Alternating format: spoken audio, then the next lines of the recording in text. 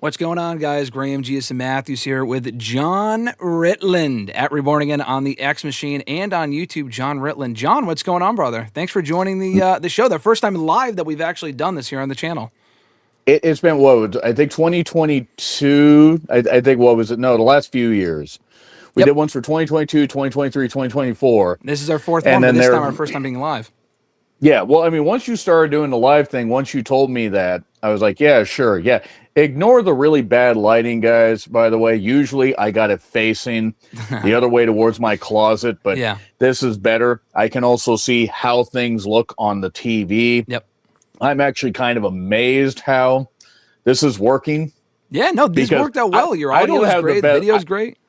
Yeah, we talked a little bit before we went like, I got the best internet here. I mean, it's not the old cliche, she don't got no internet or whatever the hell that is. But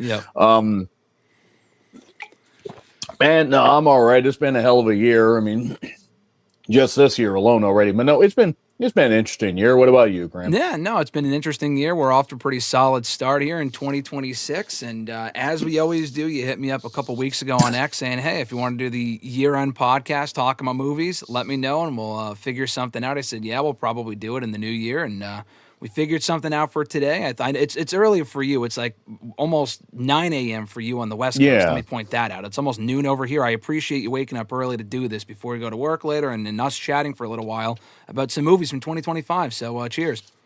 That's why I got this, guys. I mean, I'm not.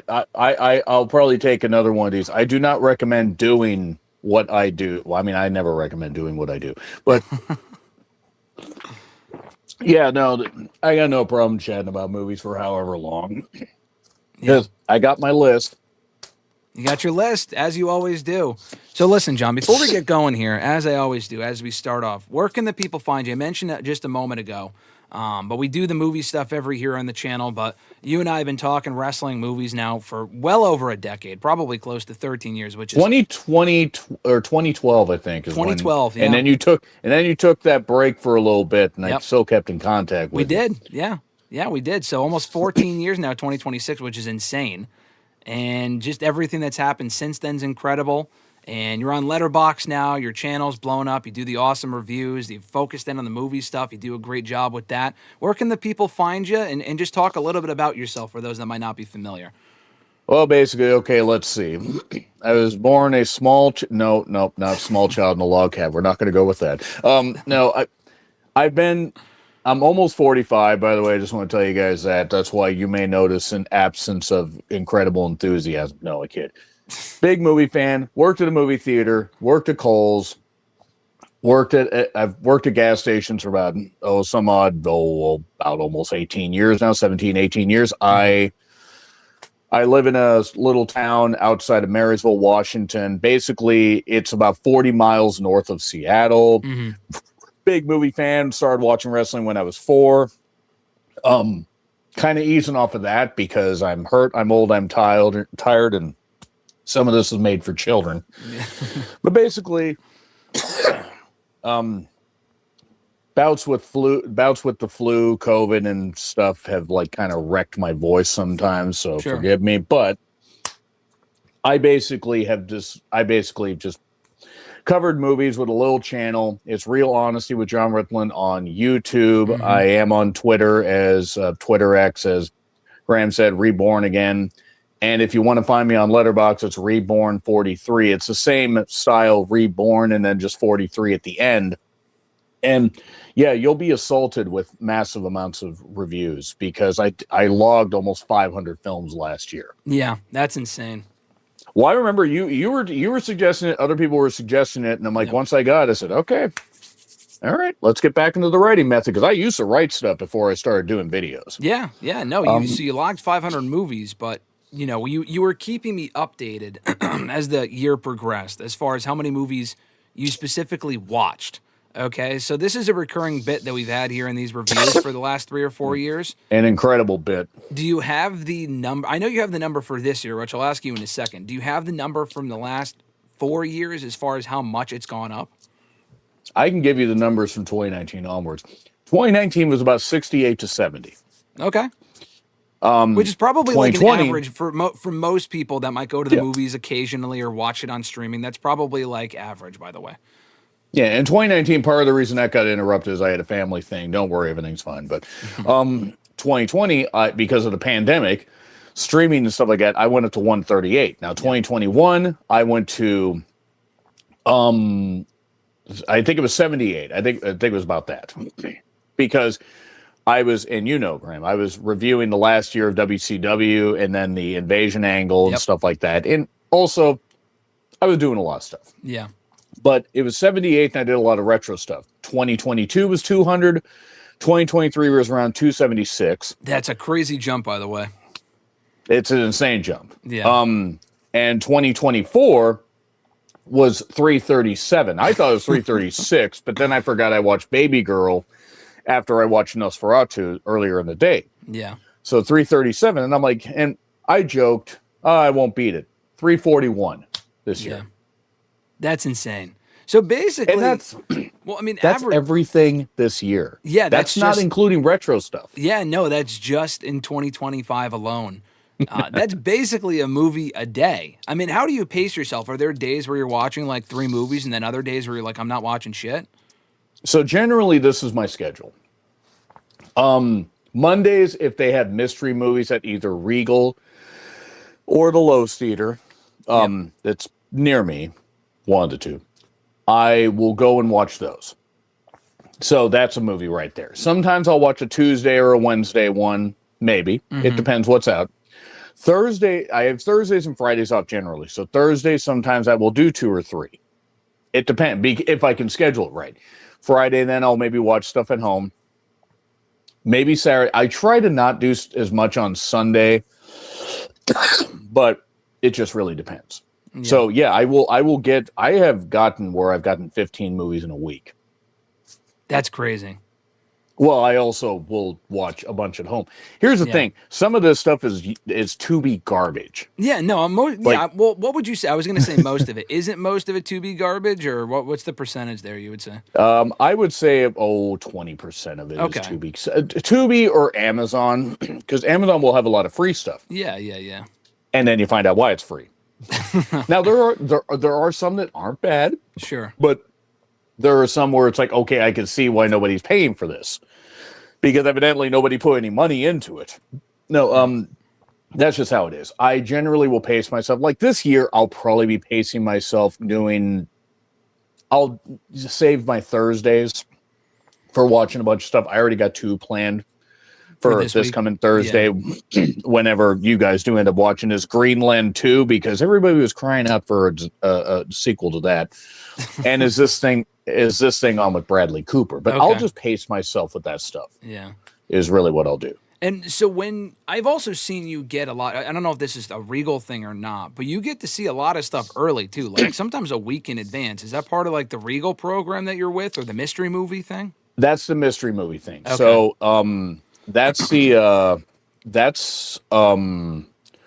there was one that I saw last year, and it was the first or second week of December. I mean 2024. It feels weird to say that 2026 is the year that we're in. So, I know it is strange. Yeah, we were supposed to have flying cars, but with how people drive on the road, I don't think that's a good idea. but appreciate the Back to the Future reference. I mean, see, I knew you. I know because I know you saw that. Oh, you know, I know. Yeah, you know, I know. I did. Yeah. I was actually going to go see it, but unfortunately, I didn't have much. Yeah, in theaters when it came back out like a couple months ago. Yeah, that's what I meant. Yeah. I probably got to revisit all 3 of those movies at some point. But the Regal, I saw a movie called American Fiction. It had Jeffrey Wright. I forget who else is in it. He got praise at the Oscars and stuff like that, and everything. But I got to see that, and it didn't come out wide in theaters for about 6 weeks. Holy shit! After that. Yeah, I mean, they were just testing it with audiences and stuff like that. I saw one called Origin that, God damn it, I don't remember who the hell was it. But I will see some stuff that doesn't come out for like a month or 2. Yeah. There's a movie that's gotten high praise called No Other Choice. Okay. That's from the director of Old Boy that I saw at a Regal theater. It played in IMAX. and I saw it December, I think December 8th. Mm-hmm. It's just getting a wide release now. That's crazy. Wow. Well, sometimes they roll that stuff. As long as it plays in LA or New York, it's got award consideration by December 31st. I think it's got to play for a week. I think it's those two markets specifically. So did it play for a week when you saw it in early December? No. No Other Choice is getting nominated for a bunch of awards. Yeah. So like it played early for us in some things, but it has movies like that have to roll out in LA and New York at least. Yeah. Just before the end of the year to be considered for Oscar consideration. So that's why they're trying to get stuff out for the mystery movie thing. Yep. Yeah, it makes sense. I saw Jurassic World Rebirth like 10 days early because of it. Yeah, no, you see a lot of this stuff early, and honestly kind of determines whether I want to see it or not when this stuff ends up coming out, in theaters soon after. When I see your Letterboxd review and your video reviews on YouTube. Alexis, who's joining us in the chat, by the way. Shout out. There we go. Hey. Alexis, she's here. Well, first of all, I think you said 6'7" at one point, so she said the stupid 6'7". I don't get, what does that mean? Please tell me what that, do you know what that means? I don't know what it means, John, but I know you would appreciate that. Right. I thought you invented 6'7". 6'7"? No, I thought you didn't. No. As much as I use my hands in my videos, no, I did not do that. But she did also ask, John, do you prefer streaming or going to a theater? Depends on the movie. Generally, I do prefer a theater. There are I live close. I live 6 miles from a theater. Yep. So it's like literally I could if I wanted to, I could walk. I mean, why would I want to? But I prefer the theater for certain things. I prefer streaming for other stuff. Okay. There's a movie I saw with Wagner Moura that we'll talk about in a bit, but he was in Civil War. Yeah, I remember that movie. I didn't see it, but I remember the movie, yeah. Yeah, the one with Kirsten Dunst and Jesse Plemons and stuff like that. He was in a movie called The Secret Agent, and I saw actually at a theater that is as old school as possible. It's retro. It's, it was like, made a little bit modernized. Like they have stalls. They're like at airports that you could just walk in for the bathrooms. Mm-hmm. My point is, I ended up going up there to see it Christmas Eve because I wanted to go visit a friend. That didn't work out. It's fine. But that's the movie I would have preferred to see on streaming because it's 2.5 hours. Yeah. I ain't as young as I used to be, so sometimes I want to get up and walk around a little bit, and you can't necessarily do that when you're in the theater. But it's hard to beat the theatrical experience. Sure. Getting to see Superman in theaters was an incredible experience. Yep. Getting to see Bring Her Back in theaters was great, mainly because I got to see people react to an Australian horror movie that I knew was going to be fucked up. Mm-hmm. But I will prefer streaming for certain things. I prefer theaters for like the big experiences. Yeah. That's really that what makes it is. sense. So like Avatar, for example, I had not seen the first two in theaters, shockingly enough. I saw this most recent one in theaters, and I'm not even like the biggest Avatar fan at all. Half of the reason I went to go see it was for the Doomsday teaser, which I ended up, told you, I missed, and I ended up just watching on YouTube. But it was cooler. It was better in theaters, even though I was checking my watch a lot or my phone because it's a long fucking movie. And we'll talk about that later on because that came out last year. So when we review the movies, we'll get to that. But no, I totally agree with you on that point. I saw the first in theaters. I rewatched both of them. Yeah. I kept looking, where's my PS5 controller? I don't even own a PS5. Trying to check the time. I know those movies are fucking long, but hey, listen, we'll get into it and our criticism of it a little bit later on. Eric, what's going on? He was saying Mission Impossible was so disappointing last year to me, he said. That's what he said. Oh, wow. You liked the movie, though, John. I did. No, and you know what? I can respect that. Okay. I can respect that. I did, and I didn't expect to. So I was expecting to actually be on that train right there because I rewatched all of them. Be going into this most recent part 2 of the 8th one or whatever it is? Yeah, I had to start in like March because there's like 7 of them. But... Yeah. No, I have to go back and watch those, but we'll talk about that one later on. Paramount and Amazon. They're on Amazon. All of them? Maybe. I don't know. Okay. It's easier when this shit is all in one service and you can just watch them all in the same place. Some of them are like separated, not franchise specifically, but some Right. franchises like Fast and if Furious only is separated. If only they took all these streaming services, put them together, and made us something called cable. I know, yeah, exactly right. Ridiculous. But I mean, if we did you have your list like of stuff that you saw? Just I do. I curiosity? do have. I'm going to go Okay. through the release schedule, and I'll tell you what I saw. And obviously, there's some of the stuff on streaming. You're better, more organized with it than I am. But I do have more questions for you before we get. Go ahead. No, I say I kind of have to be because with the volume of shit that I watch of with course, what I do for work, Yeah. I forget what I see from week to week. If I didn't. Yeah. No, I. No, Get but go ahead. Well, go ahead. Yeah. What were you No. saying? Eric also said not wrestling related, but could I see Aaron or could we see? Did you watch Wrestle Kingdom a few days ago or no? Have you seen Wrestle Kingdom? I did watch Wrestle Kingdom. He said, "Could you see Aaron Wolf becoming New Japan's new massive star?" What did you think of his? I'm going to take that as a no based on your facial reaction. What do you think? He faced has Evil, the by the way, for potential- those that are unaware. Yeah, as far as his athletic ability, I think he has it. I Okay. think he has it.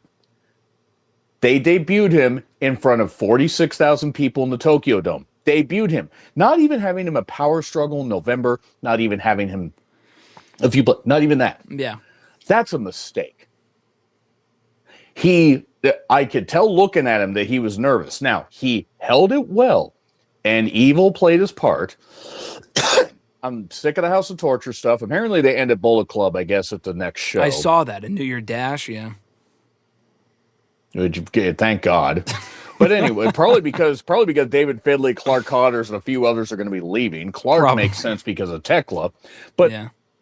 I think Aaron Wolf has potential, but I think it was a big mistake to debut him there. The match went 5 minutes longer than it needed to, even though it didn't seem like it was a long match.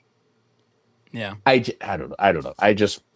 I think he's got potential, but I think that they really should have slowed their roll there. They should have had him have a couple quick squashes along the way. And then, hey, here's his big moment. He's going to win a championship in one of his first big matches. He won the Never Openweight Championship, yeah. Yeah. So, a title that's so a title is so prestigious, I've forgotten, besides Evil, who the last few champions were. I used to love... Well, no, he did. He did. I'm not saying that. It's just, I think it was a mistake for that. But I think that New Japan just has so much rebuilding to do. No, they do. They lost a lot of talent. At the end of the show, and we'll get back to movie stuff in a second. At the end of the show, when they had, I just finished the show last night. When they had Ospreay come out, Ibushi with Omega, White, all of whom are in AEW, Shibata. Great, cameo fest for everyone that Tanahashi's faced over the year, but all of them are in fucking AEW. It's amazing to see how much star power they've lost in the last 5 years and how they really haven't been able to replenish the pot, so to speak, in the absence of such stars. It's because Bushiroad doesn't want to pay people that well. Mm-hmm. Naito and Bushi are in Noah. Yep. Yeah, Naito that's left why too. Bushi. Yeah. That's why Bushi came out with, I believe it's a GHC titles or whatever the hell it is. Yeah. With Naito, yeah. Yeah. Are they the tag team champions or something over there? Together? I think so. Okay. Yeah, I think so. Naito took about 8 million years to get to the ring as his tradition. I know. I had to fast forward through that. I'm like, what the fuck? Why is he taking so fucking long? Oh, that's just what Naito does. He will do what he wants. That's funny. Fernando asked as well, Johnny, what's going on? Fernando asked as well, are studios killing theaters with short window movies, the short windows that movies have in theaters before streaming? Yes. Here's the big thing about it. It wasn't the pandemic that did it. I'm going to tell you what. This was already heading in that direction with the popularity of Netflix, with the rise of others. HBO Max, had already started the ball rolling. If you remember in 2021, when theaters were opening, but they did their same day 30, shit, right? Yeah. Yeah. They did 30 days at Max, first 30 days in theaters. They did that window. Yeah. Now, that was great for people like me that didn't have a theater that was open or didn't want to travel. Yep. But it also was a sign of the times. There are some studios are A24, Neon Studios, Vertical, Briarcliff Entertainment, which is way low on the ground. are a bit. They want to have more theatrical stuff. Mm-hmm. I'm not saying that Warner Bros. Doesn't, but the thing is they want to get their money early and then put it on streaming as quick as possible. I can't fault them. I can't fault them for that. But yes, the bigger studios are doing that. So that's, and I would take it that you're not a fan of the news of the whole merger thing or them buying whatever the whole thing was. What was it? Netflix and Warner Bros. Yeah, that whole shit. Yeah. I'm not surprised that they would want to do only a 17 to 21 day window. I think they will have to push that out to a month. I'm just guessing that is probably going to be something that is going to be a pushback from theaters, but I don't hate it because I see stuff early. But for those that can't see something right away, I think it, cuts them off, and then you're causing a bit of an issue there. Yep.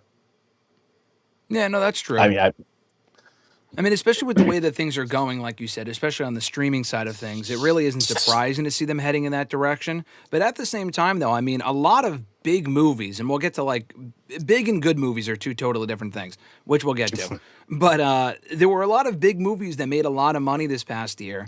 And Johnny threw in the comments here, I think he meant for 2026. I don't think he's talking about 2025. He said $35 billion is estimated for the box office this year. I think he means in 2026. The most since 2019. Is that accurate? Given the amount of releases that are going on, and given the fact that some of Avatar's earnings have carried in Avatar Fire and Ash, by the way, have carried into this year. Given the fact that Zootopia 2 was still getting some stuff. Zootopia made $1.4 billion worldwide. I saw that. That's crazy. It was better than the first, in my personal opinion. Yeah, I haven't seen it yet. Later, I've heard good things, though. It'll probably be on Disney Plus, I would imagine, by February. Probably, if you don't get a chance to see it in theaters. Yeah. But I actually saw it in theaters 10 p.m. on a Tuesday. And there were still people bringing their kids there. And I'm like, did you see it at 10 p.m. on a Tuesday to avoid the kids being there, or was that just coincidental? Yeah, well, it's also the only time I could really go see it because it's the schedule I had and stuff like that. And I'm like, why are you bringing your kids this movie? They don't start the trailers for the first 10 minutes before, after the showtime, and then the trailers take 10 to 15 minutes. So, okay, the movie's maybe an hour and 40 minutes, but the movie's not going to get out till after midnight. What the fuck are you doing to your kids? I know. Was this during a winter break or something, or was this random? No, this was the movie came out in November. It depends. Well, it came out I think the week of Thanksgiving, so it depends on the school. Yeah. Because some school districts around here do let out for the whole week. Some go all the way until the day before Thanksgiving. Yeah, they just do the half day before that. I believe that's what my school did. I'm almost 45, folks. It's been years since I've been in goddamn school. So now my school worked the same way. Yeah. It just totally depends. Some places do. Their summer break starts at the beginning of June. Some start in the middle of June. But yeah, I do think the 35 billion actually is pretty accurate because you have to see what's coming out.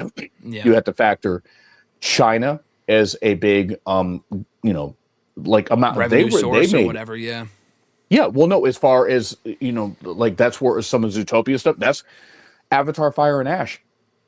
Just over 2/3 of that $1 billion gross came from international markets. I'm not just saying China, but I'm just saying in general.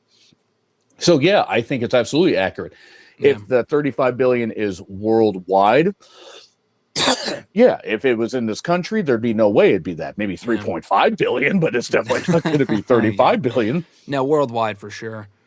But I think that's actually very accurate. I think there will be rises and stuff, and I think there will be some studios that maybe take it easy and won't what they spend. But the more mid-level movies, say Ready or Not, Here I Come 2. Yeah. Ready or Not 2, Here I Come, whatever. Yeah. Whatever the hell it is. It's something like that. If it were to, say, do 2-3 times its budget, that'll help. Other stuff like that'll help pretty good. It'll just totally depend on how people are willing to go to theaters. Because this Netflix Warner Bros. Thing isn't even going to become official. And Warner Bros. Rejected Paramount's pitch. Yep. So it looks like this Netflix thing is going to happen, but it won't happen until sometime in 2027. It's going to be next summer before this thing even gets going. Yeah. Next spring or summer, something like that. It could affect Superman too, because that's a Warner Brothers movie. So they could only put that in theaters for a few weeks and before putting it on Max or whatever, or Netflix or whatever, I guess that would be. Well, I mean, it depends on how long they want to keep Max going. I mean, that's the thing. Like, because there are contracts, there are international markets and other things and other deals they have to factor. That's people think, oh, it's cut and dried. No, it's really not, guys. There's a lot of moving parts with this shit. More than I understand, but No, you're right. You're right. No, for sure. Last question before we get into what came out last year. Talking about your Letterboxd. Obviously, if you check out your Letterboxd, you reviewed over 500 movies. You said logged 500 movies in 2025. Almost 500. Almost 500. Close to 500. I think it was like 489 or something like that. 11 off. Right. 11 off. Next year, well, I say that now, but next year I'm sure you're going to break 500. So, I mean, we'll just revisit this. I'm already over 15 for this year. And just it's January 7th and stuff like that. And it's January 7th right now, which is crazy. Yeah. Have you felt as if, like, because you've done a lot of 5-star movies and a lot of half-star movies, but you've also done some movies in the last year that were kind of more mid-level tier, like 2.5 or 1.5, 3.5, whatever. Have you either A, softened your ratings a little bit, John, or 2, have you seen more movies that you felt were just more mid-level tier and not everything's either 5-star or just absolute garbage, which is probably mostly from Tubi and stuff like that?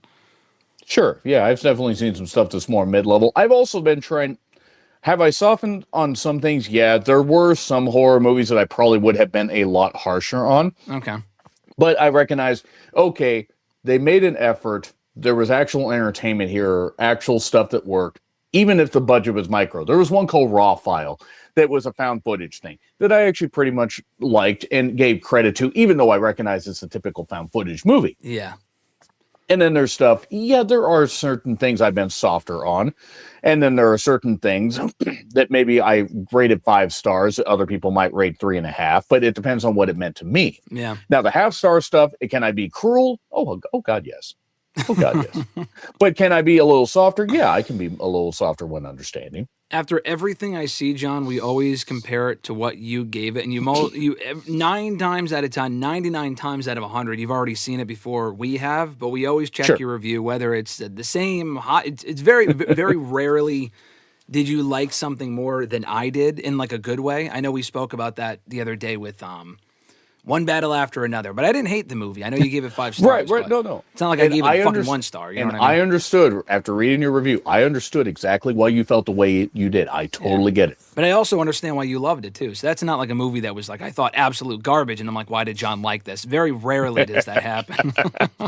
There are times where I know there's like a certain dichotomy and stuff. Yeah, I get it. I get it. Well, usually it's the other way around. Usually there's a movie I really like, and you're like, that was absolute garbage, and you have your reasons for it, and you're very justified in your reasons. But we'll get into it. We'll get into it now. So. Listen, January is not exactly a loaded month any year as far as release schedules and any like this month. I'm not sure what I'll be seeing in theaters, but in 2026. But we can go. We can go through January, maybe even February pretty quickly. Don't worry. I mean, I don't have them by month. Yeah, but I can just rate. We can just go through stuff when we get to the list. Yeah, no. So I'll rattle off the bigger ones, and then I'll throw it to you and see what you. And not for each. I'll just rattle off the bigger movies that came out in January of last year, and then I'll throw it to you to see what you have to say. Because most of these I did not see because I don't know if I really saw much in January. But last January had a lot of these. I don't even remember. You probably either saw them or are more familiar with them. A movie called Harbin. Don't know what that is. Vermigilla. These are like theatrical releases from last January. Den of Thieves 2. I'm familiar with that. Den of Thieves 2, Pantera, Hard Truths. We'll go back to each one in a second. Oh, no. I'm just going to do a count on mine. Okay. Wallace and Gromit. That was a Netflix release on Vengeance Most Foul. Let's see. A lot of these are like lower level ones. You'll probably bring these up, like The Prosecutor, Time Stalker. I'm not familiar with those. One of Time Stalker. Yeah, I saw that. Oh, you saw that one? Okay. One of Them Days. Wolfman. I know you saw that one because I did see that one a long time later, but I did see that one. Flight Risk, Presence, Companion, Dogman. Love Me. I love the fingers going. No, wait, I didn't see Love Me. I You meant to didn't see that. you didn't see Love Me? Okay. No, I didn't see that. And then Valiant won, and I'm sure again, like there's plenty other ones like documentaries on streaming and shit that I'm not mentioning here. So, give me your Sure. January, John, and some of these movies that you saw, and your thoughts and your overall assessment for the month of January in movies. January actually had some moments, but there were, when I started with The Damned, that's a thing on Shudder. It's a slow burn about a fishing village that's besieged by psychological horrors. All I'll say, mainly because it was so unremarkable. I forgot that I even saw it. It was like the third day of the year. Yeah. No, the first day of the year. Good Lord. But I saw it in theaters. I actually went to a theater, an old 90s theater, Cascade Mall, AMC Classic. Meaning we haven't put money into fixing the seats. Literally, it's like sitting on a freaking sheet of plywood. But The Damned, that was okay. I mean, I gave it an F and a 1.5 star because it was boring. But as far as production, it was well done. But if you have Shudder, if any of you guys have Shudder, if you're big horror fans, that's a great streaming service to get. Not just because of that. Wallace and Gromit: Vengeance Most Foul, I really liked. I heard that was good. I didn't see it. I really like that one. If you ever see The Wrong Trousers, that was the one where actually I think that's where it's the penguin character, and I wish I could remember his goddamn name, but it's that I had my profile picture on Facebook for a bit. Better Man, that was the Robbie Williams as a monkey one. Oh, interesting. I gave that a really high grade because I was entertained. That was a mystery movie. All I'm going to say, folks, is look up the budget for that thing, and you will be shocked that they spent that much. It was like $100+ million. Oh my god! Robbie Williams, by the way, I could name maybe 3 of his songs, and I'm older, so I remember. But is he a big pop star? Sure. Was he going to translate well to this? No. And it was so much money that I think it was Paramount. I was like, man, they took such a bath on that. It was entertaining. I like Better Man. I found it to be very entertaining, even if it fudged some of the facts. Yeah. Den of Thieves 2 Pantera. Yeah. Remember Den of Thieves? No, you don't. Nobody does. Had Ice Cube's son in it. Was Ice Cube in the first one? No. Oh, so the second one just had his son randomly. Okay. His son, yeah, O'Shea Jackson Jr. Yeah. It had Gerard Butler. Gerard Butler and Jason Statham are in competition with Liam Neeson to see how many guys they can get in the same type of movie. At this point, Den of Thieves 2 Pantera. I didn't care much for Den of Thieves, and Den of Thieves 2 Pantera was just more boring. The Last Showgirl. That was the one with Pamela Anderson. Okay. Where she got praised for her role. Dave Bautista was in it. Oh, I didn't know that. Yeah, actually, I didn't until I watched it. Interesting. It was well acted. It was kind of Billy Lord was in it, Carrie Fisher's daughter. Okay. She was very good. I will watch anything with her in it, clearly for just her acting ability. But no, she actually is very good. She really does have her mother's comedic timing. Yep. But that was okay. The Brutalist, that was the Oscar one that Adrian Brody was in. Oh yeah, that came out. Yeah, that came out last year. It came out. It got a little bit of buzz at the end of 2024 in a few select markets, but didn't enter wide until 2025. Wow, that's surprising because it won a lot of awards. I remember at the fucking whatever. So it still counted at that point. It did, because if a movie doesn't get released wide into 2020 into like a year, I count it, just because I don't live in a market where I can just go see something. Yeah. Like, I live in Washington State. I counted The Brutalist, and so did a lot of people, just because they didn't get a chance to see it. Now, because it got released at the end of 2024 in like LA, New York, and got shown there, that's why Adrian Brody got nominated and won. I think he won for Best Actor. It was a great movie. Great sound, great to see in IMAX. First half stronger than the second half. Guy Pearce is very good. Felicity Jones is almost an afterthought, which is scary because she was pretty good in it. But yeah, it was really good. It would have been on my favorites list in the top 25. Yes, I had to do 25, guys. 341 movies, by the way, just as a reminder. Yeah. But Brutalist is really good. Ad Vitam was a Netflix movie. I think it was a spy thing, and that's how much I remember about it. What was it Wasn't called? good. Ad Vitam. ADVITAM. But that must have been a streaming thing or something. No, right? no, it was Netflix. It was Netflix. Oh, Netflix. Okay, yeah. It was Netflix from some country. I think it was either French or German. Mm-hmm. I don't remember. Wolfman. Yeah, what do you? Well, I know you like did not like this, but I remember I watched it and I thought it was fine, but I think I love gave it three or Julia three and a Garner. half. What you like the? Julia Garner. Oh yeah, the main actress. The lead actress. I love her. Yeah. She's great. Yep. She's great in another movie that we're going to talk about a little bit later. She was great in the Royal Hotel. That was it was her, and I don't remember who the other woman was that was with her.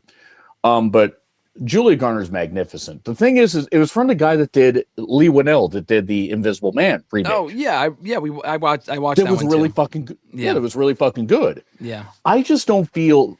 I mean, it's Blumhouse, fucking Blumhouse, as I call them. I know. I think I saw that in your review or whatever. And yes, I Fernando, didn't think Netflix is very hit or miss with original movies. Fernando, so he's right. Yeah, the thing is, there are some that we're going to talk about here that actually aren't bad. Netflix sometimes will hit. They did 4 straight weeks of Christmas movies. Netflix did this year? Yeah. Oh, God. 2025. Were they garbage? Yeah. Were they good? There were a couple that were actually, well, there was one that was fine. There were a couple that were okay. There was one that felt like a sitcom without the laugh track, but he also said to add in what you're saying, Wolfman was trash. He agrees with you. Wolfman was trash. Here's the thing. There were ideas there that worked. I love Julia Garner. I will watch anything that she's in, but just no, this was not good. The Room Next Door had Tilda Swinton and Julianne Moore. Okay. Who's magnificent actresses. Yep. You could hold 10 grand in front of me and I wouldn't be able to tell you much about it because it was just boring. Yeah. And I was excited for it. One of them days, Keke Palmer and SZA. I don't know how the hell you say that. Oh, SZA, I think. Is that how you say it? Okay. Is that the singer? I think that you said SZA. Yes. Yeah, I think that's the singer. Okay, yeah, SZA, I think. I'm pretty sure, yeah. SZA. I saw that in Blue is the Warmest Color. Oh, wait, no, that's something else. No, I saw that. The few people that are major movie fans are dying laughing in the comments right now. They get that Blue is the Warmest Color reference. One of them days is like Friday just with women. Okay. But really entertaining, really fucking entertaining. Okay. I was very surprised by that. That's a really, really good one. Mm-hmm. Back in Action, I think was the one that had Cameron Diaz in it. Okay. Returning to acting after a while. When was the last thing that she acted in? Like, I didn't even know she had taken time off. It was like 2015 or something like that. She went and did she went to have kids and I think do a wine thing and stuff like that. And Netflix basically threw a pile of money at her. I don't fault her, but no, Back in Action was terrible. I think Fernando got your Blue is the Warmest Color reference because he said LOL with a lot of crying, smiling emoji faces. And he also said, which we'll get to later, Julia was great in Weapons, which she was. That came out later in the year. We will get to that. Yeah, we will get to that. Yeah. No, see, the thing, I'll just go to Blue is the Warmest Color for a second. Yep. Great acting in that, in all seriousness, despite the scenes that would appeal to somebody like me. Great acting in it, and a great story of young love and stuff like that. The thing is the director is such a piece of shit. If people read up about the production, oh boy, oh Nelly. But Back in Action was terrible. The Calendar Killer was on Amazon, and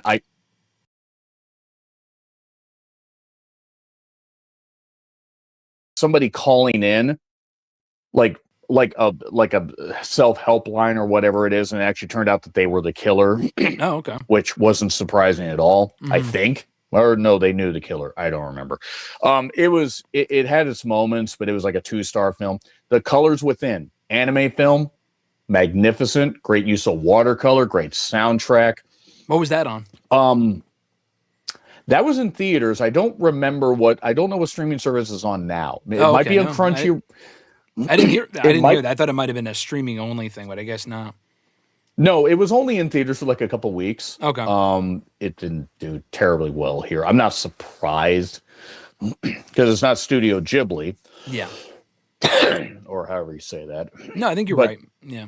It was really good though. It was really good. That's one you guys could log down. Flight Risk was horrible. Horrible. What was Flight Risk? That was the one with Mark Wahlberg on the plane where he had the bald wig. So, Um, what was the movie he was about? he was a criminal being transported from Alaska, and then they started having problems on a small engine plane. Oh, wasn't that the one? Yeah, yeah. Okay, I remember. Wasn't it like Y'all need a pilot? was it? Didn't they like crash or something like that? I don't remember. It was some. I think I At know the what end you're of the talking movie, they did. I don't about. mind Okay, spoiling that, but at the end of the movie, they did. I No, think I remember that. Yeah. yeah, Flight Risk was. I actually watched that, and because people wanted me to see it, and some of the viewers said, "Oh, could you watch this?" And I said in the review, that's why I'm holding all of you personally responsible. I for know, this. reluctantly saying yes. Yeah, you're a man of the But people, John. I am definitely a man of the people, as much as to the chagrin of my own sanity that is rapidly dwindling. He also Dwindling. said. He also said Mark Wahlberg needs a new agent. See, he said agent, and I thought he said agent. I go, I don't think Mark Wahlberg would like that very much. Google Mark Wahlberg. I think it's Vietnamese or something like that back in Boston in his teenage days and stuff like that. You'll find out what the hell I mean. Oh, God. Okay. He's a good actor. Don't get me wrong. But presence. Yeah, first person thing. Oh, here's the girl that's in it. I don't remember her name. She's going to be Chun-Li in the new Street Fighter. Oh, okay. All right. Lucy Liu's in it. And it was from Steven Soderbergh. It's one of 2 movies from Steven Soderbergh, who's got a lengthy filmography and stuff like that. Mm-hmm. It was boring, mainly because you could figure out where everything was going. Sure. And I don't know. For all the touting, this got such praise in 2024 from a great YouTuber that I watch, Amanda the Jedi. Yep. She does a lot of movie stuff. And I was like, okay, I'll check it out. And she must have found something appealing in it that I didn't. Mm-hmm. I didn't like it one bit. Grafted, a girl it's like a body horror thing where she's going through things to try to look better or look different to fit in, and it doesn't necessarily work. Yep. That's on Shudder. Nickel Boys was one that got a lot of praise as far as the first person perspective of 2 boys, African American boys, that were going through a whole lot of racism and bullshit. Problem is the gimmick of first person perspective got very old. Mm-hmm. The acting was pretty good. I just it kept me at arm's length, ironically, for the perspective that it had. Interesting, yeah. It sounds like a good story, but it probably just flawed in execution. Yeah, I mean, and I get what they were going for, but it didn't click for me. Companion, Sophie Thatcher, who was in Heretic, that one with Hugh Grant playing the evil guy. Sophie Thatcher was great. Jack Quaid. Jack Quaid's going to be in a movie that I'm going to talk about a little bit later that I really, really like. Yeah. I did. No, Companion didn't grab. Companion wasn't as funny as it should have been to offset the lack of horror, and it wasn't horrifying enough to offset the lack of laughs. Yep. Dark Match, the Chris Jericho. Yes, I remember. I didn't see it, but I remember when it came out. Yeah. Oh, you didn't watch it? I probably better that I didn't, right? Yeah, it's much better that you didn't. What did you give on Letterboxd, John? A half star? F? Half star. Yeah. Here's the thing. Half star, F, obviously. Sure. Here's the thing. I don't care. They had to almost shoot a widescreen for Jericho at this point. But the thing is you're fucking brutal, by the way, John. You're fucking brutal. Tell me I'm wrong. Well, you're not, but but here's the thing. Here's the thing. It was some actors playing wrestlers going to do a show in Canada, in like rural Canada. Yeah. In 88, right? Yeah. And they were getting $50,000 for the show. Stu Hart never drew $50,000 at his biggest, moments in Stampede Wrestling. You would have to go back to the 60s to see shows in Toronto that would have drawn $50,000. But the whole thing is, besides that, and that was sticking in my mind, but it didn't know what it wanted to be, and it just wasn't entertaining. Yeah. You mentioned Valiant 1. I didn't see it. Oh, I just saw it on the list. Also, Fernandez's companion was awesome. Jack Quaid has a bright future, he mentioned as well. And he's right. And the thing is, there were elements that I enjoyed in that, but he's right about Jack Quaid. Yeah. And I think Sophie Thatcher has a bright future. Mm-hmm. Valiant but 1. Anyway, Valiant 1 is just, it's like bare bones military stuff. People military garrison gets shot down in North Korea and doesn't immediately get shot when they get confronted by people. Yeah. Bull. I'm just saying with how things are run there. Yeah, you lost. But You were like, this isn't realistic from that point forward. Where is Inoki and Flair battling in the stadium?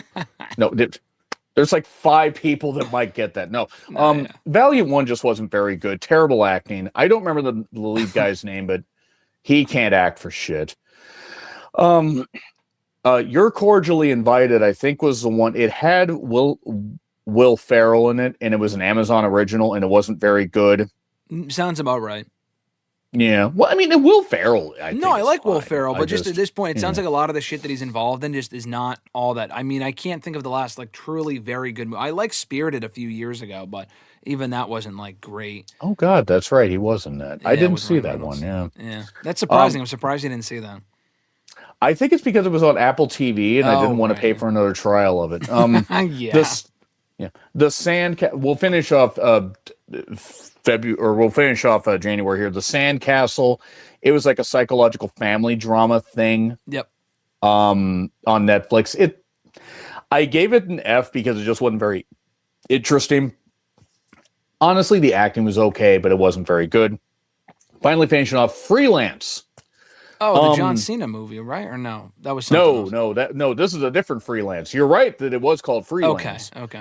No, this Freelance didn't make me want to run my head through a wall. Did you see that one? I saw the John Cena one. It wasn't terrible, but it was definitely not great at all. Did it feel like something from Amazon they just plucked and put into? Yes. I watched it ahead of time. I got a link for it because I interviewed I think I interviewed the director or something, and it was okay. I do remember you saying it. Yeah, I talked to the director, and it was fine. I think it was the same guy that did Taken, right? I think it was the same guy that did the Taken movies, I'm pretty sure. I believe so, and he just decided to phone it in here. It wasn't great. Anyway, but this one was better, you're saying. Yeah, this one was much better. I gave it an A- because it was a lady that was having to earn money, and she was adding footage that was basically glorified snuff films. Okay. On the dark web. But it was well done and well shot and everything, and a very good lead performance. I wish that I remembered who it was. I didn't write the actors' names down, guys, because I'm sorry. I can't take up that much space. But yeah, Freelance is pretty good. Yeah. That closed out January. Yeah. All right. So well, at least with a bang. I mean, compared to the whimper that was some of those. Yeah, no, for sure. So here's what I have for February as far as what came out that month last year. On Netflix, a movie called Kinda Pregnant. Does that sound familiar? That was a Netflix movie. I'm going to say... Amy Schumer. Okay. That's all I'm going to say. Did you watch it? Go ahead. Unfortunately. Okay, we'll get to it. Hard Eyes, Love Hurts. I know Alexis saw that one. Let's see here. Bring Them Down, Jazzy, Armand, Renner. I meant to watch Armand. I never got to it. Okay. When I'm Ready is another one. The following week, they had a couple movies. Captain America came out that year. Paddington in Peru also came out that day as well. Let's see. Universal Language came out in theaters. Cleaner, The Monkey. I remember that one. The Unbreakable Boy. The Quiet Ones came out in theaters. Last Breath. A Sloth Story. The Accidental Getaway Driver, My Dead Friend Zoe. What the fuck? It's a short month. Obviously, it's the shortest month of the year, so there weren't a ton of movies from what I see here. At least as far as like the bigger ones that are highlighted. But give me your list, John. What was the month of February looking like? Kinda Pregnant reminds me that Amy Schumer should be banned from ever being allowed to be in films. I can't stand her at all. Deeply unfunny, deeply unserious, and it was one of those Netflix slop movies where you can tell they just got people involved and that was it. They didn't want to give them anything proper. It was terrible. It's one of the worst things of the year. I don't remember if it was on my worst films of the year. It might have been. No, it was in the honorable mentions. Has she been in anything you ever liked or no? No, not that I've seen. No. I mean, it's just something about her. I just don't know what. I don't know if she's a terrible person or just a terrible comedian. I know she's stolen jokes, Yeah. but she just does. But Hard Eyes was tremendous. Okay. I fucking love that. I didn't realize it had the guy that I don't remember what his character name, Mason Gooding, who was in the Scream 5 and 6. No, okay. And that was the what's his name? He was Randy, one of Randy's nephews. Yeah. No, I'm also seeing. I didn't see this movie, but Jonathan Majors was in that movie, right? For Hard Eyes, or no? No, Jonathan Majors was not in that. Why am I clicking? I don't know. I'm looking at something else then. Jonathan Majors was in Magazine Dreams. Magazine Dreams. And why did that come up for that movie? That's very strange. Anyway, sorry, John. Go ahead. No, it's okay. No, I didn't watch Magazine Dreams. Hard Eyes was very good, but Mason Gooding actually is the son of Cuba Gooding Jr.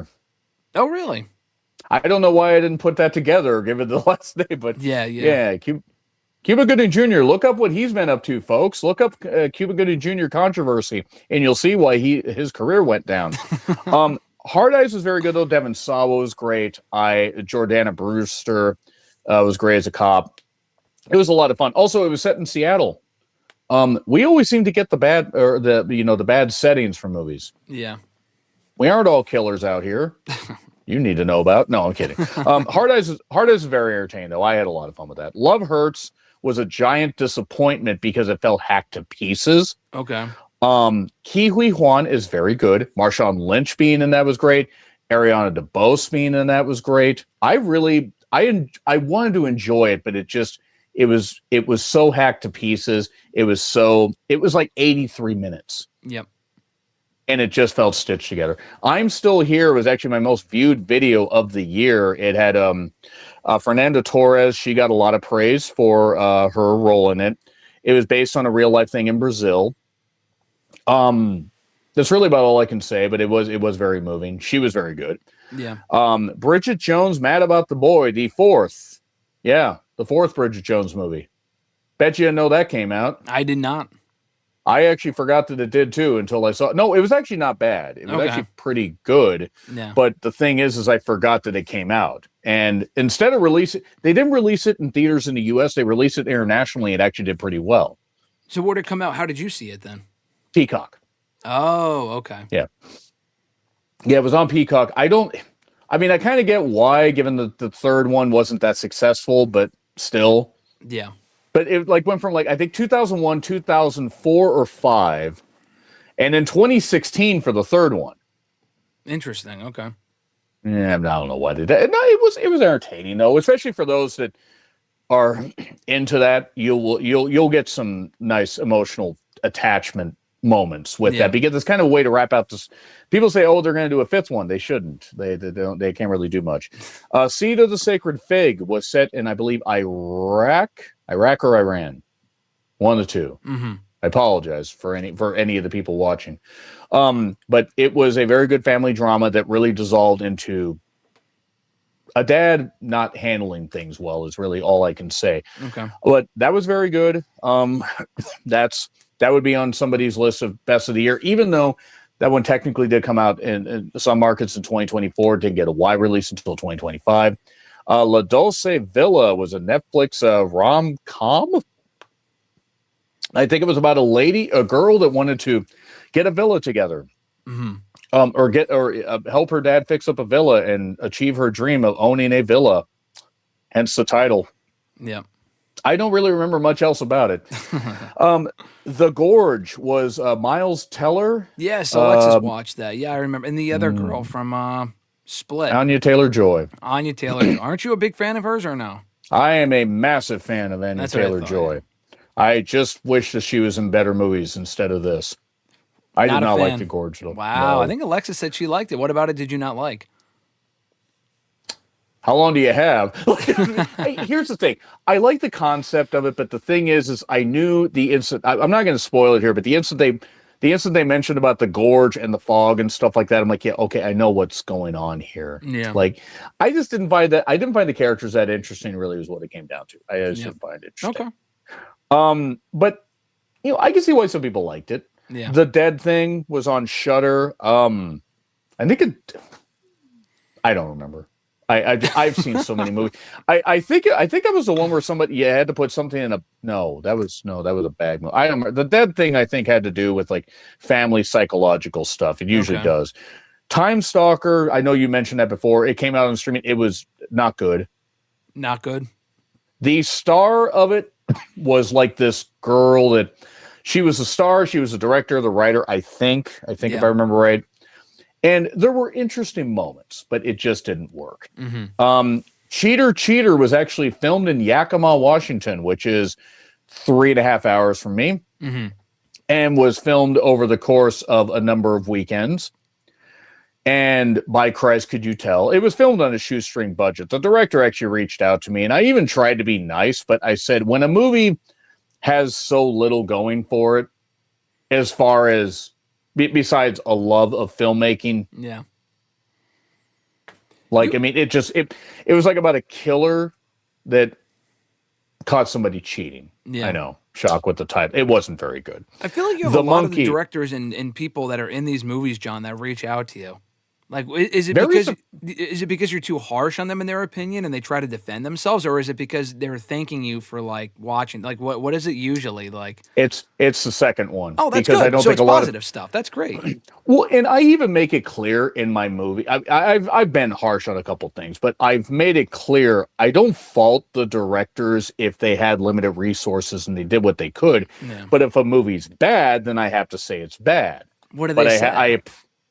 And they understand that. Okay. They understand that. They do. Well, if they don't, then don't make a movie like Cheater. Or there's one called I Know What You Did Last Christmas. No, really, that is a movie that came out. Wow. That's interesting. Obviously no connection to the other ones. It's just similar title, though. It needed to be disconnected from its goddamn breathing apparatus as far as I'm concerned. No, that's terrible. Anyway, The Monkey. Yeah, Fernando said earlier the monkey was fire, gory but good, but I see you shaking your head, John, so I'm going to think that you disagree. I understand why some people liked it. I did not like Long Legs, which is what the guy did before. Yeah, I remember. The monkey had good gory kills. Mm-hmm. It had the main guy in it was the main guy in the Divergent movies. Oh, okay. Whose name escapes me right now. Yeah. And Tatiana Maslany, the one that was She-Hulk. Oh yeah, Tatiana Maslany, I think her name is. Yeah, Maslany. I can never get her name right. She was in that, and she was also in another Osgood Perkins movie that we'll talk about later. Yeah. No, I didn't like it. I didn't like it because it was, to me, just a series of things happening, and was not a good dark comedy. I didn't like, as far as the dark comedy, I thought, okay, cool, we have the monkey doing stuff, but why is it doing this stuff? We don't know. Well, I mean, you don't always need a reason. I don't know. It just feels like someone with this is it just feels like the movie is stitched together. But I understand why people found it entertaining, and it did pretty well. Yeah, he also liked The Gorge, which you already mentioned, but he said that was one of his favorite movies of the year. So nothing wrong with that at all. Yeah. I mean, that's the thing. Like, all different things. Cleaner had Daisy Ridley in it. Oh yes. Speaking of people that need, she needs a new agent. Yeah. I don't know what the fuck this was. It was a bargain. It was from the guy that did, I believe, GoldenEye and the Zorro movies. Okay. Martin Campbell, I think is his name. Okay. The guy in Divergent, by the way, he said his name was Four. That was his name in Divergent. That's right. Right. I thought it was the I Am Number 4 movie, but Little Bites. A mother's trying to save her child, and there's a creature that takes little bites. Okay. Like motherhood eating at you. Interesting. That's pretty much what it is. Yeah, okay. Yeah, well, I've described it a lot more interesting than the movie played out. But Last Breath that you mentioned, that was the one about the guy that was in a scuba suit that somehow survived without oxygen for a bit and lived to tell his story. And actually, it was pretty good. Actually, pretty good. Is that a theatrical release? Yeah, it did. Okay. It was on Peacock. Maybe it still is. It might be on Amazon by now. But that was a mystery movie that I saw, and I really appreciated it. I actually thought it was pretty good. Okay. Overall. Cool. Yeah. That was it was more surprising because I thought it was going to be kind of boring. Piglet. all the characters that have entered the horror canon. You know, Winnie Okay, the yeah, Pooh, like Peter Pan. the Pooey Yeah, ones and whatever. Yeah, people. yeah. It's a Pooh Pooey is actually character. pretty accurate. This is not connected to the Winnie the Pooh movies. Yeah, John, that was funny. Okay, that yeah. was See, a there you good go. joke. That Yeah, was good. yeah, yeah. So There you it's go. not connected to that shit. No, it shouldn't be. It's not. It shouldn't be connected to life, as far as I'm concerned. Because here's the thing: it's very much done by the same people, British filmmakers or whatever. They get a couple fairly attractive women. They get somebody in a stupid costume. But the problem is if you don't have if you don't have any kind of structure, you're just going to end up with slop like Piglet. Yep. And it was even worse in the Winnie the Pooh movies that sort of had production values. Yeah, Sort of. the second one especially had more production value than the first. Yeah, it cost one. it cost like $1 million. What was the first one? I think it was like 150 grand. Yeah, that makes sense. The storybook openings though were pretty well done. I'll say that much. Yeah, no, I thought those were cool. The movies Probably are where a terrible. lot of the budget went. Oh yeah. no, movies are absolutely abominations. But yeah, Tarot Curse, that's on Tubi. That I think was about people that were in an apartment that dealt with tarot readings. And I don't remember much more. it doesn't sound all that memorable. No. My Dead Friend Zoe was actually about military grief and losing somebody that you were connected with in your battalion. Was that good? Actually, yeah, it was pretty good. It wasn't great, but after Valiant 1 came out from Briarcliff Entertainment, and that was military themed, I was worried about this one. Yeah. I actually did a stupid musical intro for the Cars, My Best Friend's Girl. It's called My Dead Friend Zoe. Yep. That's pretty good. I the applaud the thing creativity, John. I got to have some fun with some of these movies because sometimes they're so sad. I got to have some, and it was pretty sad, and it was well done. Yeah. It's not maybe the perfect movie, but given what it was trying to say, and the fact that it was also profits for the movie were also going to wounded warriors and stuff like nice. that. Okay. Yeah. Or it was something similar. But yeah, that was very nice. The Baby in the Basket. It's a nunnery. I know that's not the word. Monastery, something Probably like that. monastery, yeah. Yeah. And a devil baby shows up. It had one of the girls that was in the first Winnie the Pooh movie. Sounds about right. So of equal quality then, would I reckon? I would say the Winnie the Pooh movie was better. Wow, okay. Yeah. We Kill Them All was another it wasn't a Tubi exclusive, but friends were besieged by robbers and they decided to kill them all. Yep. Shocking. Which kind of makes sense. Yeah. I know. The candy store. There is a candy store where killers are targeting people. Mm-hmm.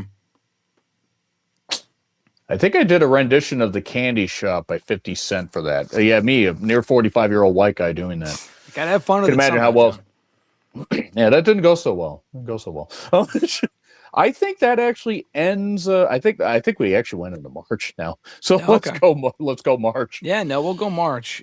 Eric said earlier that he liked Marty Supreme. We'll get to that. That literally just came out a couple weeks ago, so we will probably end with that. You said you did not see Magazine Dreams, right? No, I kind of just want Jonathan Majors to freaking kick rocks. I mean, I can understand that. He said it was very good. He also loves Anya Taylor-Joy as well, so it's hard not to. I mean, it's fucking hard not to. She's in a lot of stuff, and she is. Yeah, Did you see The Northman? It came out a few years ago. No, but that movie sounds familiar. I know she was obviously she was in that movie, right? Oh yeah, she was.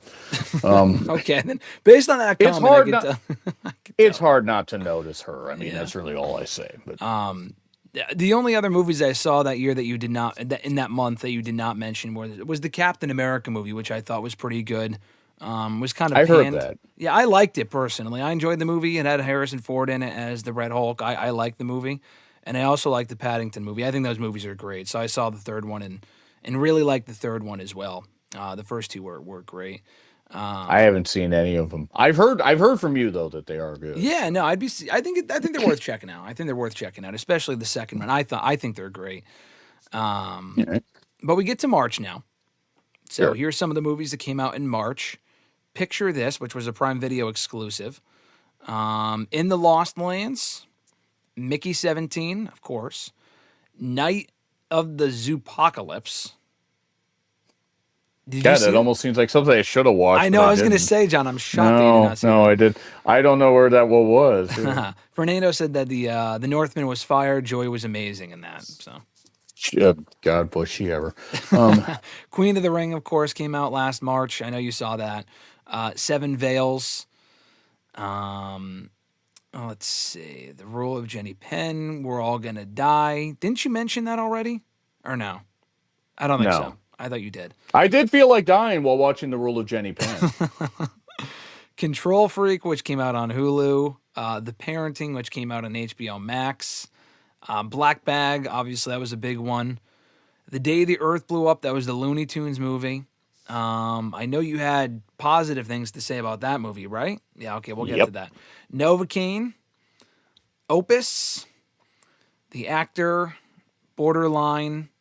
I know you saw this one, Electric State. You definitely have seen it. Yeah, we'll talk about that.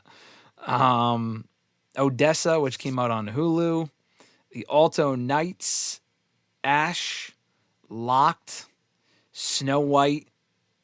Okay, you did see Snow White. I wasn't sure. We'll talk about that too. I know what you're gonna say, but I wasn't sure if you saw it. I forgot. Let's see. Holland came out on Prime Video. Death of a Unicorn. That was the movie with Jenna Ortega. The Penguin Lessons. The Woman in the Yard. And A Working Man. There was also Aubrey's Children, Day of Reckoning, The Friend, Julie Keeps Quiet, The Life List, and Viet and Nam. That was apparently the name of a movie. I don't know what the fuck that is. I've not a clue. Um, Not a clue. Hey, Nathaniel, what's going on? Thanks for joining. And Fernando also said Electric State was trash. I did not see it, but I could gather that it was. I would like to hear John's take on that. So, John, take it. Oh, and Nathaniel, do you want to see Toby, Spider-Man, and Thor, Captain America, and Wolverine fight in Doctor Doom Doomsday? Toby Maguire's Spider-Man he's talking about. I think they almost have to. I think they almost have Yeah, to. I think people want to see that. Yeah. So, yeah, I think that'd be cool. I don't expect it to happen, but that'd be cool. And Fernando said The Woman in the Yard was very disappointing. So, yeah, John, give it to me. What are we thinking about the month of March in movies? Novocaine was very good. That was a mystery movie that had Jack Quaid in it. Yep. Amber Midthunder, who Who's got that? way too much hate for Prey. She was the one in Prey. Oh, the main girl? Yeah. Oh, okay. I didn't know that was her name. She was in. I kept wondering why she seemed exceedingly attractive, and I was like, oh, that's who it is. Okay. No, it was a very funny comedy with some. Jack Quaid again really is an emerging star. Thankfully, isn't a nut like his dad. In the Lost Lands, Vertical Entertainment said, Dave Bautista, Mila Jovovich, come here and do this very brown movie that makes the UPS store seem like it has more color. And it's from the director of the some of the Resident Evil movies, Paul W.S. Anderson. Oh, okay. Yeah. No. No? I felt bad for Batista. I felt bad for Mila. Mila, who, by the way, is almost 50 and still looks incredible. I mean, the age will Hollywood or not, that's good genetics. But no, In the Lost Lands is one of the worst movies of the year, easily. To me. Yep. It got such a thrashing from critics. Mickey 17, I loved Parasite. Bong Joon-ho, Same guy that great made Parasite. director. Okay, yeah. Yeah, he made Parasite. He also made a couple others. But I was looking. I'm not the biggest Robert Pattinson fan, but he's good, and I appreciate that he's trying to get away from playing Edward in Twilight. Yeah. Naomi Aki, I think that's how you say her name. The one that was the main girl in it. She was good. Yep. You had Mark Ruffalo was in it. I believe Toni Collette was in it. Yep. Great cast. Terrible movie. Which one was fraught with Mickey 17? Mickey 17, right? Yeah. Fraught with production issues. Fraught with production delays. Damn.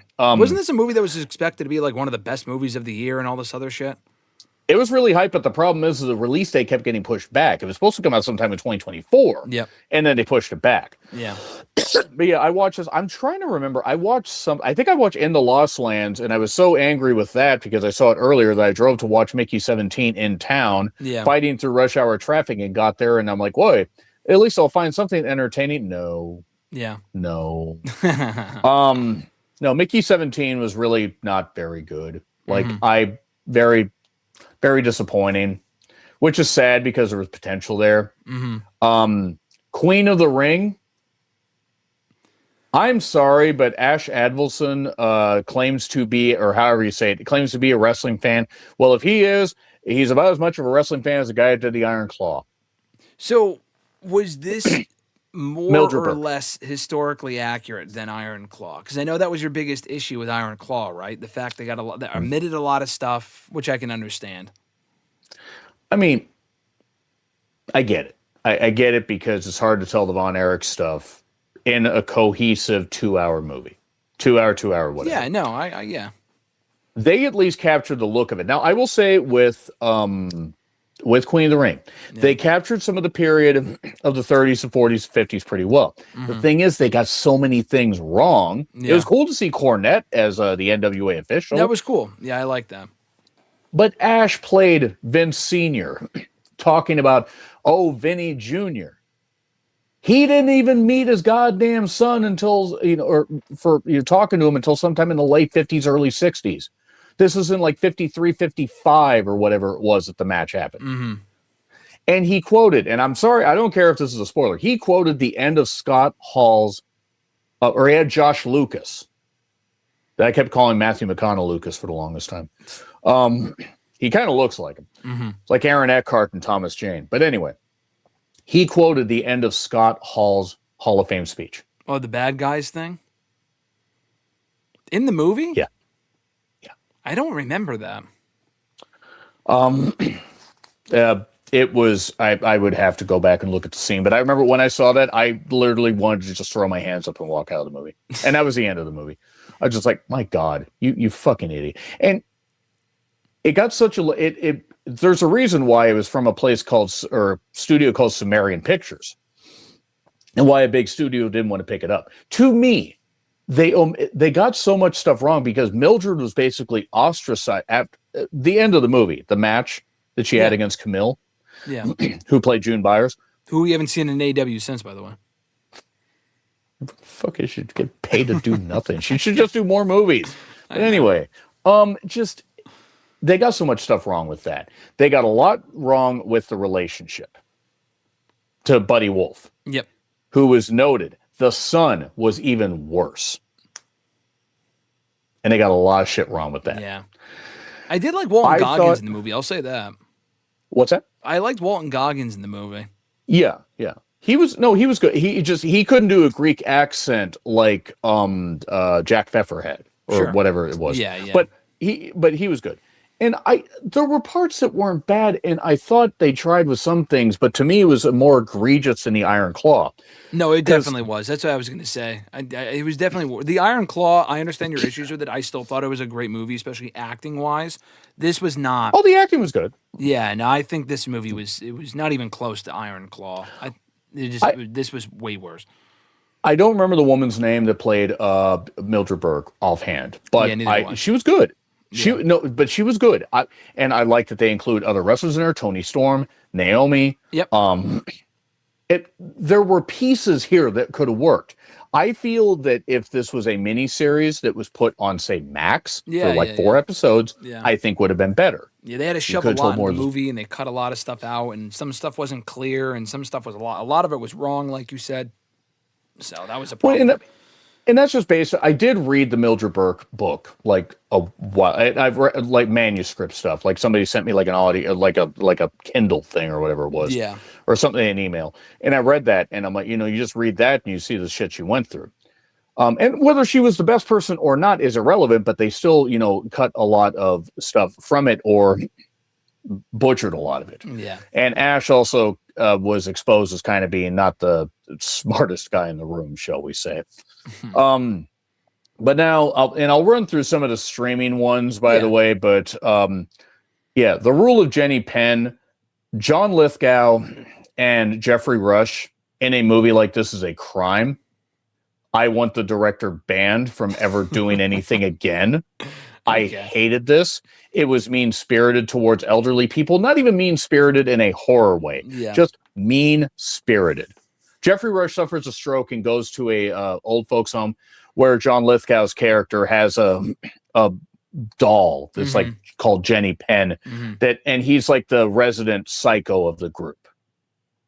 The problem is the movie's just not good. Jeffrey Rush is the guy from Pirates of the Caribbean, correct? He is the one from Pirates of the Caribbean. He was also in Shine. He was also in Gods of Egypt. Okay. But yes, he's the one from Pirates of the Caribbean. Yeah, excellent actor. I was just double checking, Yeah, no, it's all right.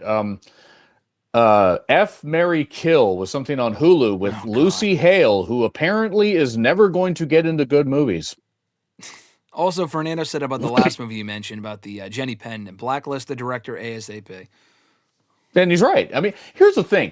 I don't care if the director's a nice guy or not. If that's the kind of stuff that you're going to be doing, they suck. You know, it's if they're nice, it's nice. But if the movie sucks, I'm sorry, it sucks. Yeah, you're going to be called. You're going to be called out for it. F. Marry Kill was basically like a dark comedy horror about like, oh, there's a killer that's targeting people on dating apps. Yeah. They did that in Hard Eyes already. Yeah. And it sounds like it's a trope that's been done to death. Ironically, for something with kill in the title. Yeah. Picture this. That was something on Amazon, I believe. And if I'm right, this girl wanted to do photography and do stuff, but it was kind of a struggle. And it was one of those rom-coms. I did give it a C+. It was fine. Could be bad. Could be worse. By your scale, John, that could be way worse. Yeah. Seven Veils had Amanda Seyfried. It was a telling of a play that I'm struggling to remember the name of it. I don't remember. This is a movie that actually holds a place in my heart for a couple reasons. One, I saw it on a day that I normally would close, but I saw it up in Everett. I'm watching it. I think I had a private showing because nobody else was there because nobody knew it was out. Yeah. That was the day. I don't remember if I told you about that, but that was a day where actually like a few hours afterwards, I had cut the review, I'd posted it. And then I started feeling like I hadn't slept in 3 days and I started feeling like faint. Yeah. And I actually slept for like 15 hours. Oh my God. My body basically was telling me, okay, you're done. Yeah. My parents had to feed my cat because I couldn't stand up. Wow. I was having to lay down. Yeah. And then I went to work the next day because of course I did. Of course you did, John. No, yeah. Well, I mean, I was about as good as I could be, but anyway, Seven Veils, Amanda Seyfried, however you say it. She's great. And she was very good in that. It's just hard to believe the girl that was in Mean Girls that used her tits to tell the weather was going to be in dramatic movies like this. Yeah, no, she's done a lot, since Mean Girls. So, The Electric State. Give it to me, John. I need to know your review. I already know where this is going, but I still want to hear you say it. The Russo brothers need to be investigated for money laundering along with Netflix executives. What the fuck? I mean, Chris Pratt. Is it just me? It feels like he's in. I said this to Alexis the other day because I saw that movie that he's going to be in coming out soon that I'm sure you're going to see. I don't know what it's called. Mercy. It looks like already a lot got of the a movies. You already got. Of course you did. It looks like a lot of the movies that are like futuristic, and some of them are good. Like I thought Arrival was good. Did you like Arrival when it came out like 10 years ago? Yeah, Arrival was pretty good. Yeah, I liked Arrival. It just seems like he's in a lot of the same sort of movies, in my opinion. I don't know.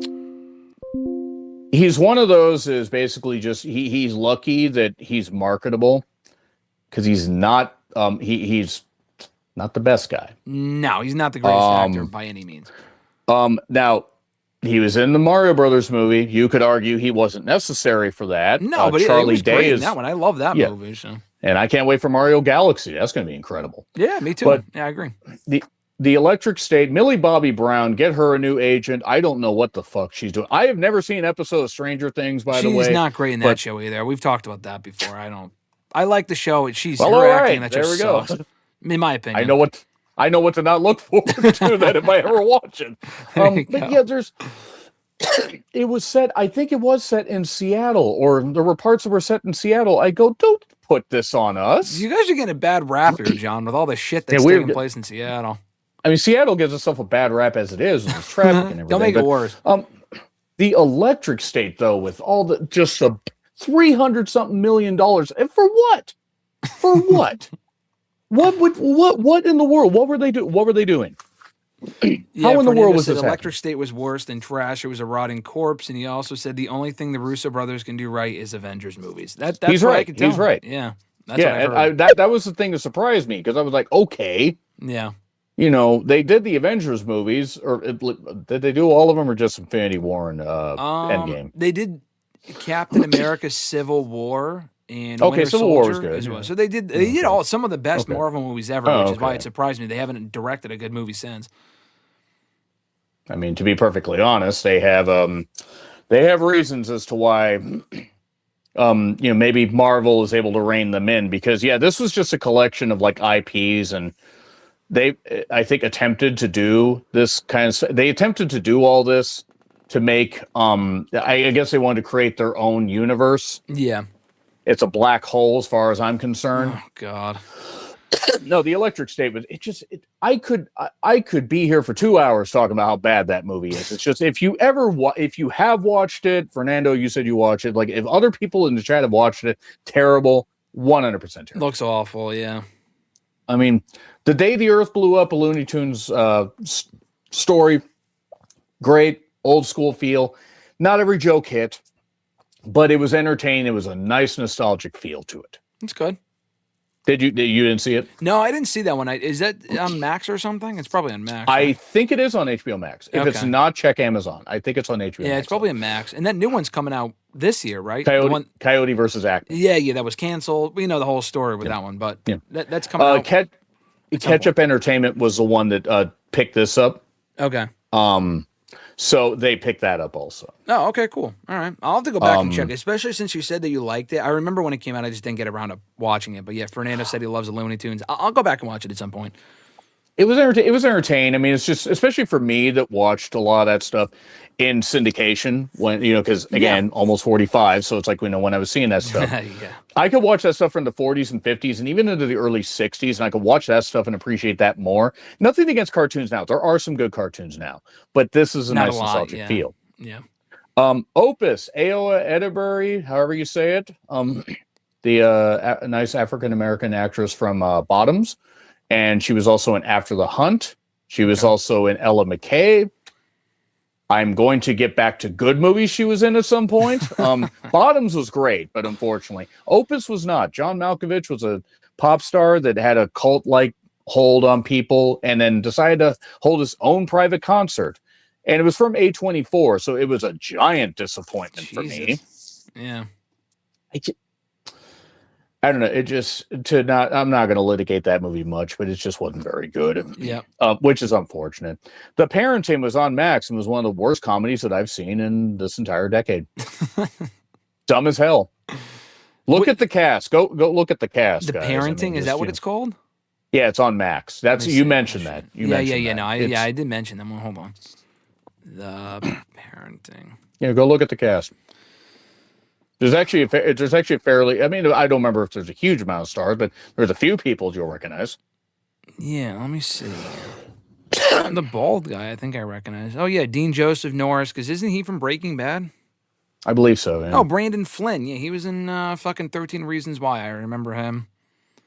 I never saw that. Yeah, I know. I didn't finish Eddie Falco was the general in Avatar, Way of Water and Fire and Ash. Oh, okay. That might be why I recognize the name. Brian Cox as well. I forgot what he's in. I don't know why the fuck he was in that. I love Brian Cox, but... So you said this movie was garbage, right? Oh, it's terrible. Yeah. Terrible. Deeply unfunny. Black Bag, you had mentioned. Steven Soderbergh. It was great. It was Michael Fassbender that I never call Michael Assbender. I don't know why anybody would say that. And him and Cate Blanchett were a couple that were spies. Yeah, in Black Bag. It was pretty. Yeah, it was pretty good. Yeah. No, I enjoyed the movie. I thought it was good. Yeah, you actually got to interview people from it. I did, yeah. No, and I enjoyed the movie. I was surprised, and they were great. I talked to Fassbender for it. How British is he? He's very British. He's very British, very nice guy, and I want to say Jean-Claude, not Van Damme. There was a No. He's a guy from Bridgerton. yes, the guy from Bridgerton, exactly. Yeah, no, he was great. I can't ever get his name right either. Yeah, I don't know. I didn't love it. I didn't love the movie as much as most people did. I was kind of surprised when I saw it early, and I'm like, oh, this is good. And I think a lot of people. It was. I could see why people liked it, but it was also liked it. I will say one thing I did appreciate about that movie. It was like fucking 90 minutes. It was quick. Yeah, it was. And it was very, over. It was not fucking 3 hours, which I did. It was like. Having an affinity for Cate Blanchett doesn't hurt either. Yeah. But yeah, she was good in that. I enjoyed the movie. It's not something that I'm going to say, oh, it's my favorite movie of the year or whatever it is, but it's entertaining. Yeah, no, I agree. Control Freak was about a girl that had like some psychological issues, and it was like a body horror thing. And I made it sound a lot more interesting than it actually plays out. The Asian actress from the Star Wars trilogy. God damn it! Are you talking about from the 7, 8, and 9? Yeah, the girl who played Rose. Kelly Marie Tran. Yep. She's her Daisy. Daisy Ridley. God damn it. John Boyega did not deserve the hate that they got. Oh, for the Star Wars movies. Yeah, I thought you were talking about the other for movies. the Star Wars movies. Yeah. No. Yeah. Kelly Marie Tran is very good. I actually, I wish that she got more roles because I think she's actually quite good. The problem is she couldn't carry this movie. It just kind of went off the rails. Mm-hmm. Ash was incredible. Okay. As far as a sci-fi horror movie, it was basic. Asa Gonzalez being in it didn't hurt because she looks great. Boy howdy. But it was a lot of fun. It was minimalist, but it was very fun. Yep. I actually drove to Bellingham. That's an hour from me to go watch that because it was the only theater north of Seattle that was playing it. Oh wow! And I could make it up to Bellingham faster than I could down to Seattle, which is about 15 miles closer. Yeah, that's how bad the traffic is in Seattle. Wow! But Ash is really good. That's on Shudder. Mm-hmm. Snow White. Punt Peter Dinklage into a ditch. No, seriously, this guy you're not just talking about like the acting too. You're talking about some of the stuff he said in interviews and whatnot for what happened with this. Oh yeah, well he's not even in the movie, right? He's not in. He's just because of what he said. The whole little person. Yeah, I know what you're talking about. Yeah. Yeah, and he got some short people out of a paycheck. The graphics look terrible. Rachel Zegler deserved no hate for what she did. Yeah, I think she's actually very good. Alexis loves her in that the Hunger Games movie that came out a few years ago. Yeah, The Ballad of Songbird and Snakes. Yeah. But Rachel Zegler's very good. Gal Gadot. Gal Gadot's a different story, John. If they ever feature her singing again, I will find that director and I will push them into a spiked pit if I have to. How dare you? Well, you said singing, but can you also include acting in that as well? Is acting is what we're going to call it? No, I mean, you're not right. Like, Kal-El, no. Yeah. Or however she did it. I liked her in the first Wonder Woman movie. I did. The second one, she was terrible. I thought she was great in the first Wonder Woman movie, but a lot of the other stuff she's in is very basic, Stonewall bullshit. I didn't see that. No, I'm saying is suspect as far as acting. Oh, yeah. No, Snow White was a doomed project. It was just so doomed. And Gal Gadot, when she started singing, I'm just like, I'm going to rip the speakers off this goddamn wall in this theater. I can't stand this. Yeah. She was just terrible in that. Locked had Bill Skarsgård and Anthony Hopkins in it. It was based on it was set in Mexico or South America, something. And I saw it. I don't remember. 4x4 was the name of it. And that one was okay. This one wasn't great. Anthony Hopkins got to have a little bit of fun. And I like Bill Skarsgård. That's the guy that plays Pennywise, by the way, for those who aren't sure. And he was great in a movie called Boy Kills World. The thing is Locked was very much a short film concept that I don't know. I didn't really have a lot of sympathy for him. Mm-hmm. So I didn't have a lot of patience for the movie either, but it has moments, but it was something, if you didn't catch it in theaters and caught it on streaming, you were better off. Borderline had Samara Weaving dealing with a stalker fan. Unfortunately, that is about where the interesting part of the movie ends. Yep. That's Not about very it. good. Yeah. Yeah, that's about it. There's a couple more here before we finish up with March. Bloody Axe Wound was like a send up of slasher tropes. Should have been sent up to heaven, as far as I'm concerned, because it wasn't very good. Yeah. Death of a Unicorn. Paul Rudd, one of a few Paul Rudd movies that I saw this year. Him, Jenna Ortega, Sunita Mani. She plays a doctor in it. Did you see Death of a Unicorn? No, but I've heard conflicting things. I heard it wasn't good, but I don't know. I like Paul Rudd, so Jenna I had a lot of Ortega. fun. I had a lot of fun with it. I got to Really? You see an liked early it? Okay. access. Yeah, All right. I had a lot of fun. It's from A24. Yeah. Will Poulter was in it. You guys are getting paid. You know that meme? Yeah, That yeah, guy? yeah. Yeah. Yeah, from He, he was in the fucking yeah, I know who you're talking about. He's in also the I know Black what you're Mirror talking episode about, but too, yeah. The guy that looks like he's Sid in from Toy Story. That's what he gets described as. Or That's he used to yeah, be. He's yeah, also he was in Guardians 3 as well, but yeah. That's right. Yeah, you saw that. I saw something else he was in here in a little bit that we'll talk about, but Death of a Unicorn was really good. I could see why some people might have not liked it. It was a little bit messy, but it worked. Okay. I had a lot of fun with it. Sure, it was questionable with some of the special effects because A24 is still a mid-level studio as far as money they want to spend. That was a different one? The movie with The Weeknd, that was a different one that Jenna Ortega was in, right? Oh, don't worry. I'll talk about that one here in a second. Okay. But yeah, that was a totally different one. Okay. But yeah, Death of a Unicorn was fun. Tyler Perry's Duplicity. The fact that this got knocked off of my worst list, I think it did. I think I knocked it off of my worst list. Yeah, it did. It was Tyler Perry should not be allowed to be left to his own devices. You've said that before in other movies that you've talked about him that he's done. I don't know what this is supposed to be. It's not the worst. No, there's one other movie that he did that was far worse than this, but this was just like one of those. Actually, I did 3 this year. Now that I think about it, but it was just like a terrible whodunit thing, even though it's pretty obvious who did it.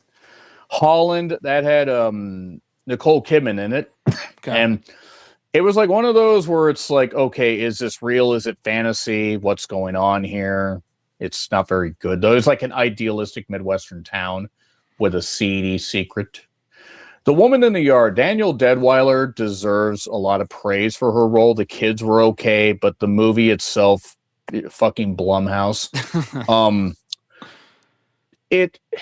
It dealt with kind of the same type of grief stuff that my dead friend Zoe did. Not military-wise, but grief. It just didn't handle it as well. Yeah. And I didn't like The Woman in the Yard at all. Okay. I didn't find it very entertaining.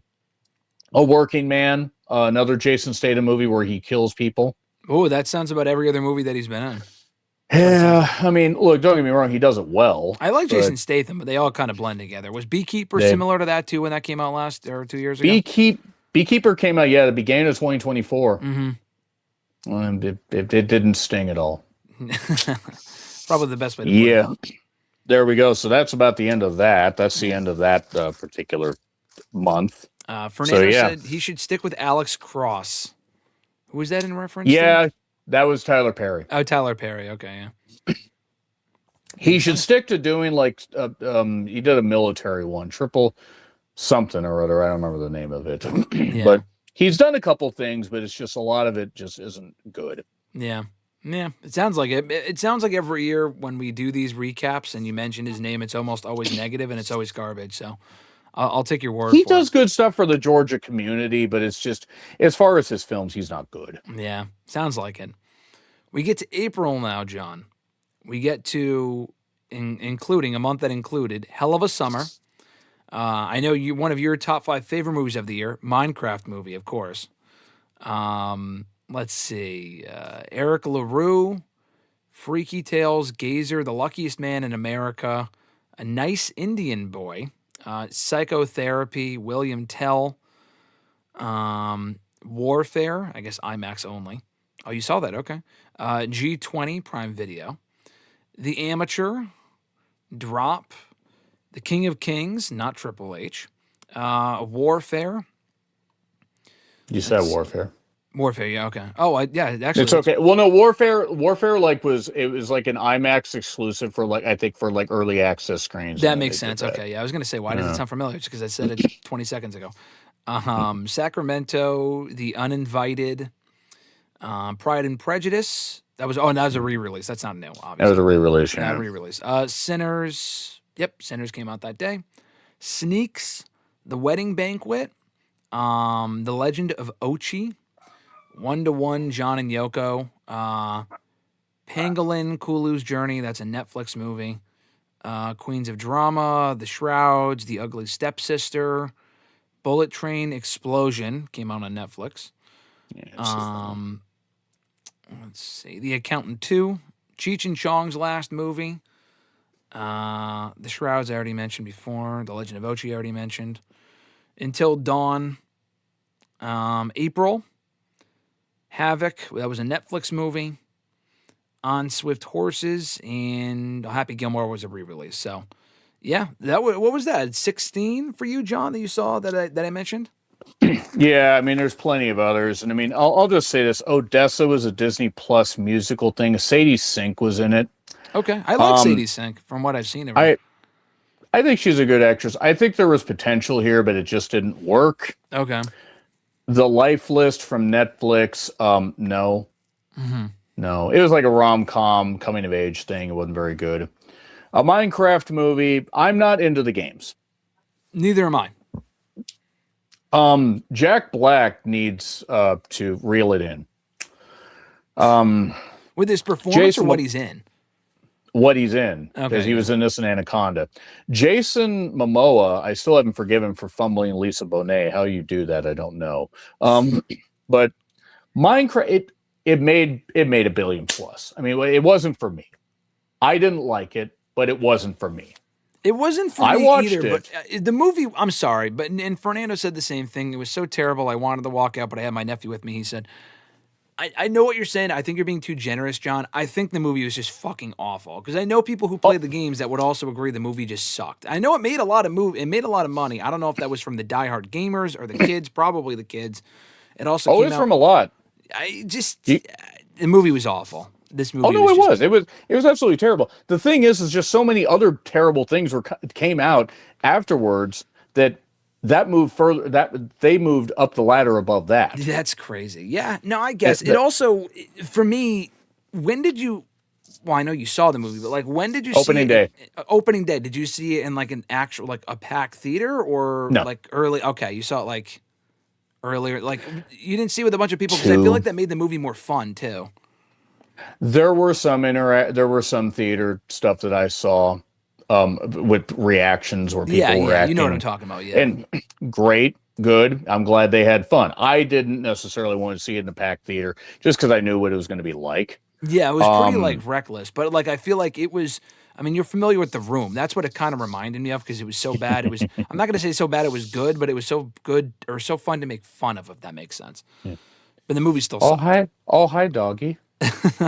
Yeah, no, trust me, I know. I saw the Rift Tracks Room thing. Yeah. Oh yeah, no, I know.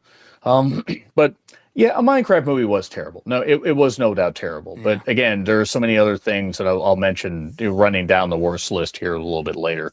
Probably not even actually doing the top 25, but just the top 10. But no, a Minecraft movie was terrible, and I mean, I totally get it. I was very, very harsh on it, but it's like, again, terrible stuff came out after. Hell of a Summer should have been good, wasn't. Good young cast in that. Finn Wolfhard, who was in It. Yeah, and he helped direct it. Yeah, Stranger Things. It just didn't feel like it mattered as far as like a movie. It just felt like it was kind of like, going through the motions. 825 Forest Road was a Shudder original that had to do with an address called 825 Forest Road. Imagine that. Oh. The Amateur, Rami Malek, who needs to blink once in a while because I'm worried he's going to dry his eyes out. Yeah. He's a good actor. That movie was very basic. What was that about? And that sounds familiar. He was getting revenge on the people that killed his wife. It was like a hit. Okay. And he was like a tech guy, but he wasn't a physical guy. Gotcha. Drop was a mystery movie, and that had Brandon Scalar. That was he was also in The Housemaid later on, and it had I don't remember the girl's name, Megan F something, Okay. Fahy or something like that. But it was in a high-rise restaurant where she had to basically kill her date. And somebody in that restaurant had, was keeping an eye on her because otherwise her son was going to die. And it was from Blumhouse, and it was actually good. That's shocking for you. Yeah, I mean, you thought it was. I like stuff from Blumhouse, but I know you are not a Blumhouse fan, so. Blumhouse has done some good stuff, but more often than not, a lot of their stuff has been shit. But yeah, Drop actually was very entertaining, very, very well done. It wasn't perfect. They definitely made the ending definitely got a little bit bungled. As far as, oh shit, we got to end this. Let's throw everything in at the end. But it's either on. Sorry, go ahead. What? No, I'll go. It's either on Peacock or Amazon. That's okay. All. Now, I was going to say, do you think that's because with Blumhouse, I might be mixing this up with A24, but I'm pretty sure it's Blumhouse, that they make shit for like dirt cheap and then they try to like make that back with like the amount of money that the movies make, but the budget is just so fucking cheap because they make just cheap movies.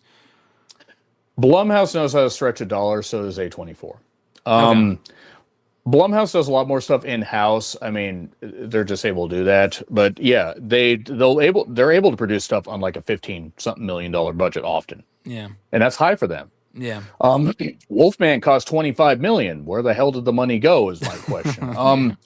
But no, they're able to do it through marketing and stuff like that. And I think Jason Blum is trying to make up for the fact that he skipped out on the Blair Witch Project years ago. Oh, the remake from like a decade ago? No. 1999 one. Oh, the original one. Yeah, they made buco dollars. And yes, kids that are watching this, we actually did believe that was a real thing because it was the internet and stuff like that. Yeah. It was the infancy of the internet. But yeah, Drop is pretty entertaining. Yeah. The Ballad of Wallace Island was a very nice feel-good thing about a couple that was separated and a guy that just wanted to hear his favorite band one more time. Mm-hmm. Nice. Very good. That's either on Amazon or Peacock. Mm-hmm. One of the two. Warfare is one of my favorite movies of the year. Will Poulter. It was I don't remember the guy's name. Alex Garland, who was involved in Civil War, the movie, not an actual Civil War. Yeah. And Men and stuff like that. Also did Ex Machina. He helped direct this movie where it was from the guy's memories, not Alex's memories, but the guy that was directing it, his memories of being a vet in the Iraq War. Mm. It literally puts you in the action and makes you feel like you're there. The sound design is incredible. It's one of the best movies of the goddamn year. Mm-hmm. I fucking love Warfare. It was actually a lot higher on my list before I did, before other stuff came along. Yeah. G20. I don't know what Viola Davis did to deserve this. She was like the Madam President, and had to take down people that were trying to fuck with her. G20, and it barely got out of the G1. Yeah, I know, wrestling reference. Had to work with that there. Shadow of God, another exorcism-themed movie that was along with this and The Ritual. That was some of the worst stuff that I've seen as far as horror goes. Just bland. Mm-hmm. Sinners, one of my favorite movies of the year. Yeah, that was regarded as one of the best movies. I actually still have not seen it, but I might just check it out. Amazon, if you get a chance, or Max, I believe. Yeah, I know it's on Max. Magnificent sound design, even watching it on your TV or whatever. Yeah. Incredible performances. Miles Canton as Sammy. I don't remember what artist he was with that recommended him to try out for that movie. He's a great singer. Mm-hmm. If he doesn't at least win a Golden Globe for Best Supporting Actress or supporting actor, then it's a crime. The guy deserves it. Yeah. He was great in it. Michael B. Jordan was great as the twin brothers. Of course, yeah. Haley Steinfeld. I didn't get it before. I get it now. Well, because I hadn't seen a lot of stuff she was in. Yeah. But just a lot of great sound design. A lot and incredible stuff. Delroy Lindo is magnificent. He's been in movies for years and years and years. Yeah, I can't praise Sinners enough. It's just really fucking good. Yeah, I can't watch it at some point just to say that I've seen it at the very least. Even if I don't, I mean, it wasn't a movie that I saw that I was like, oh, I can't wait to see this. It didn't really seem like It was more like one battle after another where it's not my cup of tea personally. Sure. But I could see why it would have done so well. I'll probably watch it at some point just to say that I saw it, to be honest. I got sick of the trailer, quite frankly, for both of those movies because I kept seeing it all the time. But yeah. It's but magnificent stuff from Sinners. The Ugly Stepsister was a great twist on what one of the stepsisters of Cinderella went through, body horror wise. Oh, cool. Okay. To look better. No, great stuff. I think it's Norwegian. So it's on Shudder. You'll need to have subtitles. They have an English dub version, but that's only for people that are lazy, in my opinion. But I love The Ugly Stepsister. I don't remember the actress's name that was in the lead, but she was great. It was a really great body horror stuff. Dead Male is another Shudder thing that was supposed to be deliberately retro and should have been deliberately stepped on until it turned to powder. A theatrical release, or is this a streaming one? Streaming. This is streaming. Okay. I don't understand why Dead Male got made because it just wasn't very good. There were neat little ideas, but it just didn't work. Yep. Until Dawn. No, The Legend of Ochi. A24's attempt to have a family thing. Willem Dafoe was in it. The girl that was in System Crasher, I don't remember her name. She's German. It was like a fantasy thing about a little creature called the Ochi. Is this a live action movie or is this animated? It was live action. It sounds animated. Okay. It probably should have been. No, there were elements that worked, but it just felt too much like a film you had seen before. Like it was almost trying to be like E.T. and stuff like that. And it just didn't work. It wasn't awful, but it just, I don't know. It just, for A24, I expected it to be better. And I like Willem Dafoe, don't get me wrong. But Until Dawn, fucking Blumhouse, yeah. I think Blumhouse had something to do with this. Yeah. Besides one scene involving tap water in a bathroom that was kind of funny, and anybody that's seen Until Dawn will know what I'm talking about. The movie was a wash. I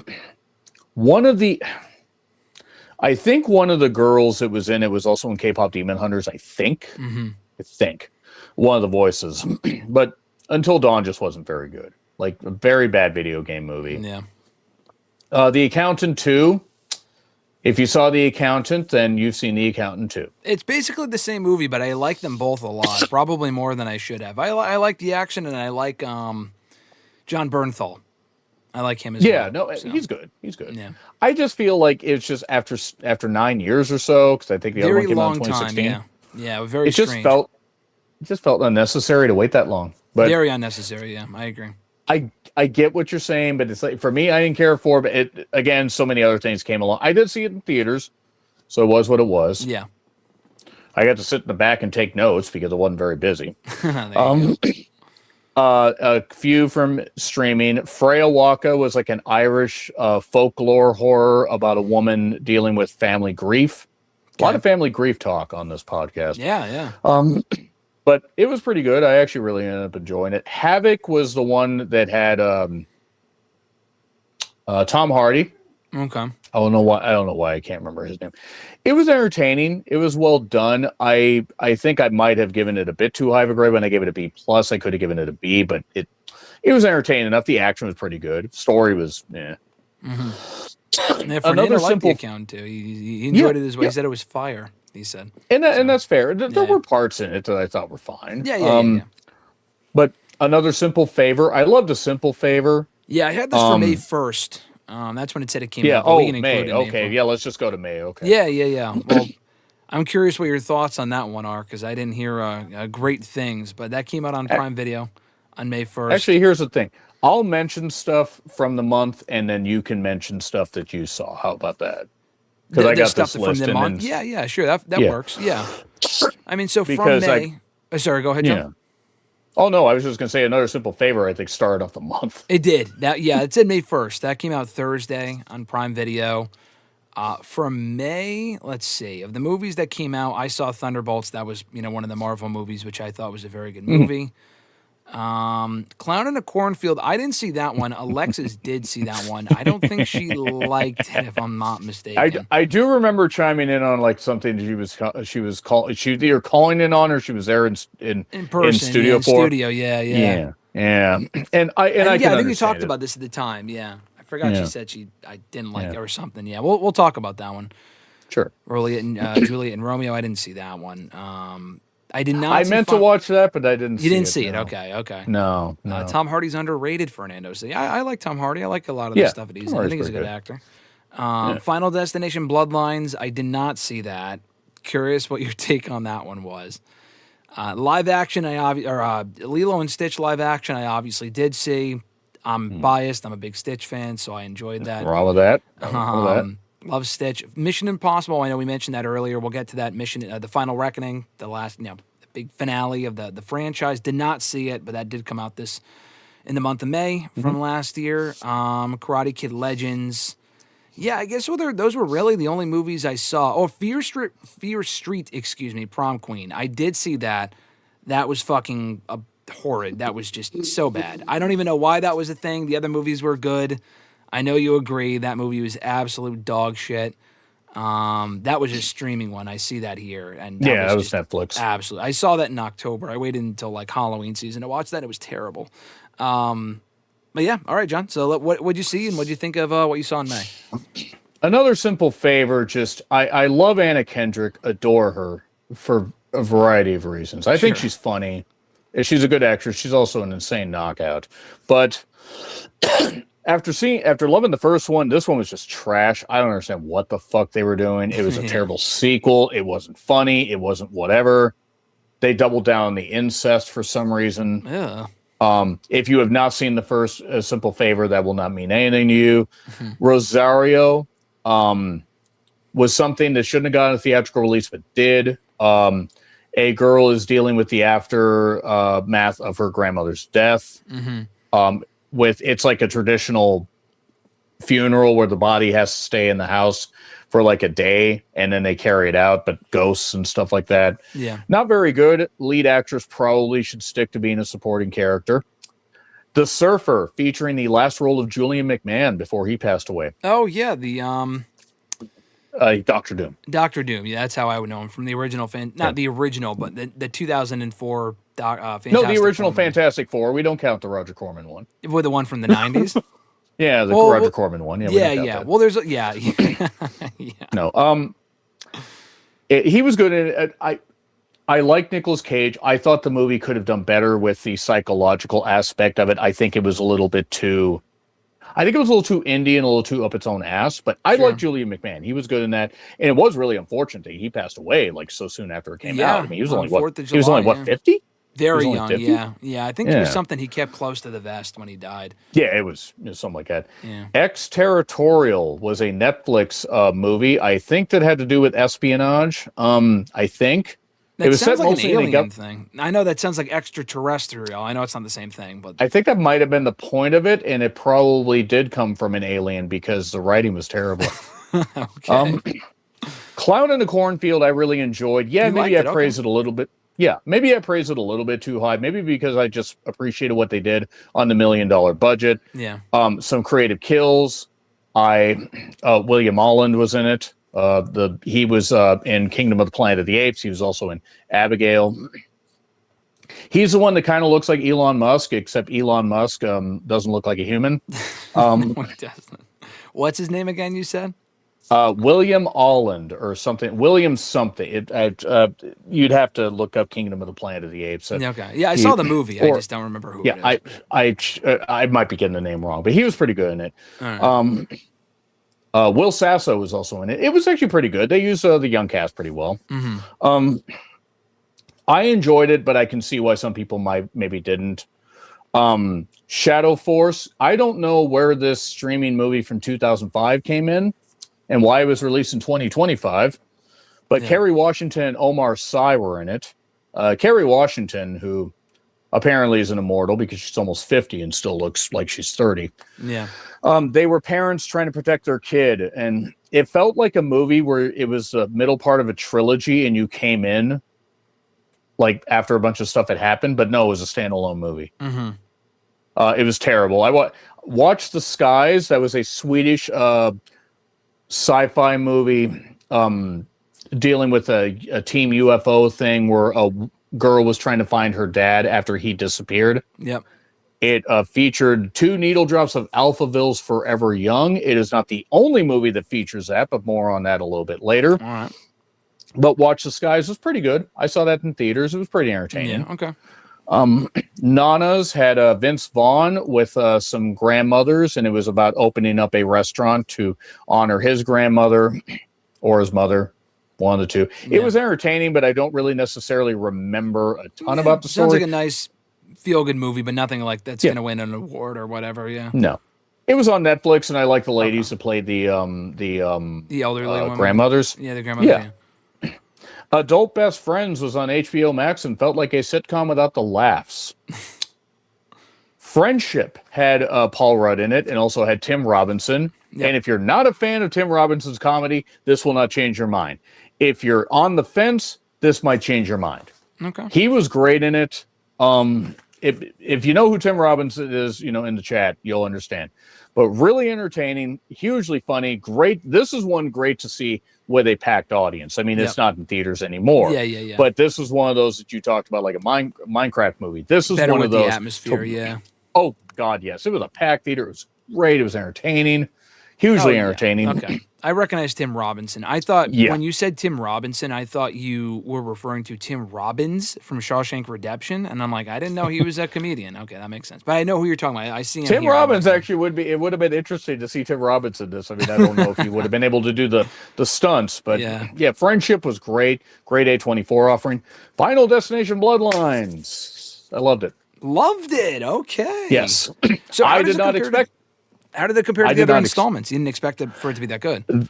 That's the thing. See, I love the first one. The second one featured my favorite opening with the freeway and everything and stuff like that. The third one featured the roller coaster. Yeah, those freaked me the fuck out, by the way. And also the second one, the freeway one, is still talked about amongst people that have seen it like us to this day. It's that iconic of a scene, if you want to call it that. We live near we live in a lot of forests and stuff, so we deal with a lot of logging trucks. So trust us, we get away from these fucking logging trucks. Yeah. But after the fourth one, which was terrible, the fifth one that I think was a little bit too hyped up, just because it was better than the fourth. This was put on ice. It was like 2011. That was the last one. And Final Destination Bloodlines, you don't necessarily care about some of the characters, but Tony Todd gained to deliver the message to the people just before his death because he had stomach cancer or something. I don't remember. Yeah. But he got to do that.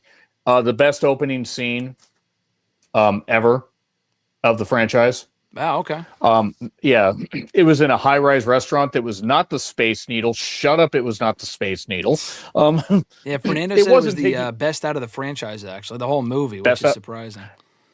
To me, this and the first one tie. I just am more nostalgic because I was 19 when the first one came out, guys. Yeah, I mean, that's like your prime. But, for that movie, that's like your shit. Yeah, but Final Destination Bloodlines is just incredible. I don't. They may do a seventh one. I don't know if they should. I think they should go on a high note, but I don't blame them for doing it. But I fucking loved it. I had a great time with it. Okay. I had a great time. I'll have to check it out, maybe. And yeah, Hurry Up Tomorrow, the one with The Weeknd. You loved it. Stick to fucking music, goddammit. Jenna Ortega and Barry Keoghan need help. Barry Keoghan was in Banshees of Inisherin and also Saltburn. Yeah, no, I know who Barry Keoghan is, yeah. Yeah, people that have seen Saltburn, you're probably, think of the bathtub. You're welcome. I don't want to see that movie. You don't. No, no. I mean, the movie's great. It has Rosamund Pike in it. I've heard it was good. It's just not my thing, yeah. Oh, yeah. Well, it's from the director of Promising Young Woman, and if you've seen a trailer for Wuthering Heights, that has Jacob Eldery, however you say it, and Margot Robbie, it's from the director of that, Emerald Fennell. Okay. But Hurry Up Tomorrow you got to see Jenna Ortega try to make this work by dancing, I think, Blinding Lights by The Weeknd. But it was about him losing his voice and having to find his voice again, and that's fine. The movie wasn't, though. Yeah. The movie's terrible. Mm-hmm. The movie is just a fucking travesty. One of the worst of the year. Landline. It took place in some African country and was literally taking place in one or two rooms. About a landline that connected. It was like it was like trying to prevent the death of his wife, I think. Okay. If I remember right. A couple more. Bring Her Back. That was one of my favorite horror movies of the year from the Philippou brothers that did Talk to Me. You'll Never Look at a Butcher's Knife the Same Way is what I'll say. It's on Max if you want to see it. You and Alexis might appreciate it, depending on how she is about some body horror. Yeah. But Bring Her Back's incredible. That was a mystery movie that I saw. I got to see it about 10 days before it came out. Okay. Lilo and Stitch. Now, I liked some aspects. I thought the girl that played Lilo was good. Yeah. I thought they made Stitch look good. I didn't mind the one that played the sister. I liked the one that played the aunt or the neighbor or the whatever the fuck it was. Yeah. For those that haven't seen it, and we're not going to spoil, but I get what you said about the end. I get what you're saying. Yeah. I got what you said. I don't love the ending. Just to be clear. Right. I know they wanted to change it. No. I get it. Oh yeah, I get it. Yeah. I get it. I absolutely get it. Yeah. It was stupid. You praise you promote family and then you do that. Yeah, I wasn't a fan of that. But it made $1 billion plus, so you can't really argue. No, I'm happy they're making another one. I'm a Stitch mark, so I'm looking forward to it. But I just wasn't a fan of the ending. I don't know why you have to deviate so much from the source material when you don't have to. From what worked. For what worked. I mean, they did the exact opposite with How to Train Your Dragon, which we'll get to in June. It was basically the same movie as the animated one. I actually like that movie. I'm not a big How to Train Your Dragon fan. I only watched the original like right before I saw the new one. I rewatched first two, but yeah, I liked some aspects of Lilo and Stitch because I like what the director did before. Marcel's a show with shoes on. Okay. But I thought the girl to play Lilo was fine. I thought there were good parts to it, but I just felt that too much of it you don't need to make a live action movie longer to do the same thing. Yeah. No, is what it is. Yeah, no, I agree. I liked Mission Impossible: The Final Reckoning. I really liked it. I didn't think that I would like it as much as I did, but I really ended up liking it quite a bit. Yeah. It ended up being a pleasant surprise. And I'm not the biggest Tom Cruise fan. Yeah. But for a few reasons, mainly because he's an insane maniac, but he is dedicated to he's dedicated to film. He's dedicated to making the most of it. I can't argue with that. But I loved Mission Impossible: The Final Reckoning. I can understand the chat if some people didn't like it. That's okay. I fear they're going to try to do another one, but what can they do? Go to space? Tom Cruise might do that. He might. Fear Street Prom Queen. I agree with you. Is terrible. Absolutely awful. Yeah. There were a couple. I mean, the other ones were good. That's the other thing. Like, the other ones I enjoyed, actually, and then I don't understand why this needed the Fear Street tagline aside from just capitalizing off the momentum of those from a few years ago. I used to read the books. Okay. I'm the audience. Isn't that the R.L. Stein books, right? Yes. Okay. The trilogy before. 94, 78, and then 1996/1994. Yeah. 1966, that is. Or 1666. 1666, yeah. It took place in like about 30 minutes of that. Yeah. Terrible accents in that, by the way. But I like 78 the most for me when they mentioned Sarah Fear, because that has to do with the cheerleader saga. That's a whole different thing that could be talked about in a different podcast. But when I heard that, I go, because I remember those books, and there were like 4 of them, I think. Mm-hmm. And they started to run out of material by about the end of the second one. When I saw Fear Street Prom Queen, I'm like, okay, not the worst thing. Prom Queen, kind of like Prom Night. Prom Queen was more ghostly, if I recall correctly. Yep. If I recall correctly. It has been years since I read the books, folks, so forgive me.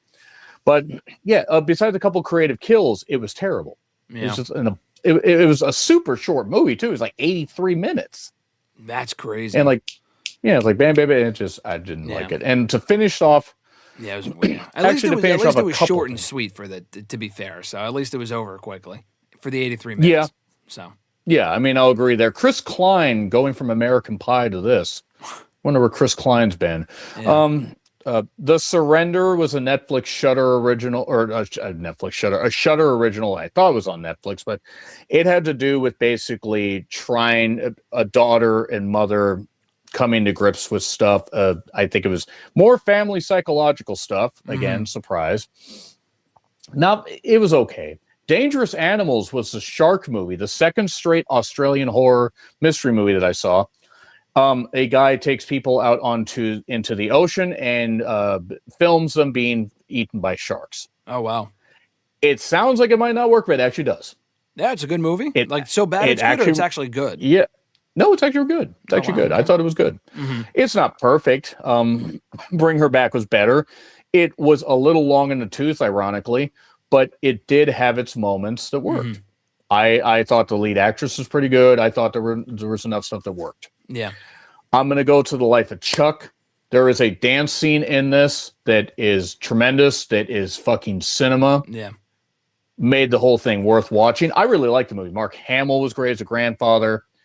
I liked the narrative and the way it was told. I know there were people that didn't, because it kind of, was told in a bit of an unwieldy fashion, but it made sense to me. But I really liked it. I really liked The Life of Chuck. That's really good stuff. The Wedding Banquet was just one of those that I think should have worked, but didn't. Was that theatrical or streaming? The Wedding Banquet was streaming. Okay. This I think we're in Popeyes June now, I'm pretty sure. Oh, are we? Okay. I think. I know Life of Chuck was June. You might have seen it early. That's probably why. I did see it as a mystery. I did see it as a mystery movie, I think. Yeah. But yeah, Wedding Banquet wasn't very good. No. I'll just do two more. Popeye's Revenge was one of three. Yes, three. They did three. Yes, I think Alexis' brother watched this, actually. Yeah. He told me Popeye's Revenge was as bad as Piglet as far as cheapness. Yeah. And The Ritual. It had Al Pacino, who is the same height, standing up or sitting down. And he was a priest. And it wasn't very good. All right, June. That's a pretty underwhelming way to end the month of May. God, is it ever. I think Ritual might have actually been in June, but what the fuck? Yeah. They all kind of blend together. Fernando said earlier, Bring Her Back was excellent. He said he also found Lilo and Stitch underwhelming. He said, sorry, Graham. I get it. I totally understand. But he did love How to Train Your Dragon live action. And he also said, I don't understand the hate for The Final Reckoning. I loved it very much. Yeah, I got to go back and watch those movies. Either Paramount or Amazon. I don't remember which one. Paramount, I think, has all of them. Paramount might have all of them. I got to go back and check those out. From June, you mentioned The Life of Chuck already. I think that officially came out on June 6th. I did see Ballerina. I loved Ballerina. I really liked that movie, didn't see it. You didn't see that? Did you see the other John Wick movies or no? I've seen a couple of them. I need to actually go back and rewatch the first two and then watch them and maybe watch Ballerina this year. Yeah, I mean they do. It does connect to the third one, but not like it's not that. I heard that. Yeah. It kind of takes place in between 3 and 4, I think. But I liked it. I liked the movie. Materialist came out in June. The Unholy Trinity. How to Train Your Dragon live action. We mentioned that one. Predator Killer of Killers came out on Hulu. I love that, actually. I saw that a few months later, but I thought it was great. That's animated. Yeah. June had 28 Years Later as well. Bride Hard. Okay. I'll ask you your thoughts on that, y'all. I'll get your thoughts. I actually didn't see that. I meant to watch it. Oh, okay. That sounds stupid. I don't know. It does not sound good. It was not very well received. Okay, that makes sense. Leo came out last June. Everything's going to be great. K-Pop Demon Hunters came out on Netflix in June. I thought that was later. I guess not. F1, June 20th, I think. June 20th. Yeah, you're right. June 20th. Fernandez and Ballerina was fire. I love Ballerina. I thought it was great. Megan 2.0 came out in June of last year. And then a bunch of other movies that I'm sure we'll get to. But those were the main ones. I did see several of these movies. I saw How to Train Your Dragon in theaters. I saw Ballerina in theaters. I saw Megan months later. I saw Killer of Killers months later. And I saw Elio months later. Give me your June, John. What were you thinking? What did you say? I thought the idea of Predator Killer of Killers was good. I liked some of the animation. I kind of liked the war one. That was kind of cool. Yeah, I thought that was cool. I just feel it was a little messy. Okay. It was hard for me but I appreciated what they did. I didn't hate it.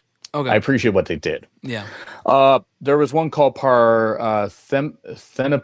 that was about a young model starlet that was supposed to be loved by everybody. The actress is beautiful. The movie was beautiful to look at. The movie was not good. Materialist was also from A24. Dakota Johnson must be an alien from another dimension that came down here but never figured out how to act like a human, because she is not very good at all. I don't find her to be entertaining. She looks good, don't get me wrong. She's a beautiful woman. Yeah. But Pedro Pascal and Chris Evans were in it. Materialist was from the follow-up from the woman that did Past Lives. Okay. That I loved. My favorite movie of 2023. I didn't like Materialist that much. I gave it a C+. I was like, It just, I don't care for Dakota Johnson. I just don't. Like, you know, we all have people that we just don't like. Yeah, no, I'm not a big fan of her acting either. I think we talked about that when she was in Madam Web. I think she's just boring as fuck, in my opinion. We'll get to somebody else that was in Madam Web later in the year. Oh, yeah, I know. One of your favorite actresses, some ditzy blonde. Try to Train Your Dragon. I thought Mason Thames was good as the lead. It was nice they got Gerard Butler. There were parts that I liked. Yep. I like the animated one better. Okay. But I see why people liked it. I know why it's going to get a sequel, because it made a lot of money. Yep. And I recognize that. And it's a popular IP. I rewatched first two. I didn't see the third one. Maybe I'll watch it before the second one comes out, whenever that. I think they're fast tracking it. I think it's supposed to be 2027. It's going to be coming out. Oh, wow. Okay. That's quick then. Yeah. Best Wishes to All was about like a Japanese family that, you know, you honor the elderly people and you help them out. Yeah. But it was a horror movie. It was on Shudder. Unfortunately, the movie didn't click. Wasn't cohesive. Candlewood. I think a family went to a haunted house. Marshmallow was a very, very good indie horror with a kid. God, I can't remember the kid's name either. But it was about kids at a summer camp, and there was weird shit going on. And it took such a hard left that actually worked. That's something that I think people should check out. I don't know if it's on. I think it's on Shudder. If not, it's on Amazon. Yep. But it's pretty damn good. Straw was a Tyler Perry movie that I think Daniel Delweiler, I think, and Tiana Taylor were in it. Who was in Straw was terrible. Say. No. I'm saying they're good actresses. They're good. Okay. Yeah.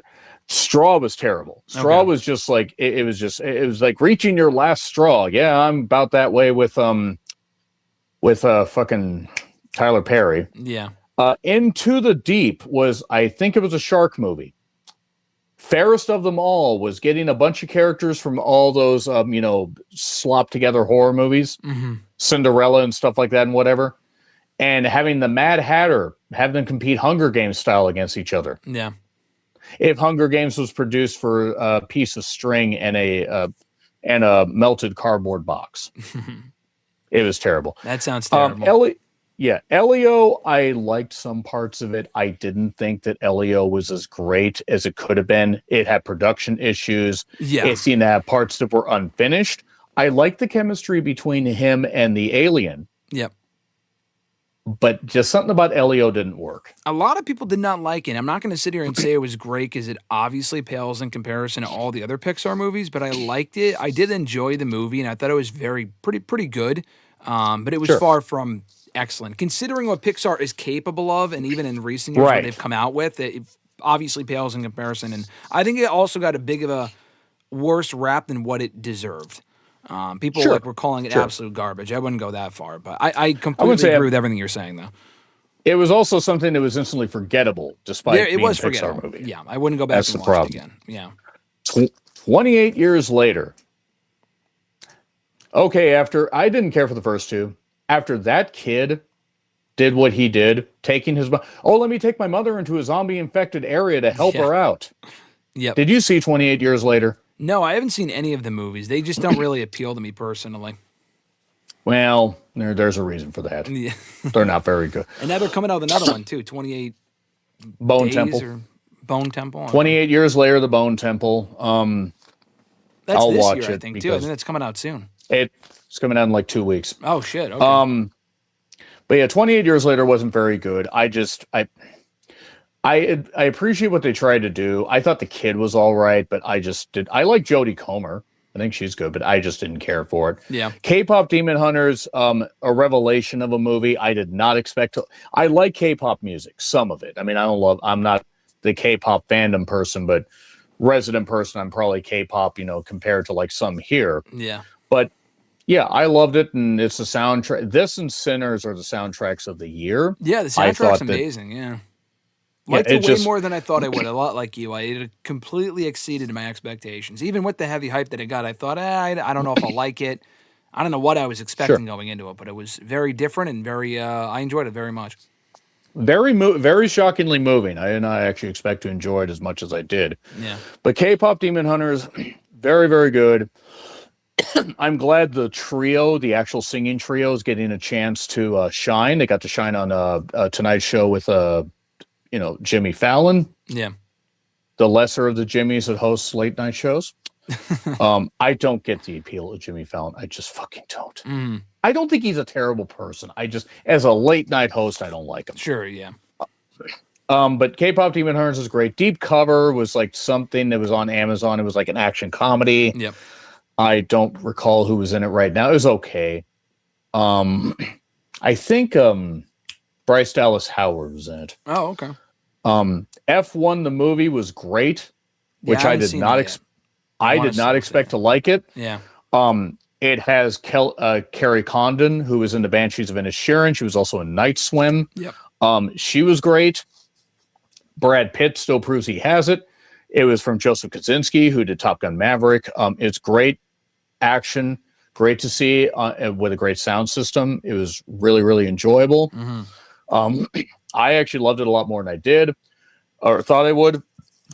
And I know we're getting into July here, but I saw this in June. Jurassic World Rebirth. Yeah, yeah. Have we learned nothing in the last 6 movies? Let's stop messing with dinosaurs. That's really the top takeaway, yeah. I loved Scarlett Johansson. I'd love to know how Colin Yost managed to land her from SNL. Yeah. The Weekend Update. I didn't care. I didn't like it at all. I didn't like it. I thought it was okay at best. I was probably a lot. My thing is like, okay, we have this group and then we have this family, and I don't care. I mean, I didn't mind the one that was the oldest daughter in the family. I thought she did okay. She was fine. But I don't understand the point of the movie. There's just no use for it. You know what I mean? I mean, it made a good amount of money, but it's just like, because it was going to, but it's just, as far as the movie, it was terrible. Yeah. Megan 2.0. I was going to say, you didn't mention Megan, right? Because that movie was atrocious. Megan 2.0 was terrible. I didn't mind Ivana, or whatever the heck her name is, that was the villain girl Alexis in it. Loves her. She was in a Star Wars show, Ahsoka, a while ago. She's good. Is that what she was in? That's where I know her from. She's probably in other shit, but that's where I know her from, yeah. Well, no. I mean, somebody had mentioned she was in something, but I hadn't seen it. She was fine, but Megan 2.0 wasn't even as good as Megan, and I didn't even like Megan that much. And I liked Megan. It was a lot, and I think most people did. It was a lot better than it had any right to be, just for a movie that was so fucking dumb. But they went a completely different route with this and went like Terminator style, and it sucked. It wasn't scary. It wasn't entertaining. It wasn't good action either. It wasn't. Nathaniel said earlier, do I hope for Megan 3? No. Why do we need it? We didn't even need a second one, let alone a third one, but we probably will get Megan 3.0 or whatever. No, you won't. You don't think so? Megan 2.0 did not do well at the box office. That's probably why you won't get it. There is a spinoff called Soulmate about robot love that may get released, but I don't think we're getting to Megan 3.0 because the first one did incredible. Second one didn't do all that well. No. The big mistake is they released it in June instead of releasing it in, like, say, March. Yeah, I didn't even see it when it came out. I don't know if I would have paid money to watch this movie anyway. I did. But I did. But I would have. There was just other movies that were coming out that month that I would have rather seen instead. Fernando. I don't know if he was talking about May or June, but he said it was a terrible month for movies. And I mean, he could be talking about either one because it depends on your taste. Yeah, no, that's true. And he also, Nathaniel asked if Ballerina deserves a sequel. I would like to see one, Nathaniel, but I don't think they're going to make one. I don't think that one did all too well either, so just a heads up. I mean, it didn't. I wouldn't mind seeing more Ana de Armas. I know, you're a big Ana de Armas fan, yeah. She is good. I don't know who would disagree. I mean, I'm just saying. Yeah. Her looks over acting. It's not that she's terrible. No, But she's looks just overacting. yeah. Okay, running through streaming pretty quickly. Echo Valley. Sydney Sweeney in this. Somebody inject her with a personality. My God, what a freaking vapid, stupid, just bland bitch. I'm sorry. Mm-hmm. My God, she sucks. Yeah. She almost dragged Julianne Moore down. How dare you, Sydney? Fountain of Youth. I think that had Mark Wahlberg in it. Yep. I think it had Mark Wahlberg. It wasn't very good. Please Don't Feed the Children. I think one of Spielberg's children actually did this movie. Was it good? No. So it's not genetic, then the movie making is not genetic. There was something genetic about this movie, all right. It was a genetic defect, maybe, but no, this movie just a woman basically traps children in her house. Okay. Children to try to break in, I think. I mean, it was not very good. Heads of State, that was the one with John Cena and Idris Elba. Yes, I remember when that came out, yeah. Not good? I didn't see it. It's on Amazon if you ever do want to check it out. Yeah, Cena's in a lot of Amazon movies, I feel like. For that, Cena can do good stuff, but just this was not a good reason to watch anything that he did. Fernando also said Sydney Sweeney is very low energy. Yeah, I guess that's a generous way of putting it. Because they're trying to make her act or whatever. When I hate to say it, but when The Housemaid came out, it's like, get your tits out and just, do that. I'm sorry because if she ever does interviews, she kills the marketing. Yeah, she does. Yeah. But Heads of State just wasn't very good. It wasn't very funny. The Old Guard 2. Who remembers The Old Guard? Shut up. No, you don't. Charlize Theron was in it as a group of immortals that suddenly aren't immortals. I love Charlize Theron. It was an unnecessary sequel to a movie that should have never existed in the first place. Mm-hmm. 40 Acres, I believe, had Daniel Deadweiler in it, if I remember right. That was one about Canadian farmers that were besieged by evil forces. Okay. And On Becoming a Guinea Fowl was it was set in Africa. I don't remember what country. What country. I don't remember what was specific country, but it was really good, really well acted. Yep. I think A24 distributed that one. Okay. I could just run through stuff instead of talking about the big movies if you want. Yeah, whatever works. Instead of you looking through stuff because sometimes they repeat things. Yeah. So let me talk about something. So for June or July, you're talking here. We're going to July. Yeah. I had to State and then came out in July. No, it's all right. Oh, it did. Oh, that's right. It came out the first of the year. Yeah. First of the month. Oh Hi had Molly Gordon and Logan Lerman in it as a very funny dark comedy about you got to make sure that you're not with the crazy chick, basically. But it was fun. Mm-hmm. Great White Waters was a shark movie on Tubi. One hardly needs to go on. Boneface was about a killer with a bone face, wearing a mask, that kind of stuff. It's actually pretty entertaining from what I remember. Okay. The Shrouds. You had mentioned The Shrouds. Yeah, earlier, yeah. Yeah, I don't know what the fuck David Cronenberg was thinking here. Vincent Cassel is good. Yep.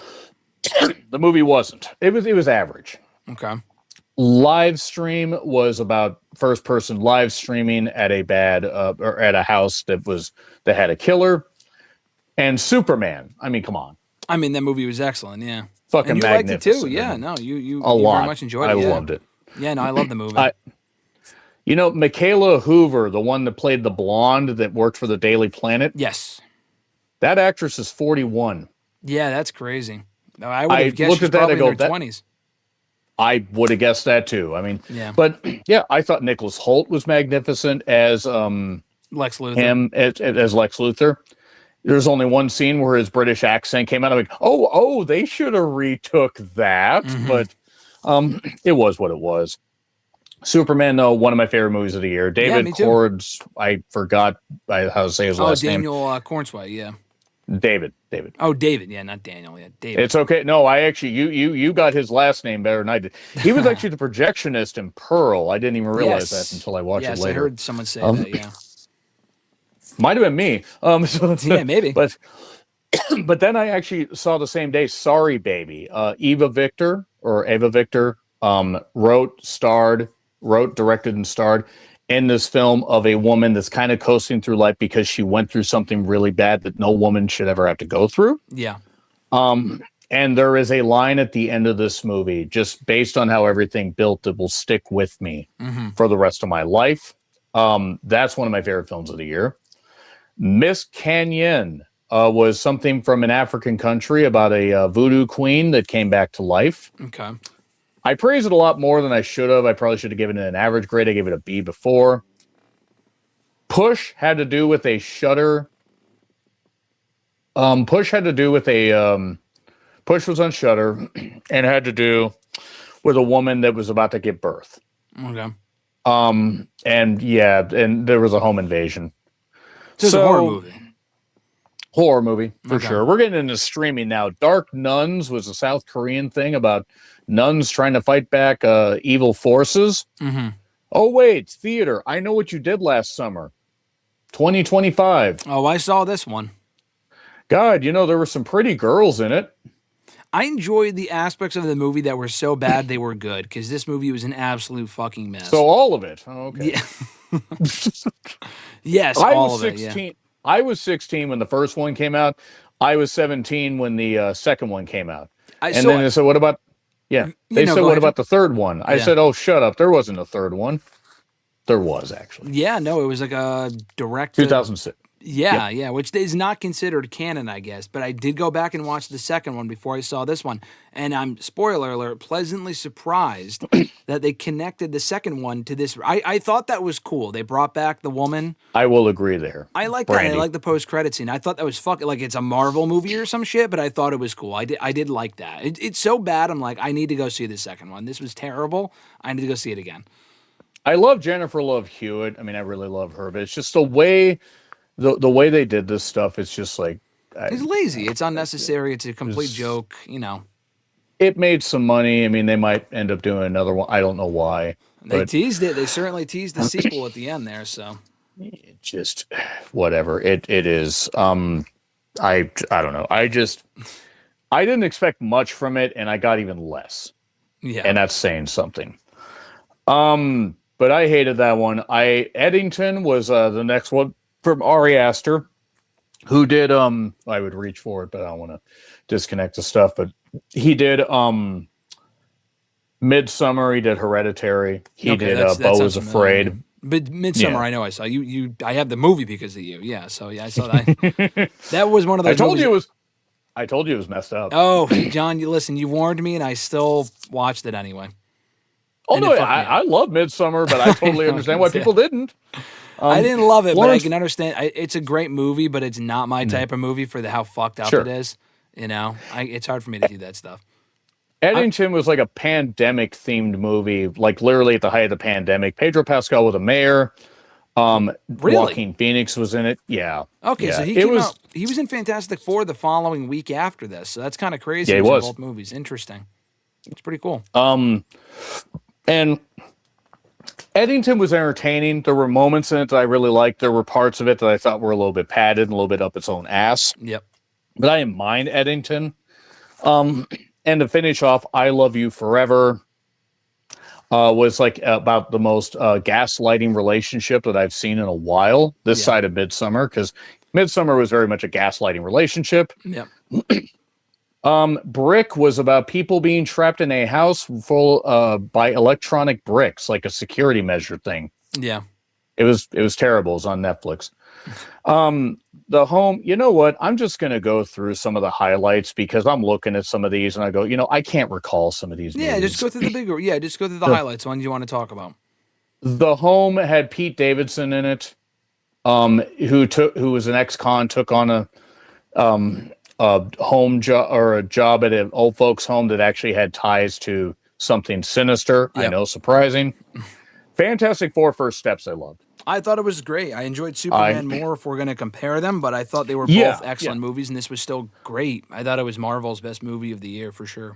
I thought it captured the retro feel just perfectly. Yeah, I agree. I love Vanessa Kirby in it. Yep. I thought the part with her, Ralph Ineson was the most terrifying Galactus, one of the most terrifying Marvel villains they've done in a while. Yeah, great villain. Yeah. They really need to get him captions though, because I don't understand half the shit he's. I love Ralph Ineson; he's a great actor, but I'm like, good God.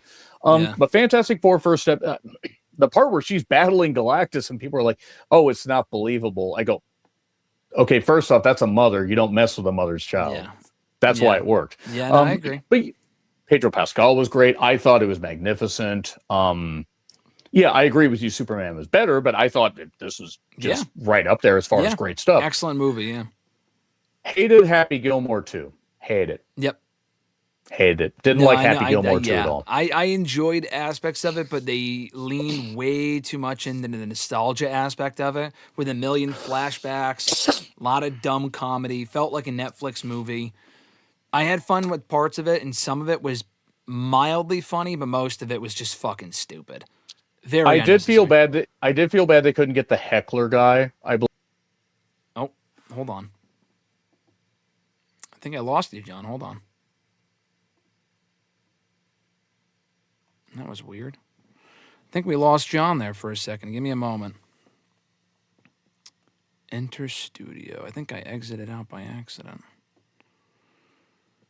We're still live here.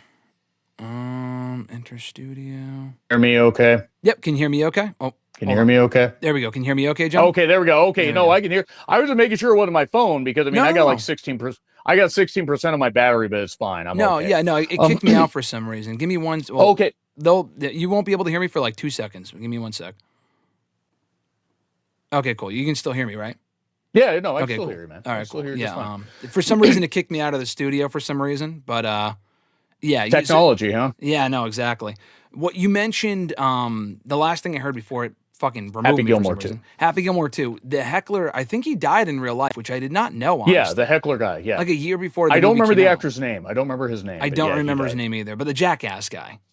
Yeah, yeah. He apparently he was really a very nice guy. He'd worked with Sandler before and stuff like that. Yeah. It was a movie. There was another. It was definitely a movie. Sketch is one that I saw that was from Angel Studios, very religious crackpot studio. That was a mystery movie. I wish I had walked out of it because a children's book spills into a pond. The drawings come to life. It's about dealing with grief, losing a parent and stuff like that. Mm-hmm. But the problem is it's so heavy-handed and stupid. Yeah. And it's from Angel Studios.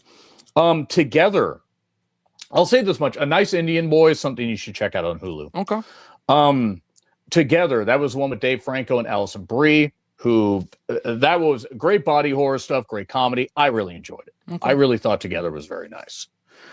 And then the War of the Worlds from Amazon, Ice Cube on a computer screen. Is this War of the Worlds like another version of it or something? Yes. This was like one that was... It was basically a giant Amazon ad. I'm not kidding. There is literally a part where they explain how to sign up for the Amazon drone in the movie. Okay. I'm not joking, by the way, for the few people that saw this. But yeah, you got memes out of Ice Cube, and that's about it. Yeah. That's terrible. The Naked Gun movie. I heard this was good. Alexis really liked this. I'm curious what you thought of it. I've heard positive things. I really liked it. I really had a lot of fun with The Naked Gun. I thought The Naked Gun it wasn't as good as the first. Of course. It was in line with the sequels. Okay. But Liam Neeson was great. Pamela Anderson was great. The jokes were rapid fire enough. The ones that didn't work, it worked just fine. Yeah. It worked just fine. Yeah. But I really enjoyed The Naked Gun. My Oxford Year was like one of those Netflix rom-com coming of age things that I really didn't care for. East of Wall was very well done.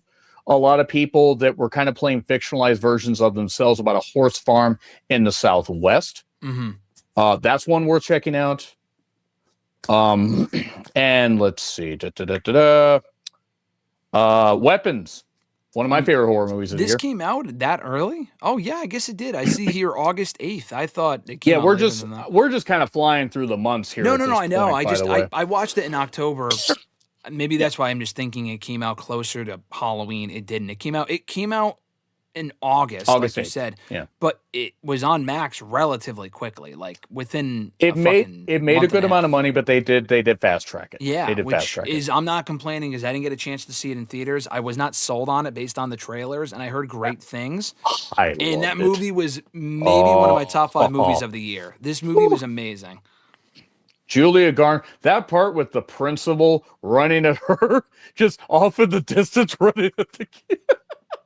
Wait, the prince. Running at her at the gas remember station. when they were at the gas station? Yes. Yeah, Oh my God, that was part, Alexis. Alexis was completely not as fucked up from that as like Midsummer, but she was scared Sure. every time I did this for like a good 2 weeks. The she was, like, Naruto scared. run, yeah, the Naruto run, yeah, exactly, yeah.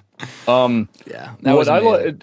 You've seen Field of Dreams, right? No, I know the movie, but I haven't seen it. No. Okay, the one that played the Aunt Gladys or whatever it is. Yeah. Oh, yeah. I know her from Uncle Buck. She was the wife in Field of Dreams. Oh, okay. I didn't know she was in Field of Dreams. I know she heard from Uncle Buck, the John Candy movie from like 30 That's years right. ago, That's what else she was in. which I rewatched recently. But yeah, I know her from that, and she's almost yeah. unrecognizable in that role. I mean, she still looks great for her age, but like in that. Yeah, I was gonna say it's also been like 35 fucking years. No, of course. Yeah. But Weapons, I've loved it. I thought Julia Garner was great. I thought the ending was great. I thought everything about that was magnificent. Was fun, it was too. It was a great follow up to Barbarian. Great follow-up. Yeah, so I like Barbarian. I like this a lot more. I did like Barbarian. I agree. I can agree there. Barbarian this is was much like more mainstream than Barbarian. Yeah, much Barbarian was just fucking weird with like the mama. You know what I'm talking. Have you seen the movie?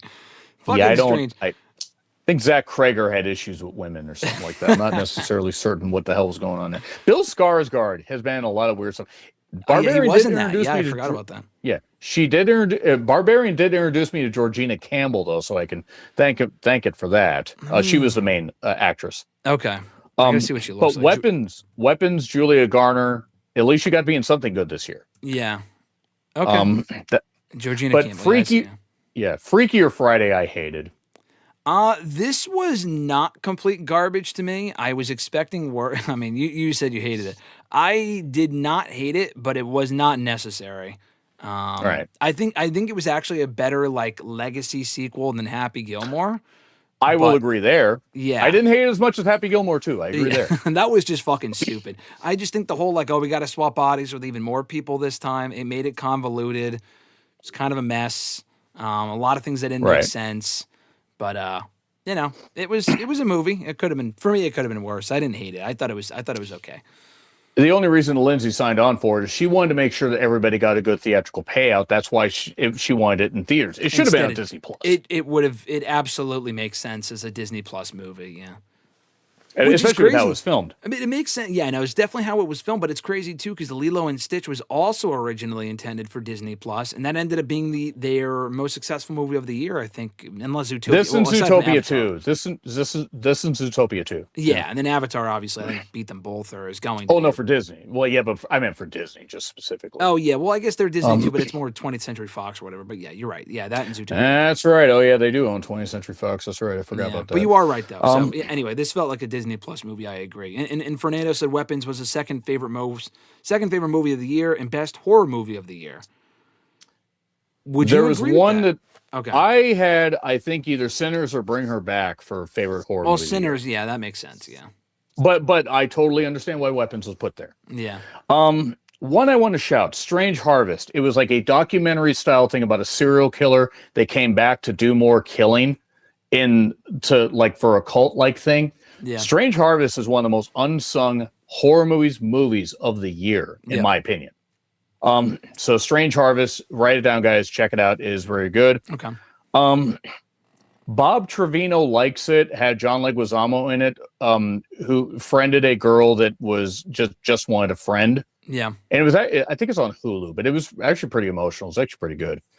All We Imagine as Light was set in Mumbai. Okay. And was about 3 women dealing with living in Mumbai, the expensiveness of it, and maybe having to move back to their old villages. Very beautifully filmed, magnificent music, really, really good stuff. I really liked All We Imagine Is Light. Nobody 2. I liked it, but the first one's way better in my opinion. First one's way better. Yeah. First one's way better. First one's much better. better. That was Sharon Stone as the villain, by the way. For this movie. For Nobody 2. Yeah, who's that Sharon was Stone? Stone. That was Basic Instinct. Okay, yeah, I know. I saw it with my dad or something, and he said, like, why does she look familiar? I don't know if I knew who she was, but we had this, I had this conversation with him like 4 months ago. Yeah. I didn't know until I looked it up later. Yeah, that's crazy. I will say, I thought the first one was better. I did like, but it was good. Yeah, I didn't like the Alto Knights. Robert De Niro could only do so much. Yeah. It was just your basic mob movie. Yeah. Americana and Eden are 2 movies that are drastically different in tone and have Sydney Sweeney in them, and they're both terrible. Okay. Americana is a big problem because the movie itself was like a modern Western that just didn't work. Yeah. Eden had a lot more problems than Sydney Sweeney, but it's just like, smile, have a personality. Yeah. Can you spell personality is what I want to say to her, but no, I'm sorry. No, it's the anti-Sydney Sweeney podcast today, but I'm sure you're not alone in feeling that way. I am not done dumping on Sydney Sweeney. Oh, I know. There's more movies that come. That came out wrong. But Honey Don't had Margaret Qualley in it and Aubrey Plaza, and was a continuation of like the universe that Drive Away Dolls was in. Okay. Problem is, I didn't like Drive Away Dolls, even though Margaret Qualley and one actress is in. I can never say her name right, but she's a beautiful Australian Hindi actress. But Honey Don't, hey, Margaret Qualley and Aubrey Plaza getting that close in a couple scenes, sign me the fuck up. But the problem is, Chris Evans was a preacher that didn't practice his own morals. There were parts of this that worked. Okay. And Margaret Qualley, by the way, is the daughter of Andie MacDowell. And you can see it if you know who Andie MacDowell is. Yeah, yeah. But there were parts that worked, but ultimately it felt rushed and felt incomplete. It Feeds has Ashley Greene in it as a psychic woman that tries to save her daughter from evil forces. Mm-hmm. Her daughter also has the same stuff. It Feeds actually is pretty good. Caught Stealing was very good. Okay. Austin Butler was very good in it. Zoe Kravitz. God, those are some incredible genetics that she has. But no, it was quite good. Yeah. Quite good. I haven't heard the guy that was in Last Night in Soho was also very good. I heard of that movie. Yeah, I haven't seen that one either, but I know I've Netflix. That's a Netflix movie? It's on Netflix? It's on Netflix. It's not Netflix original, but it's on Netflix. Yeah. On Swift Horses has a really good cast and not much else. Mm-hmm. Which is disappointing because I was looking forward to it. Yeah. The Roses has Benedict Cumberbatch. Stop laughing. This is a serious show. And Olivia Colman. And it's a remake of The War of the Roses. Unfortunately, it's not a very good remake. Mm-hmm. War of the Roses, if you ever get a chance to see it, is a very nice, biting commentary that has, I believe, Kathleen Turner and Michael Douglas. Okay. And it's very good. Danny DeVito directed it. Oh, really? I didn't know he was a director. He was also in the movie. He was. They had to get him a real high chair so he could see in the camera. But they had to. It's like lifting up a midget just so they can know. That was good. War of the Roses The Roses had moments, but just didn't come together. Okay. Run is. It's like if you took parts of Waiting to Exhale and threw aliens in them, and then took all the budget and star power out. Mm-hmm. No, really, that's basically what it is. Raw File is a found footage film that is made on a micro budget that was set in a British high-rise. It's actually pretty good. The Threesome was pretty damn good. That was a mystery movie I saw about a threesome going horribly wrong. Not horror, but comedy. Oh, okay. Yeah. The Conjuring Last Rites. I'm going to assume it was garbage, yeah. No, yeah. I was so disappointed by it because I wanted it to be good, but it wasn't very good. Were the other installments good, though? Like the more recent ones? First Conjuring, yes. Yeah. Second Conjuring was better than the first. Third Conjuring waffled a little bit. Okay. This one just felt like it was trying. I don't know. So the other ones were okay. Or good to good. I thought they were not good. Annabelle Creation was the best of the spin-offs because it was a proper prequel. Okay. The Nun 2 were not very good. They want to do a Nun 3. We know how the Nun goddamn ends. I could sit here for an hour and explain this, but I'm not going to. But The Conjuring Last Rites just was not a good use of not a good way to finish off the timeline. Yeah.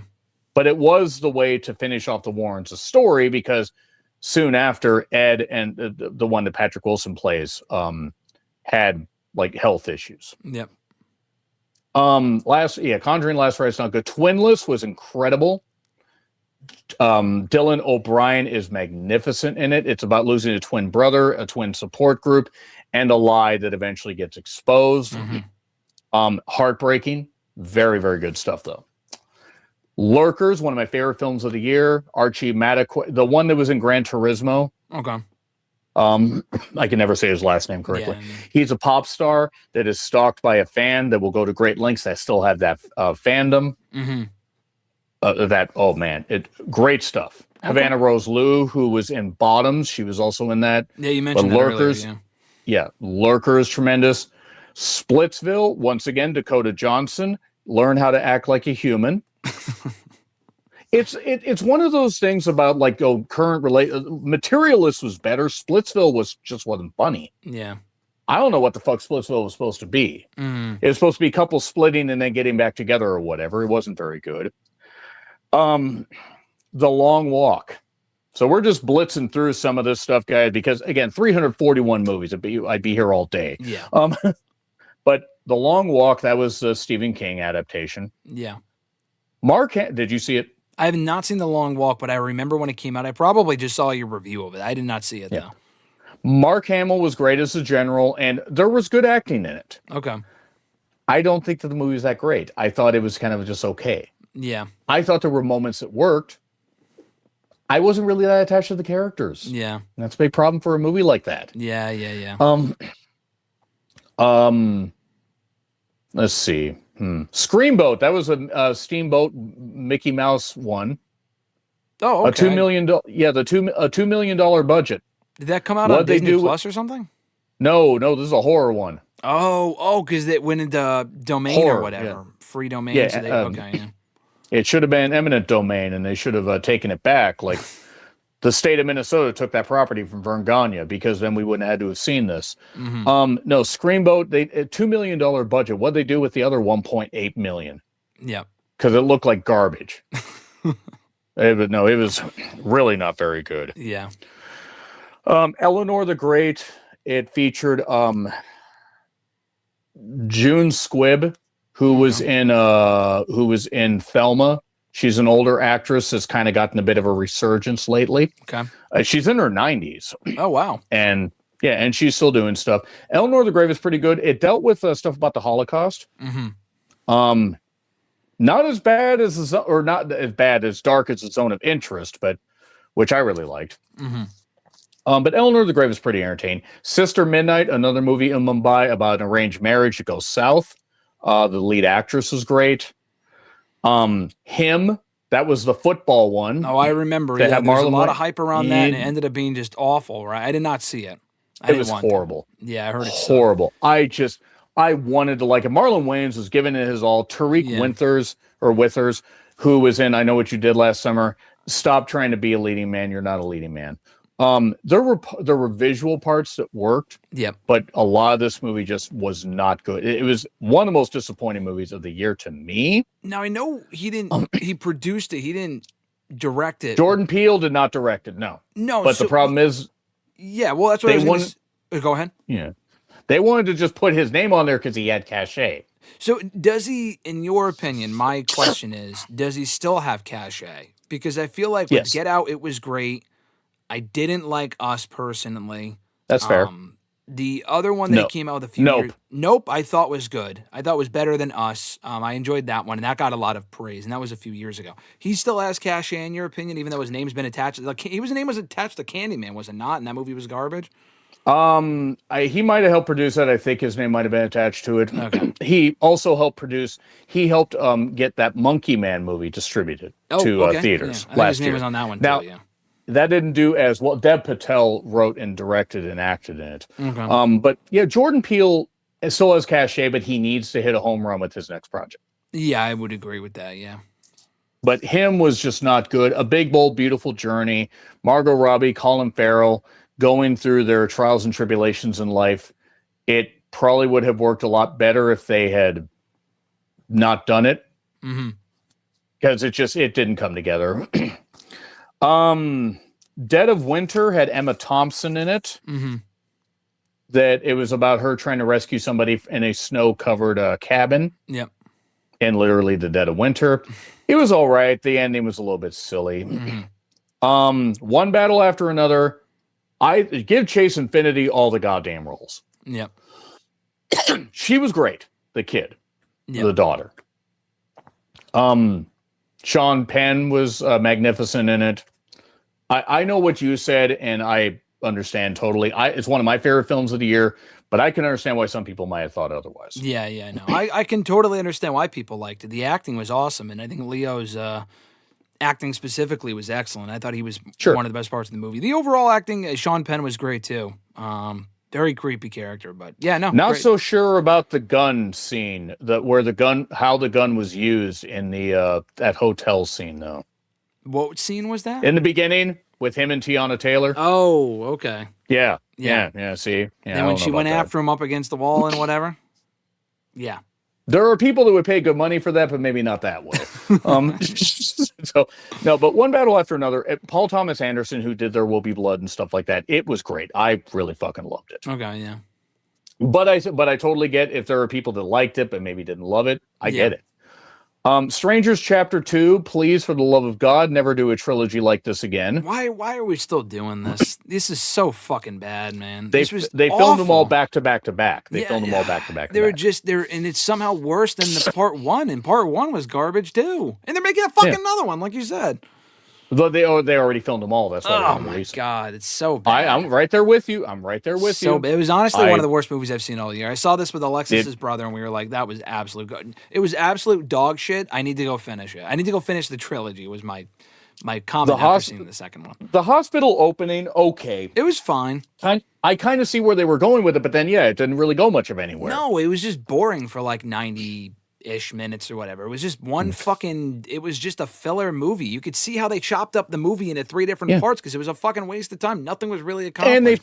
And they fucking spoil what we're gonna see in the third one with that little mid-credit scene. Yeah, with the okay, we're not gonna be shocked by anything, I guess. I know, exactly.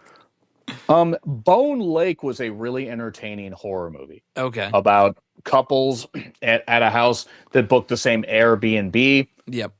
It was a mystery movie, and I fucking loved it. Good Boy, that was from the perspective of the dog. Yeah, was that good?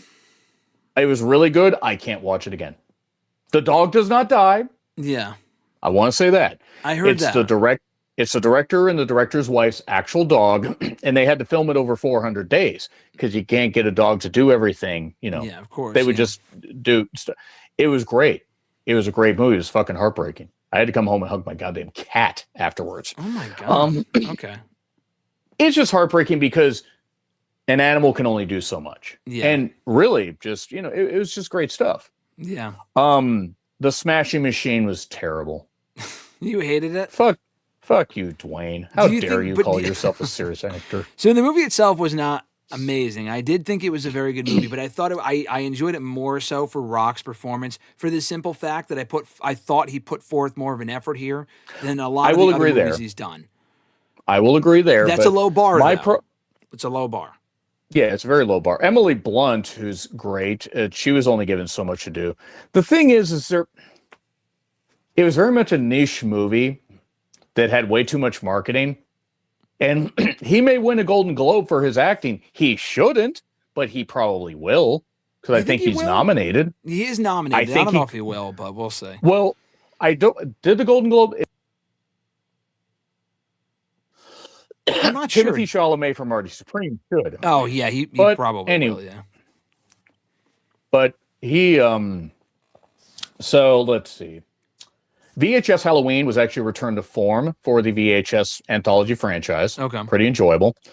Fun Size is the best tape of them, just for those that wonder. Mm-hmm. They remade Witchboard, a 1987 horror movie that was so remarkably shit that I lambasted the director in my review.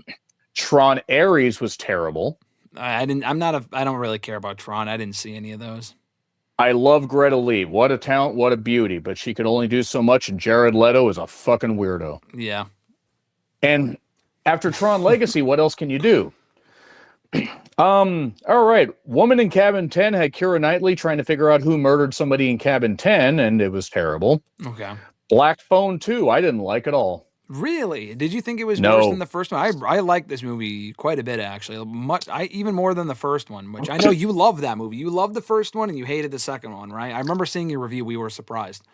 To me, and again, rewatching the first one, I can see why some people didn't like it. And there were parts I thought the ending was a little bit rushed. Yeah. But it just felt to me like this one wasn't necessarily that great.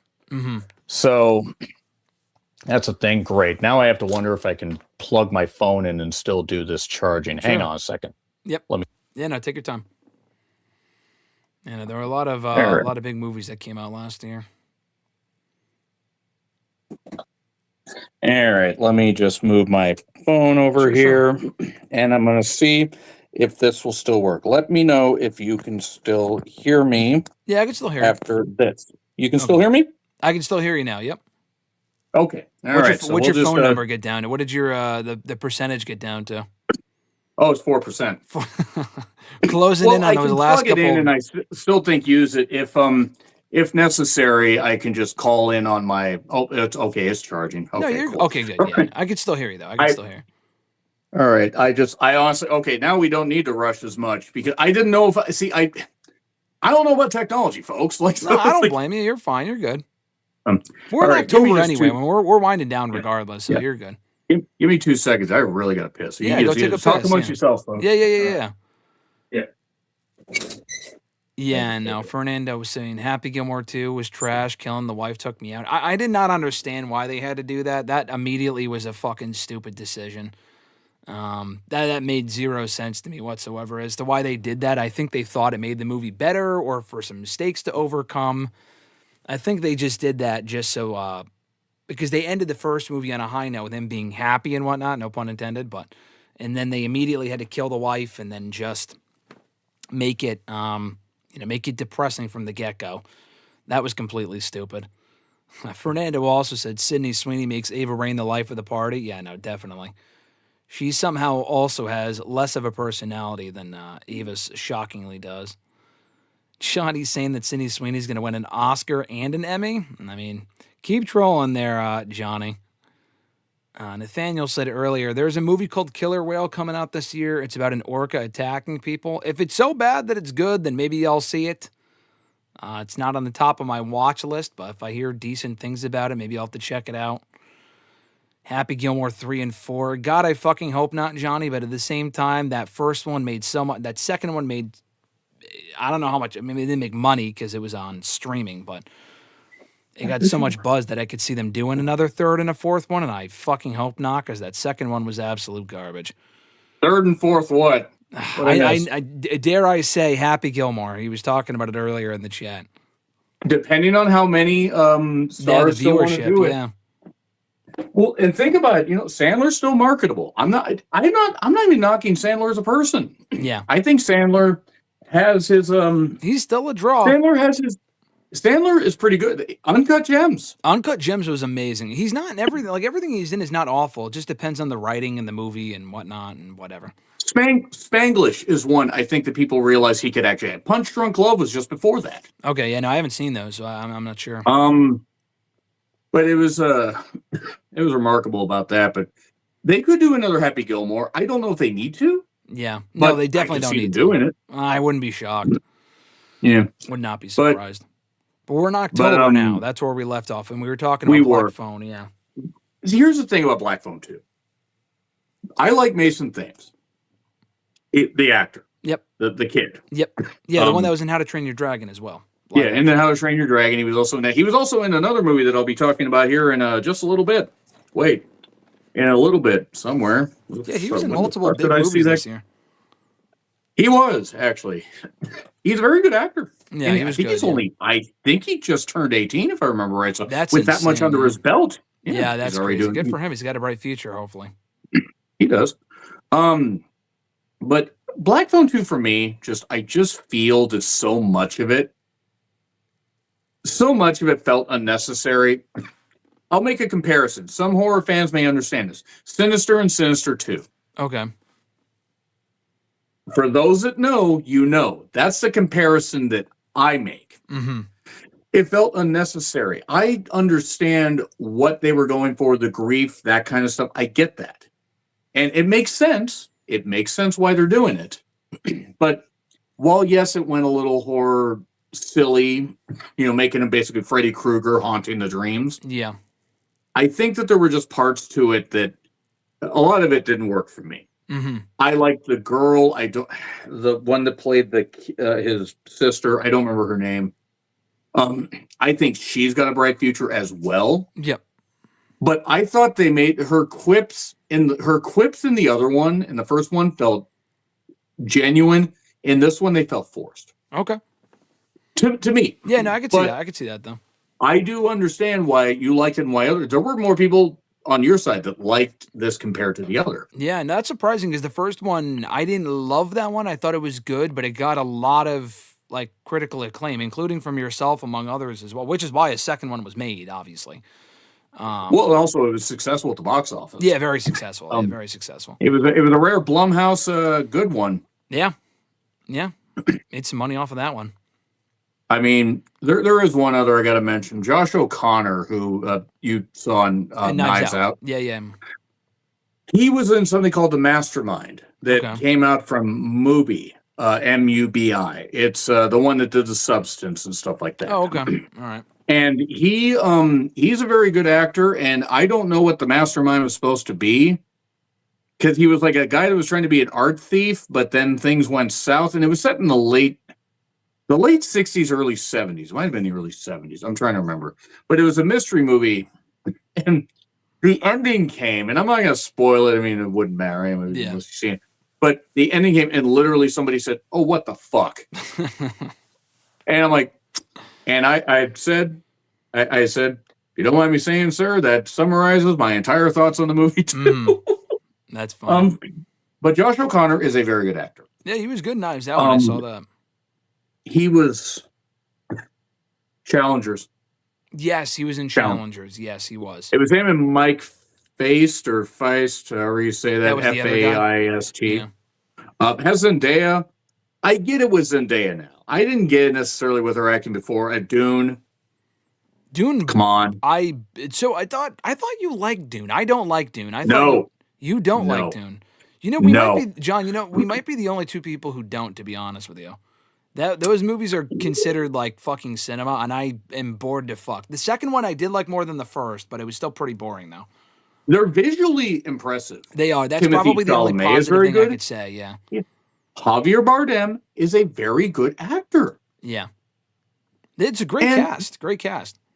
I love Rebecca Ferguson, not just for her acting, the fact she's an incredible beauty, but she could only do so much. There's only so much that could happen on this. Yeah, it's just fucking boring to me.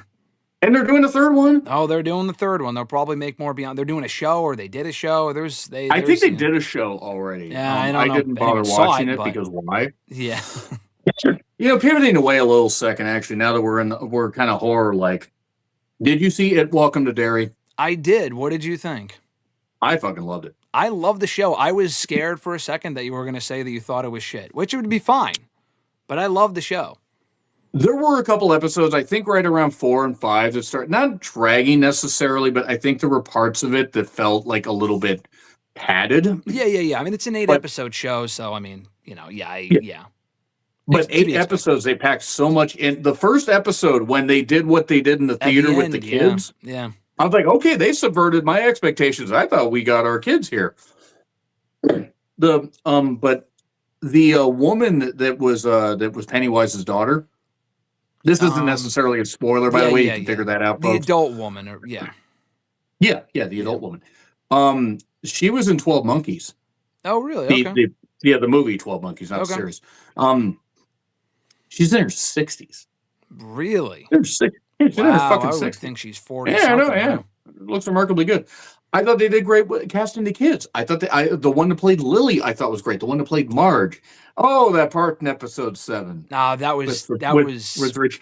yes. I with saw it Marge, at work. yeah. I go, I won't spoil that one, but I saw that it's like, oh, there's only room for one. Don't you fucking, God damn it. Yeah. Oh no, that scene was depressing. That was heartbreaking. Dude, Yeah. Fernando I said the had to show's fire too. I watched it at work. I had to pause this. I need to go do something. I need to take my Yeah. mind off. I thought you were talking about the scene with Marge when As the fire's going. Yeah. No, that one. Yeah, no, that scene's heartbreaking. I thought you were going to say the scene when Pennywise kind of gets to her with the eye thing. That was good. That was great. No, I was just like, oh, it makes you like anything with the eyes. eyes. The part where her eyes are coming out like that. And then she does. Oh God, yeah. No, that was great show. Great. A lot better. I love how they tied stuff into the movies. I thought that was great. Yeah. Yeah. They tied it right into the first movie. Yeah. Yeah, for those that have not seen it, if you love the It movie, maybe nothing against the Tim Curry one, because the Tim Curry one, actually the first half's fine, but with the adults, nothing against the adults. I love Annette O'Toole. Even the director says the second part with the adults sucks because it was a made-for-TV movie. Yeah. Back when you actually could do that and have a decent budget. But to me, just looking at the kids that were in the It movies and how their characters sort of get interspersed or referenced in this one. Yep. I can't wait for season 2, because season 2 is going to focus on 1935. Go even further back, yeah. Which is where you see the part in the opening credits with Pennywise, with the Tommy gun and the gang thing that they refer. Yeah. Like the big event, big event of this one was the fire. The big event of that one will probably be that, yeah. The big event. I think of the other one. 1908. I think will be the one where they show the priest and the kids. Oh, okay, all right. That song though they picked for it, "A Smile and a Ribbon." The theme song for the show. Yeah, the theme song. That just fits so good. Yeah. No, I love the show. It was honestly one of my, maybe it just more so because it just ended like a month ago, but that was one of the best shows I saw all year, to be honest with you. Some shows are like, you didn't see Peacemaker, right, with John Cena?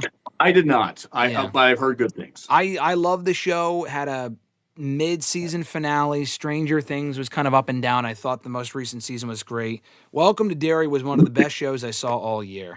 And it was funny because for a show that had almost no hype too, it like kind of came out of nowhere, and they announced it for like late October, only a month before it came out. It kind of came out of nowhere. I know we're talking movies here, but yeah, I'm glad you brought that up because that was really good. Once we got on Black Phone, I thought tying to Stephen King because Joe Hill did it. So I was like, let's talk about that, because it's like now that the phone's charging, it's good. Now we can talk about it. Yeah. Fernando also said, spoiler alert for those that haven't seen it, but he said I was very surprised that Marge was Richie's mom in the future. Oh God!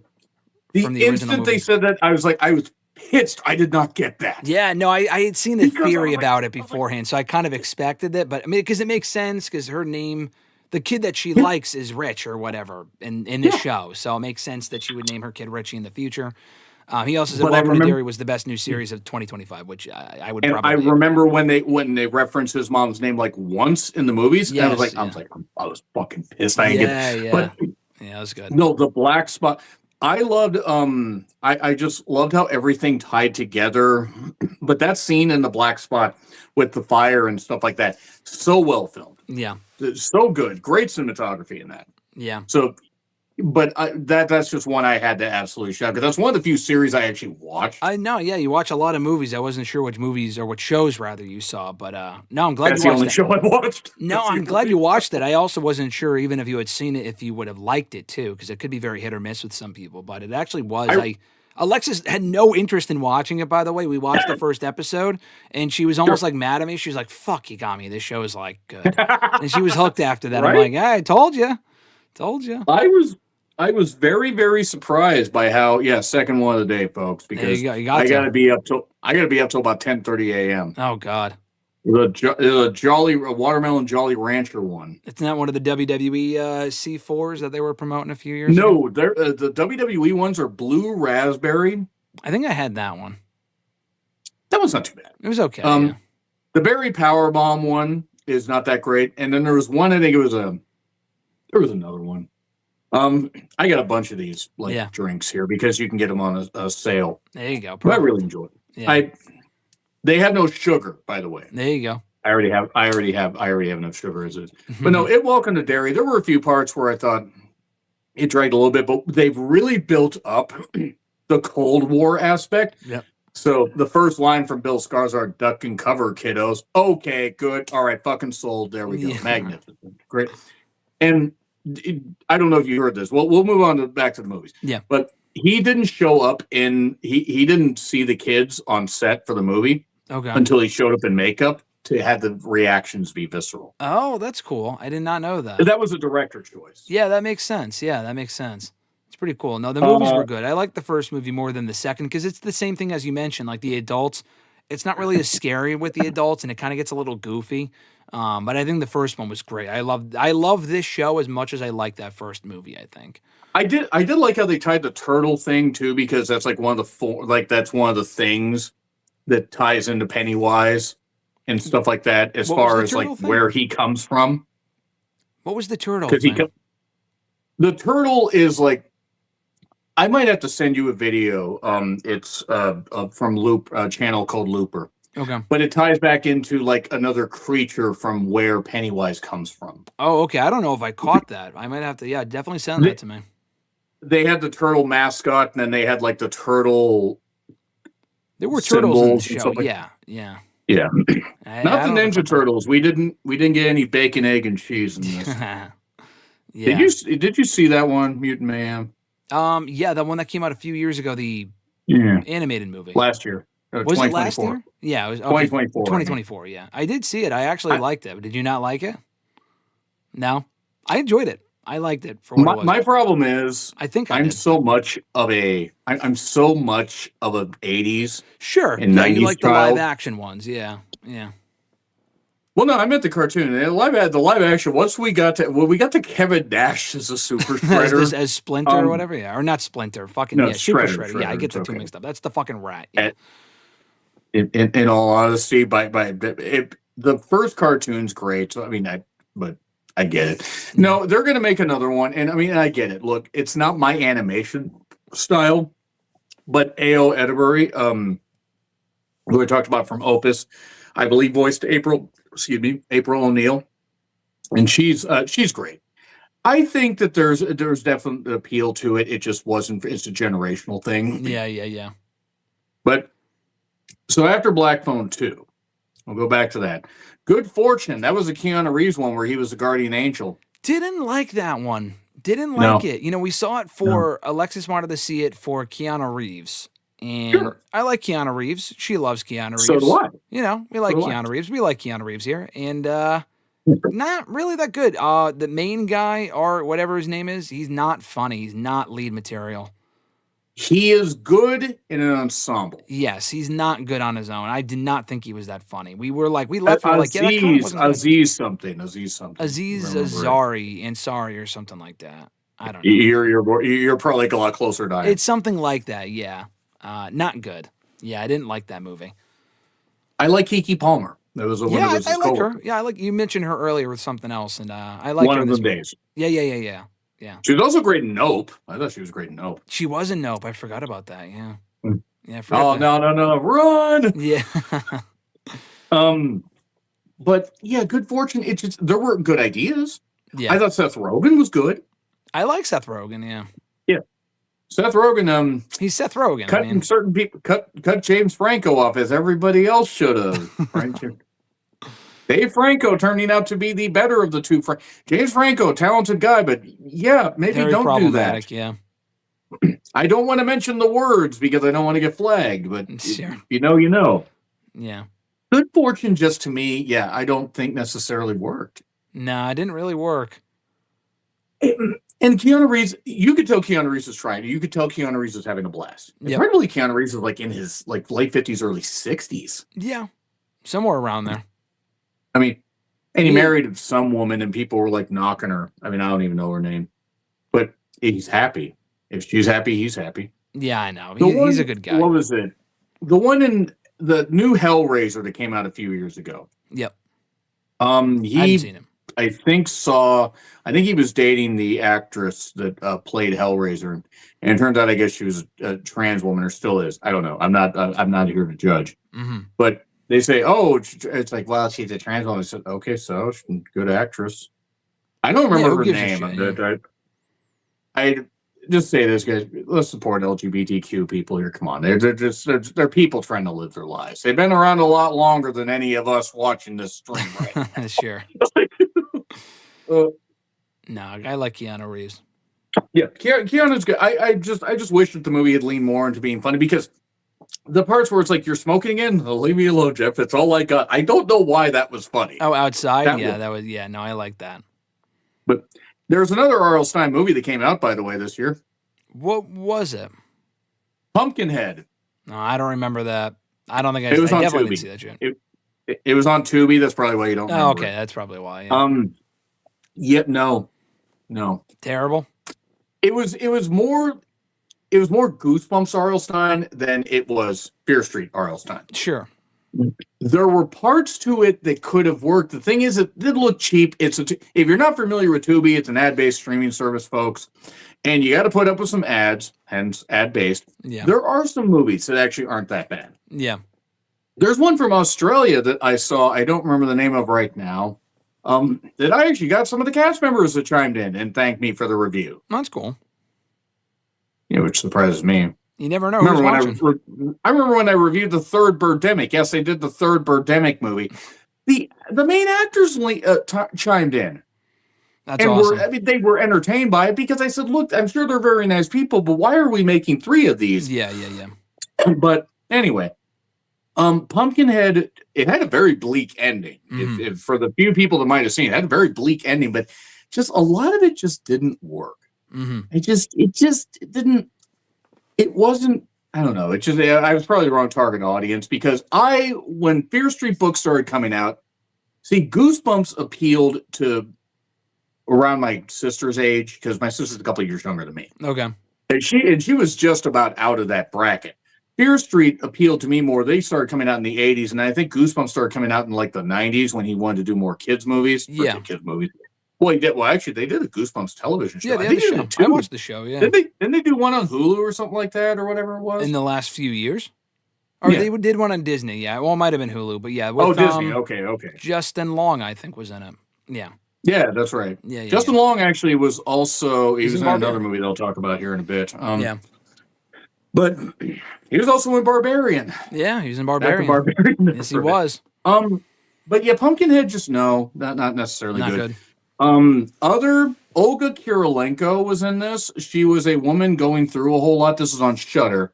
And yeah, I don't know why they thought Olga Kurylenko in the year of our Lord and Savior 2025 was a good leading actress idea, but no. Not necessarily good. One I want to shout is Invader. It is a balls-to-the-wall, blitzy, 67-minute movie that is involving home invasion and people trying to escape this home invader. Okay. And actually, it's pretty goddamn good. I think it's on Amazon for free. Shell is one I want to talk about. It has Elizabeth Moss, and it has Kate Hudson in it. Okay. Paramount Plus original. Makeup company that goes totally tits up. Because it's obviously causing issues. It's body horror-like. And, you want to make yourself younger and more beautiful. And you want to... Oh, wait, that's the Substance. It's just the worst version of that, then. Yeah, pretty much. Micro budget. Did you see The Substance? I have not. I know, it's a big movie, but I still haven't seen it, though. Oh, I was curious. Yeah. I was very... You might have seen me say this. I don't know. But I was very disappointed when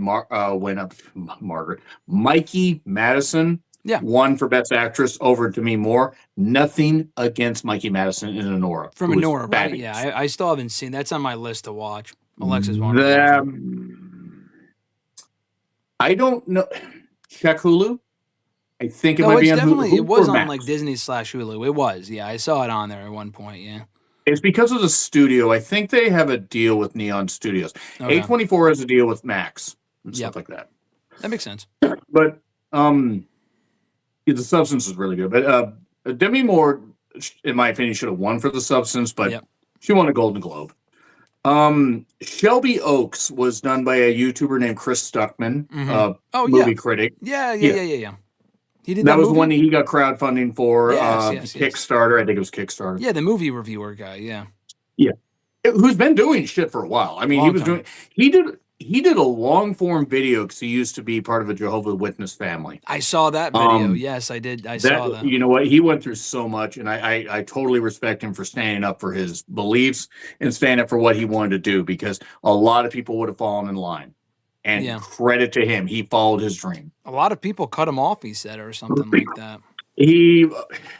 Family. Stuff like that. But I believe he's got his wife, I think, actually helped him with the movie. But his wife, I believe they had twin boys. Oh, well, good for if him. I remember right. And so everything's been going good. I did see Shelby Oaks. I got to see it as a mystery movie at AMC. I will say that there were issues. Yep. It was a small budgeted movie. Neon Studios did give him additional funding to finish what he wanted to finish. Keith David had a scene in it. Okay, I like Keith David. Yeah, it was one scene, but good on him. It was set in a Midwest area because I believe he's from Ohio. I don't remember the city. It's not important, but it was about a woman trying to find her missing sister. Mm-hmm. It's pretty good. It's not great. I might have been a little kind to it because I understand the effort that went into it. Yep. Is it the best movie? No. Is it enjoyable? Yes. It is very enjoyable. All right. It's like that Alan Wake game, though. So it's a lot like that. Yeah. Yeah. Fernando said he's a huge fan of John Stuckman. He's one of my first YouTubers I watched back in the day. So there you go. Yeah, Stuckman's great. I mean, him, Amanda the Jedi is the one I go to. Yeah, you mentioned her before, yeah. Canadian YouTuber, hilarious. Goes to a lot of film festivals, does stuff on. I mean, I'm not trying to shout her out here, but she's pretty good. Mm-hmm. Her humor kind of, I would say, sort of matches mine, but she's much more. I don't want to say manic in a bad way. She does editing with her stuff. If you guys have seen my videos, I don't do any editing or fucking post production, guys. Sure. I shoot it and I post it. Yeah. And that's partly because I don't have the time to edit this stuff. Yeah. I'm the same way. But Shelby Oaks is good. So then they did you ever see the original? It was in 92, The Hand That Rocks the Cradle. No, I've not heard of that. I wish I could remember the actress's name. But the actress, it basically, there was an accusation of a crime that led to the death of a husband, that led to the wife of that husband, the widow, trying to infiltrate the family that she feels led to the downfall of her husband, who was a creep, by the way. Yeah. But becomes a live-in nanny and stuff like that. Mm-hmm. This dealt with I think Micah Monroe was in it. She was the one that was in It Follows. Oh, okay. Yeah, and I remember that movie, yeah. Long Legs, if you remember that one. Yep. That I didn't like very much. Yeah, you mentioned that earlier. I thought Nicolas Cage was good. Micah Monroe, I think she's a better actress, but to me, she's a lot like Sydney Sweeney in that her emotion, like range, goes from confused to slightly more confused. Yep. But The Hand That Rocks the Cradle, the remake, I don't really know why we needed to remake this, because I saw the original. I thought the original was pretty good, but it was just unremarkably. It was about the same length. But yet they tried to do different things with it, but then ended up in the same place, but just in a messier situation. Gotcha. One that had Ethan Hawke in it. It was about the after party of the first showing, or the first night of Oklahoma, the play that led to Rodgers and Hammerstein doing their stuff. Yep. Their musicals, like, Sound of Music, I think was one that they did. But Ethan Hawke was great. It was called Blue Moon. It was this was October, right? Or no? This was October, early November. Okay. I'm trying to remember. No, early October, early November. Okay. Because I think we're out of October now. But, yeah, you mentioned Shelby Oaks. That was late October. That was late October. So yeah. But November had quite a few releases that we're going to talk about here in a bit. Anything I don't mention, I'll bring up. Yeah. But Blue Moon was well acted. Had another appearance from Margaret Qualley, who just look at her. I mean, she's a great actress. Yeah. But just fascinating to look at. Could fit in the 40s. Could fit now. Just so great. Just so great. It was really well acted. It's a much more of a streaming movie. I do remember seeing it in theaters and thinking, hey, okay, I don't know why this got released in theaters, but it was well done. Yep. I mentioned Mason Thames. We mentioned Mason Thames before. He was in Regretting You. Oh, okay. Yeah, no, I see that movie. I didn't see that, but. Do you remember the hype around It Ends With Us? No. Blake Lively and... Lively, yes, that whole controversy from Colleen Hoover. That act. Yeah, this is another book from Colleen Hoover. Dave Franco and Allison Williams. Allison Williams, who was in Megan. Yeah. Dave Franco, who was in Together. McKenna Grace, the one that played Egon's daughter in the most recent Ghostbusters movie. Yeah, Ghostbusters movie. She was in Five Nights at Freddy's. This is her now as a blonde. Yeah. Okay. It's another coming of age movie. But it's so bad. It's so fucking bad. And I like McKenna Grace. I still can't believe that the one that looked like she was about 11 when Frozen Empire came out. Yeah. She's now suddenly going to be 20 this year. Wow, that's crazy. And the amount of movies she has under her belt. Yeah, she's already done a lot of stuff.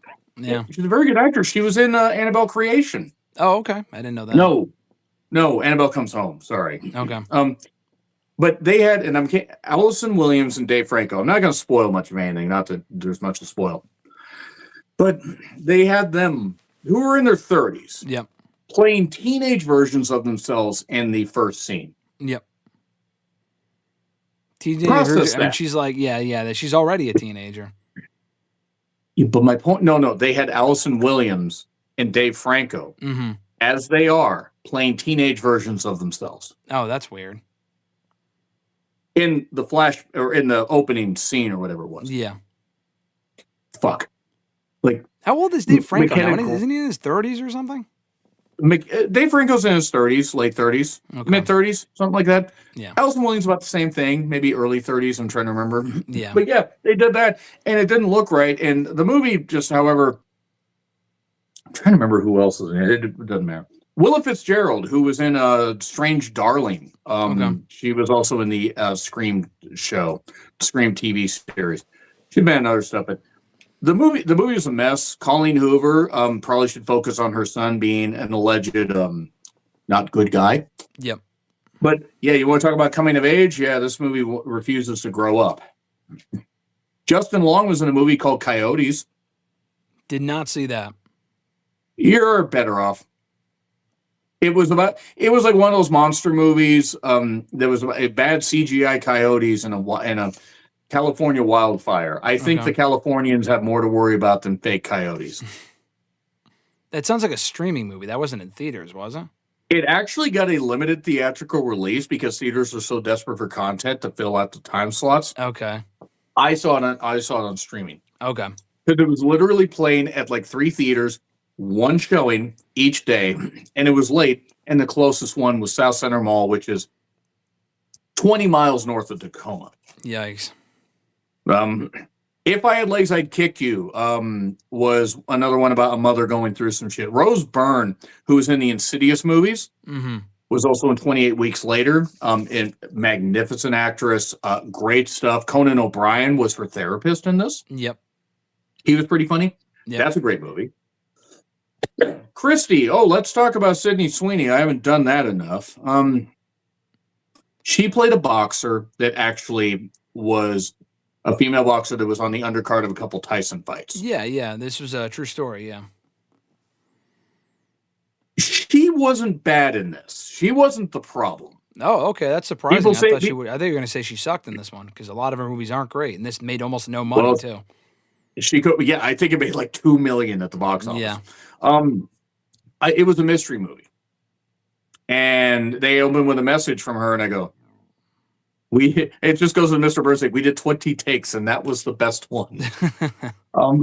But anyway, Ben Foster was in this as her husband, and there were things that they did. There were things that they showed that were pretty dark. There were parts that worked, but there was a lot they skipped, and a lot that I feel they didn't do to honor the legacy. The woman's still alive. Katie O'Brien was in this. She was in Love Lies Bleeding and was also in Mission Impossible: The Final Reckoning and Twisters. Yeah, she's the one that kind of has the very lesbian haircut. Okay. Which is fitting because she's gay, but just very strong as one would note. But Sydney wasn't the problem in this. The acting wasn't even the problem with this. It was just such a niche thing like the Smashing Machine, but at least the Smashing Machine made a few million. Yeah. Christie made almost no buzz. No, zero. It made almost no money whatsoever. Black Bear Production didn't get to do, or didn't get much out of it. Yeah. Which is kind of their fault. Begonia. This was the one with Emma Stone. Emma right? Stone. Yeah. Emma Stone, Jesse Plemons. I don't remember the guy that played his cousin. I don't remember the actor. I remember the guy. Yeah. But it was fucking magnificent. Liked it. Okay. Yeah, no, it had a lot of hype. I saw like 1 million advertisements for this movie. Well, did you see Poor Things? Yes, I didn't like Poor Things. I liked it less than One Battle After Another. I liked much more than Poor Things. But Poor Things, I can recognize what was great about it. It was kind of weird for me. It's just from the same director as that. And also he did a movie called Kinds of Kindness, and he's done other stuff. All right. Begonia to me was just really, really well done. Emma Stone is phenomenal. It is wild to see where she started with comedies like Easy A, even though she had been in movies before that, and just to see the development of her. Yeah, Pineapple Express or whatever it was, or Superbad rather. I think. Yeah. The Superbad. I don't remember who else was in Pineapple Express now that I think about it. Yeah. What you just said, Superbad. I gotta rewatch Superbad at some point. But she was great in Begonia. Jesse Plemons was great. He was great in Antlers. Yep. And this was a a great theatrical time. They needle dropped Chappelle Roan's I think is how you say it. Good Luck Babe. Yep. That's an artist I actually didn't even really know something about. The song that they had in the Megan 2.0 trailer, the teaser, was Chappelle Roan's Phenomenon. Oh, okay. Which is I didn't even know what the fuck the song was. Better than the movie itself, I'm sure. Well, it was over quicker, and the song's only like 3.5 minutes. Yeah. But Begonia is really good. I think it's on Peacock if you get a chance to watch it. All right. It's weird. So if you and Alexis sit down for it, it's weird. Yeah, all right. God, let's see. House of Dynamite was what would happen if a nuclear strike or a missile strike was going to hit the U.S. Yep. Here's the problem. I made it sound a lot more interesting than it played out.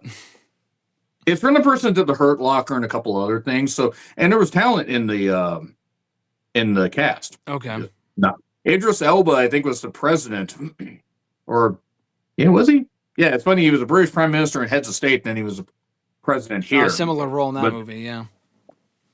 But yeah, House of Dynamite, no, not necessarily. Great, terrible actually. Did you see Predator Badlands? I liked Predator Badlands. It was different from the other ones, but that's what I liked about it. It was not the best installment, but I liked it because, it kind of focused more on like the comedy aspect and shit, but it had a different vibe to it. I did thoroughly enjoy Predator Badlands. I liked it a lot more than I expected to. Yeah. I still gave it like a B. I gave it like 3.5 stars. There were issues it wasn't with like amazing. It's still pretty. 3.5 for you, John, is pretty. Honestly, that's high praise. That's high praise. Here's basically how I grade stuff before we just finish this up, because we have a few more movies and there's stuff for you to talk about. If it's half a star to a star, it's absolutely horrendous. Yeah. If it's 1.5, honestly, 1.5 to 2, sometimes there could be potential, but it's often boring. 2.5 is a C to a C plus. It's okay. It's fine. It's there. I don't do a lot of 3 stars because that's kind of almost middle of the road, but that could be a B minus. 3.5 is either a B to B plus. And 4 can be a B+ to an A. Yep. It just depends. There's just a little bit of a twist. 4.5 to 5 is A+. Yeah, of course. Yeah. But with Predator Badlands, I gave it a B. And I mean, there was the point about, I thought Elle Fanning was pretty good in this. Yeah, I thought she was good. Yeah, no, Fernando said the same thing. He thought it was fire. Best out of the franchise since Predator 2. I'd have to think about that. I enjoyed the first one more. I like Killer of Killers, and I like Prey. I think Prey might honestly be the best one, personally. Prey was a lot better than I thought it would be. Prey was excellent. We did, of course, have Alien versus Predator, which... I had not seen those. I don't want to. I heard those are not good. I mean, the first one was okay. Yeah. Except the Queen drastically changed her size in the last chase, depending on your perspective. Mm-hmm. But Predator Requiem wasn't very good. There was Predators. There was one Shane Black did that I think was called The Predator. I don't remember. Yeah. Predator Badlands, I mean, there was the part where Elle Fanning's leg strangled the guy. I go, there are worse ways to go. And people say, John, are you okay? No. I said, how long have you been following this channel? Why would you be asking me that? Yeah. But I thought it was entertaining enough. I mean, and it made some money, which is good. Yeah, it did well. It got a good review. I'm sure they're going to make more installments. The guy that made this also made Killer of Killers and Prey. He was behind all 3 of them. And Killer of Killers had a lot of really good ideas. I'd love to see them expand on another movie. Hopefully something theatrical with a bit of a bigger budget. Yeah, no, I agree. I would love to see some of that stuff. Yeah, no, I agree. Die My Love. That was one with Jennifer, almost said Love Hewitt. That would have been wrong. Almost said Jennifer Lopez as well. That would have been wrong because we're talking about good actresses. Jennifer Lawrence. Okay, not a Jennifer Lawrence fan. All right. No, I'm a fan of Jennifer Lawrence. Okay. I'm talking about good actresses. Okay. Jennifer Lopez sucks. She would still be a backup dancer if Selena hadn't been shot. Mm-hmm. But anyway, God, I was 14 when that came out. Good Lord. So, Robert Pattinson was it. It was about motherhood and, a relationship fracturing. I feel like I'm repeating myself because there's just so many things about mothers going through shit. Yeah, it's a lot of similar movies, yeah. But the thing is, Die My Love, Jennifer Lawrence gave it her all. Robert Pattinson was fine. There were parts in this that were okay. Yep. I really like this one, though. I really like this one. Mm-hmm. I thought it was messy. I thought it had its issues. And unfortunately, just ended up being more... It ended up being more style than substance. Mm-hmm. But Jennifer Lawrence has some great scenes in there. Also, you get to see her naked a couple times, and that's not the worst thing. But did you see Frankenstein, the Netflix one? Yes, I actually really liked that, yeah. I thought it was excellent. I liked it way more than I thought I would. And I thought Oscar Isaac was excellent, too. I didn't see it in theaters, though. That's my only regret. I wish I had seen it in a theater. It was playing in 2 theaters in my area. It was playing in Monroe, which is a city about 30, 40 miles to the south and east of me. But Monroe is the one road in, one road out type of town. Yeah. So if there's ever accidents, you're fucked. It was also playing at a little theater in Bellingham. I decided to wait because I had so many other movies to watch. Yeah. I'm glad I did wait to watch it on streaming, not because I didn't want the theatrical experience. It's long, though. But because I could pause it. It's a long movie, yeah. Mia Goth, it's wild that Mia Goth played the love interest, but also played the mother in different makeup. Yes, I didn't know that until after the fact. Yeah, I thought that was I actually had to look. I had to look it up too. Yeah, I didn't know that. I thought that was well done though. I thought that was. She's cool. Another one that I really want to see her succeed because she's really, really fucking good. But every time I hear her talk in interviews, I go, I can't believe that's her. It doesn't even sound like her. Yeah, I know that's true. It's a weird, high-pitched British voice. Yeah, it's not what you would expect. And I know she's British, but yeah. But I really like Frankenstein. I love the expansions on stuff. Yeah. Sure, they omitted certain things, sure. But Del Toro's such an incredibly visual filmmaker. Mm-hmm. He is so good. Yeah. Now, I wish he had just gotten that movie in theaters longer than it was on Netflix, but beyond that, though, I thought it was great. I'm right there with you. It's a shame, but Del Toro was able to have more creative freedom and get a bigger window. Yep. Because if you remember, Pacific Rim, as fun as Pacific Rim wasn't that successful, so people weren't sure about giving him a big budget. Not that he isn't talented. Pan's Labyrinth is a visual treat. Yeah. And that part with the goddamn demon with the eyes and stuff like that. What the God, Del Toro's weird. Great follow on Twitter, at least what I can understand of him, because he's very Spanish. But I like Frankenstein. One of my favorites, Little Amelie, or the Character of Rain. It was an animated film that was about a 3-year-old. Yeah, about a 3-year-old girl that experienced love loss and stuff like that. And fuck, I cried during it. Which is kind of funny for me to say. But yes, even my black heart can be gotten to, guys. But that was really good. It's only like a 75-minute movie also. Oh, wow. That's a quick one, yeah. Well, remember how I talked about like last year, Flow, that one about the cat? Yeah, that won the award for like best animated movie or some shit, yeah. Yeah. Did you end up seeing that? Not yet. It's on my list of Alexis wanted to watch it, so we will watch it at some point, hopefully soon. It is very visually impressive, and it's amazing what they went through to make it. Yeah. A lot of great team ups with that. Little Amelie, or the Character of Rain, is another one. Not quite to that level. I think Flow is better. Yep. But I did love the capybara just not giving a shit. Just they're very low key creatures. But I really like that one. And Tyler Perry, Finding Joy. If you want to see him do a rom-com that has absolutely no business being on any kind of film, celluloid, any kind of silent film, you could watch this on silent and hate it. Mm-hmm. The acting, the scene blocking, the dialogue in particular made me think, has Tyler Perry talked to an actual human before? Yeah. 3 movies this year, and this was the worst one of them. Wow. Not to play spoiler. Eternity, the one with Elizabeth Olsen and Miles Teller. Yeah, Alexis wanted to see that. Did you like it or no?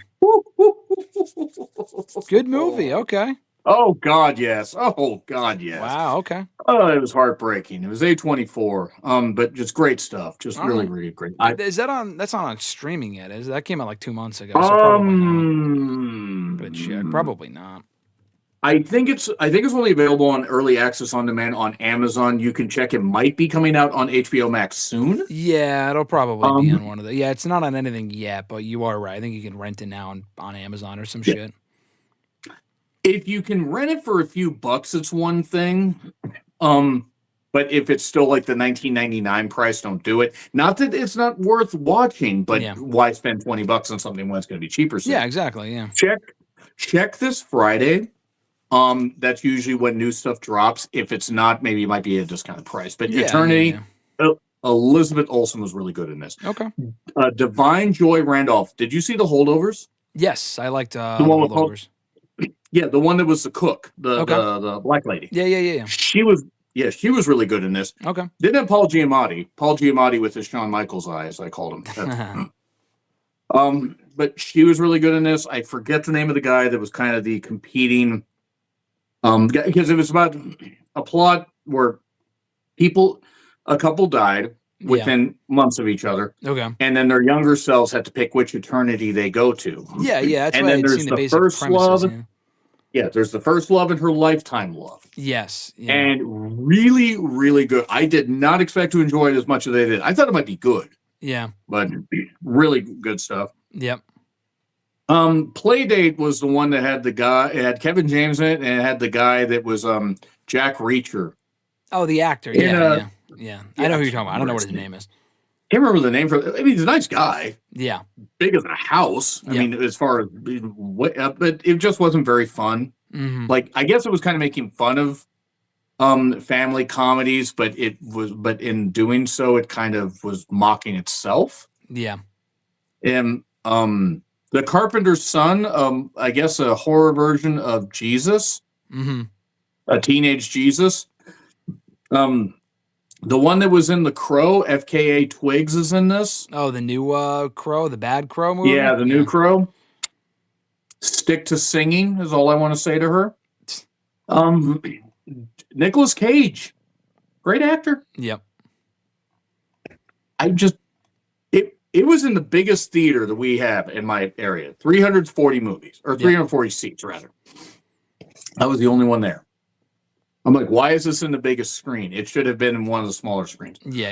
It made a couple billion, maybe. I think it's on Shudder now. but not very good. Keeper was the next one from Osgood Perkins. Earlier, Fernando, I believe, if she's still here, and others might have mentioned about the monkey. This is from the same director. Oh, okay. The Keeper had Tatiana however you say it. Yeah. She was taken to a remote cabin, and there's weird shit going on. Mm-hmm. No, didn't Not like good? it. Didn't like Keeper at all. I hated Keeper more than the monkey because Keeper felt very much like a loose first draft concept, and that was it. Okay. I don't know what the fuck they were doing with that. Did you see the new Running Man with Glenn Powell? No, I didn't see that, but I remember when it came out, though. No. Is his star starting to fade a little bit? He was in a lot of stuff like Hitman and other shit like that for a while. No, I don't think his star starting to fade at all. I think he's just so busy that you can't have all hits all the time. Okay, yeah. I did not see Anyone But You. I didn't see that. Yeah, the one with Sydney Sweeney, right? Yeah, And and it wasn't even anything against her. I just never got around to it. But, so he was good in Top Gun Maverick. He's actually really good in Top Gun Maverick. Yeah, he was. Yeah. I didn't like Twisters, but I see why people liked it. I think he's good. I think he's very likable, and he works hard. Yeah. He's going to be in another movie, I think, from A24 called How to Make a Killing that comes out in February, I believe. Okay. It's got Margaret Qualley in it. People say, Margaret's all over everything. I'm like, shut up. Don't you put that in my head. So anyway, but Glenn Powell, no, I don't think it starts fading at all. If a bunch of bombs happen, then maybe his agent will need to reassess, but he's keeping busy. Yeah. The problem is for as big of a budget as this was, it was from the director of Last Night in Soho. Okay, Edgar yeah, Wright. you mentioned that earlier, yeah. And the problem with The Running Man is it just wasn't. It had moments that worked, and there were parts that were fine, but there were parts where it ground to a halt. Mm-hmm. It was too long. Yep. It was like over 2 hours. It was too long. Yep. And there were it felt like they tacked on that last act. It just felt like there are things they could have cut out. And Glenn Powell did what he could. Josh Brolin was in it. There's good acting. Yeah. But just not. If they had released it in September, it would have done a lot better. Mm-hmm. They released it in November. Yeah, no, it's not great. Yeah, not great timing. Not with what else was coming out. I mean, let's see. I mentioned the Netflix stuff earlier, the Christmas ones. Yeah. A Merry Little Xmas, EX. I saw that. Alicia Silverstone was in it. And Melissa Joan Hart. So for those of us that are 90s kids, sure, that might have been 90s teens. Great. Yeah. Movie came out in 2025. And it had nothing to it. It was just a sitcom without the laughs. Yeah, it was inoffensive. It was inoffensive but unnecessary. Yeah. One of my favorites of the year, Hamnet. If Jesse Buckley doesn't get every goddamn A-list offer off of this role, I don't know what Hollywood is doing. Okay. Yeah, no, I heard a lot of rave reviews around this movie. Paul Mescal was great. The kid, Jacob something, I don't remember his name, who played Hamnet, Hamlet, obviously, in case you guys didn't get that. He was magnificent. Not the one from Euphoria, right? Elordi or something like that? Wasn't Elordi, Jacob Elordi, wasn't his name? No. This is a young lad. Jacob Jacob Lupe, Jupe, I think. Oh, okay. No, he was great. There was a heartbreaking scene with him, but no, the ending of that movie in particular, I'm not going to spoil it, but just Jessie Buckley, the range of emotions that she can do. And she's been great in other stuff. She was great in Wicked Little Letters. She was great in Men. Yeah. Sounded a lot less dirty in my head, but moving on. But yeah, Hamnet is incredible. Just great stuff. Sisu Road to Revenge. Did you see the first Sisu? That was the one about the guy killing. Yeah, I thought the first one was great.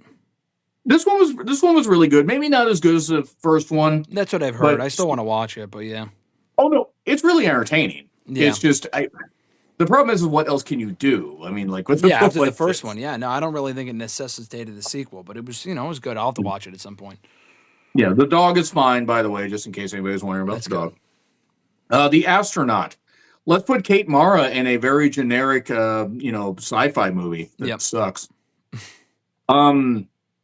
Champagne Problems was one of the other Netflix Christmas movies, and actually was fairly entertaining. Okay. Bit shocked by that, to be perfectly That is honest. surprising. Yeah, I didn't expect to enjoy it at all. After the Hunt, that was the one with Julia Roberts, where she was the professor, and there was the stuff about possible stuff that women shouldn't have to go through.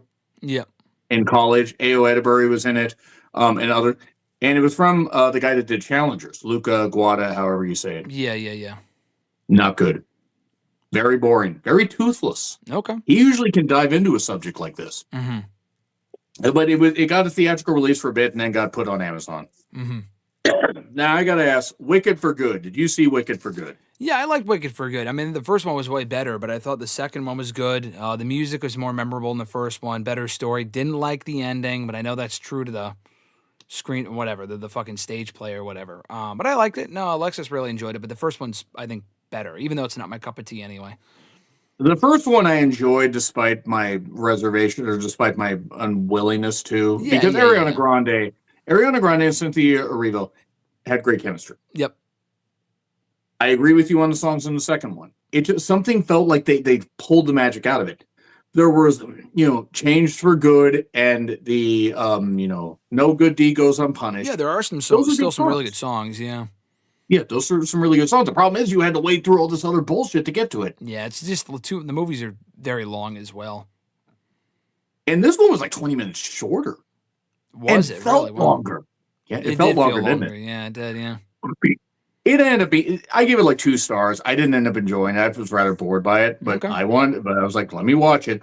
But then I reviewed that, and then I went and saw one of my favorites of the year. I'll let you know where it is in a bit. Sentimental Value. Okay. I don't know what that is. What's that about?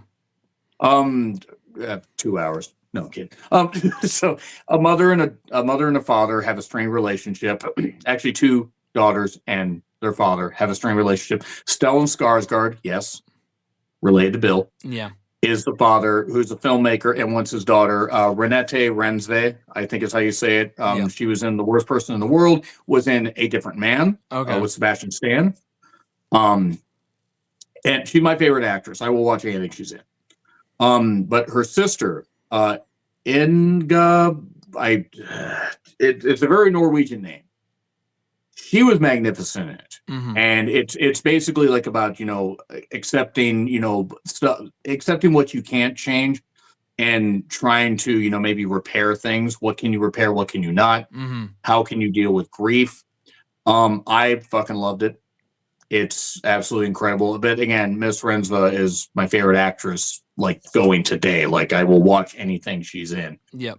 Not only is she talented, she looks incredibly good, but she really is very gifted. But the one that played her sister, I think, had such a breakout role. This is receiving so much praise to the point Elle Fanning, who was magnificent in the movie as a supporting character, is almost forgotten about. Yeah, that's pretty impressive. I did know with Elle Fanning when she showed up at some of the pressers. I go, gee, Elle Fanning, I wasn't familiar with your game. How have you hidden all that all this time? I have such issues with how I judge women, I swear. Sentimental Value, though, was really good. I saw it a couple hours after Wicked for Good. Oh, okay. I raced all the way down after filming my review, was letting it upload while I was in the car. Went there, and just as I got, the trailers were going in, a Wicked for Good trailer was playing. I'm like, it's a fucking rib. I can't get away from it. Yeah, you got it, yeah. But Rental Family, that was one with Brendan Fraser. Yep. Did you see it? No, I didn't see it. I know he was in it, though. Really good. The one that played a little girl, I don't know her name. She was great in it. Brendan Fraser, I'm just happy to see the career resurgence. It's good to see. It's well deserved. I really hope he can do the Mummy sequel, but I just wonder how much he can do at his age. Yeah. And I mean, I'm not saying he's like ancient, but still, like those had to be like difficult stunts to do even in your prime. Yeah, 20 years ago. Yeah. But Rental Family was really good. It wasn't perfect. There were a couple issues, but I really did like a lot of the acting. Yeah. I thought the story was well done, so I appreciate it. I think Focus Features did it. Train Dreams had Joel Edgerton. That was on Netflix. That was set in Idaho. Received a lot of critical acclaim, great cinematography, and about a family torn apart essentially. But Joel was great. Yep. Did you saw Zootopia too, right? Not yet. That's why I'll probably watch on Disney. Oh, that's Plus. right. That's right. Yeah, That's yeah. right. That's right. But you said it was better than the first one, though. Oh yeah, Yeah. that's how I felt about Inside Out. Not that Inside Out wasn't good. Yeah. I loved it. I thought Inside Out was good. I thought Inside Out 2 was great. Kiwi Juan as the snake. I don't remember the character's name. Sorry. Yeah, they have a stacked cast in the second one. I mean, the first one is too, very, very good. especially the second one. Yeah. But they expand on the story a lot more. I thought they actually did a good job upping the stakes. Okay. And they're going to do a third one. That wouldn't surprise me. Yeah. Even if it had only made half of the money that it had made, they still would have had it. It still would have been successful enough. For sure. Yeah.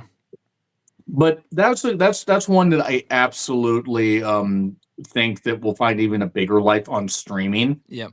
For those that couldn't get to it, but yeah, that one was really good. Jingle Bell Heist was another Netflix Christmas movie that had it was in London, something about a toy store, a guy that was boss that was ripping off his employees, and this couple found love. It was not good. It was not offensive. It wasn't good. Yep. Peter Pan's Neverland Nightmare, yes, was an actual movie. Peter Pan entered the public installment domain. in that terrible universe of movies. Popular children's IP that becomes horror slasher slop, or whatever I call it. Yeah. Yeah, it started out okay, ended up turning really bad. Not that I expected much. I think it's on Peacock. Yeah. 100 Nights of Hero had Micah Monroe, had Nicholas Gallant, the guy that was in Red, White, and Royal Blue Bottoms, and is going to be in the upcoming He-Man movie. Okay. It was actually pretty good. It was a mystery movie. It was one of the last mystery movies of the year, and was literally, it barely got a theatrical release and got put right on streaming. Yeah. It was entertaining enough. I thought it was enjoyable. My Secret Santa was the last Netflix one, Christmas one. Did you ever see American Horror Story? I know the show. I haven't watched it though. I don't remember the actress's name, but she played, for those that are American Horror Story fans, you'll know. She played the maid. She God damn it, I can't remember her name. She's really hot. But she like needed to get money to help get her daughter's ski lessons, so she did this. Oh, okay. She dressed up as a Santa. It's like Mrs. Doubtfire. Somebody called it Christmas Doubtfire, and I was pissed I hadn't come up with that first. For your review, yeah. Yeah, for my review. But credit to them, whoever it was. Oh, What Fun! An Amazon movie. Mm-hmm. With Michelle Pfeiffer, Dennis Leary, and a loaded cast, and I want to know what they did to deserve this. No, it was terrible. I'm going to take this off. It's charged enough now. All right, there we go. Now I don't have to worry about the cord. It's up to 60%. Yeah. But nevertheless, it was just one of those Amazon movies where you just got stars together. Yep. You saw Five Nights at Freddy's too, right? Yes, I understand why you didn't like it.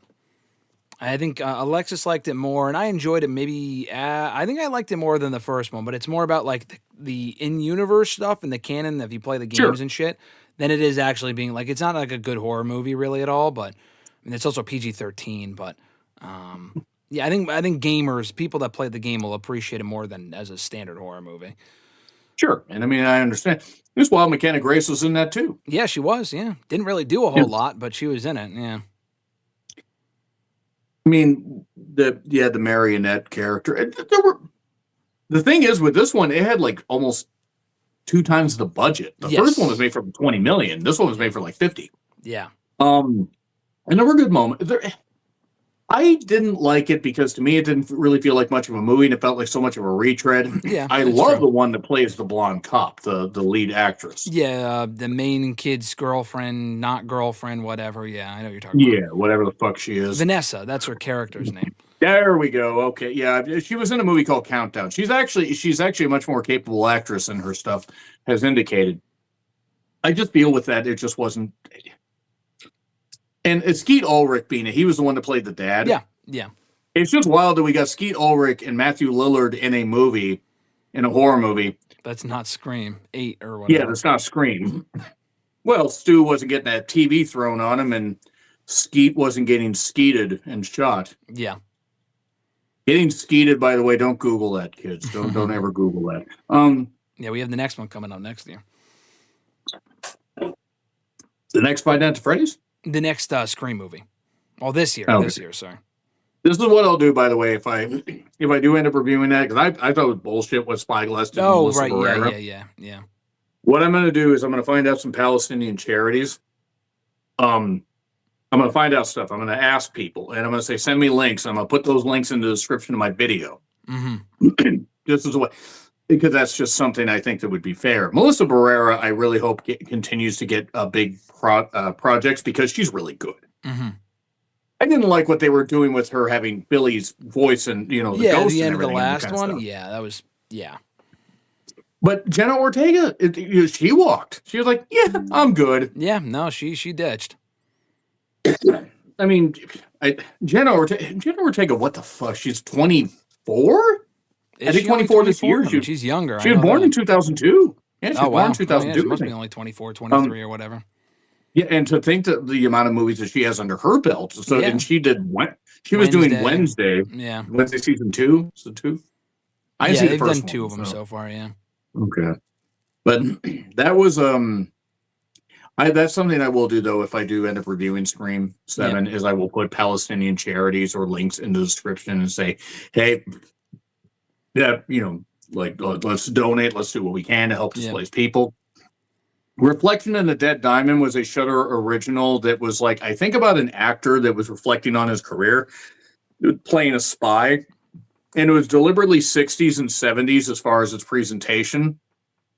Weird. Yeah. Not too bad. No Other Choice is one of my favorite movies of the year. From the guy that did Old Boy. Yeah, I remember when that came out, yeah. Yeah, it's about the lengths that a guy will go to do the job he wants and take care of his family. Mm-hmm.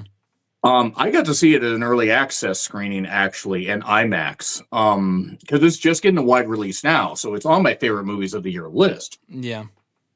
But that was incredible. Let's see what else. Silent Night, Deadly Night. They did another one of those. Yeah, they did another one.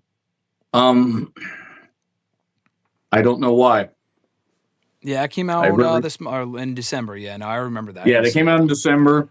The guy that played, I think, Corey in the Halloween Ends movie. Yeah, that actor. Yeah, I remember that. Yeah, he's in this movie. It's not his fault, but that character sucked. I didn't like the route that they went with this, even though there were moments that worked. Mm-hmm. There were some creative kills, but this just didn't work for me. Yep. And it also came and went. And I've rewatched all the Silent Night movies. Yeah. Before this. Yeah. And when the best one was the first one, not good. All downhill from there, yeah. The fifth one had Mickey Rooney in it. Oh, okay. As a toy maker. Yeah. Yeah. His name was Joe Petto. What a name. Yeah. Yeah. Creative stuff there in 1991. Yeah. Dust Bunny had Mads Mikkelsen, Hannibal, and he's a pretty good actor and everything. The Hannibal TV series, and he was basically trying to rescue a girl from a monster that lived under her bed. Okay. Sigourney Weaver was in it. It actually was pretty good. Mm-hmm. It just very much, you could tell, was the director's first feature length. Yeah. Not necessarily picture perfect, but it is what it is. Go ahead. Talk about Wake Up Dead Man and Knives Out Mystery. Did you see this one? I did. No, I did. Okay, yeah. No, I liked it. I think it's on par with the other two. I saw some people saying it was the best of the three, but I liked it. I think it was, I enjoyed stuff more so in theaters anyway, but I enjoyed seeing it in theaters. I'm glad I did. Good cast. Oh, you did see it in theaters? I ended up seeing it in theaters when it came out because I saw the other two in theaters, so I wanted to see this one in theaters too. And I enjoy these movies, so yeah, I ended up really liking it. I hope they continue to make many more. They all kind of followed the same formula. I think I liked it the least of the three, or maybe better than the second one, but I still really enjoyed it. And what'd you think? To me, it was the least of the three. I appreciate the cast was great. Josh O'Connor is magnificent. I like Glenn Close. I'm happy that she's still getting work. Yeah. And I think Daniel Craig is good. I think Mila Kunis as a sheriff. There were so many there were people that should have been fighting for screen time that were uber talented. I'm not saying that it was an ego thing, but just a loaded cast. Yeah. But Josh Brolin in this. Just a lot of really good stuff. I just don't feel that it came together as well as the first two, but I can see why people really like this one. Yeah. And I didn't see it in theaters. I saw it on Netflix. I had thought about going to see it in theaters, but again, it was one of those that was just playing in a couple theaters. Same with Frankenstein. I go, I don't have time for this. Yeah, I yeah. can't drive that far. It was also almost a 2.5 hour movie. Yeah. But it has moments. Yeah. It was not something I hated. I just didn't love it as much as the first two, but I absolutely see why people were lavishing it with praise. Yeah, no, it was still a great movie, I thought. Song Sung Blue, that was the one with Hugh Jackman and Kate Hudson. That was a Neil that Diamond one just tribute came out acting. recently, like for a widespread release, around Christmas. Yeah, I saw it on the 14th of December, early access. Yeah, you saw it stream. early, yeah. It was actually pretty good. Pretty good. All right. Probably one of those that will find a much better life on streaming. Yeah. Hugh Jackman, it was a different role for him. Not that he hasn't been in dramas, not that he hasn't been in heartfelt stuff before. Yeah. But compare, we a lot of, like you and I, we think of him as Wolverine. We think of him, people my age think of him as Van Helsing. Actually, nobody thinks of him as Van Helsing. Fuck Van Helsing. That movie is terrible. Yeah, Kate Beckinsale was great. But Hugh Jackman did well in this. I'm not the biggest Kate Hudson fan, but I thought she did pretty good here. Yeah, it was good. It was the kids did a pretty good job. The two that played the daughters. Yeah, there was good stuff to it. I just think that there was something that stopped it from being fully great. Probably the familiarity and the similar stuff to like other feel good things that have maybe not the best, that have sad moments. Yeah. But it is based on actual people, so at least there's that. Yeah, that's good. Ella McKay, that was the one that James L. Brooks, that hyped one and everything, that had it had an actual actress named Ella in it, because I guess they didn't trust her to remember another name. Yeah. And I don't know what the hell this was. It wasn't funny. It wasn't moving.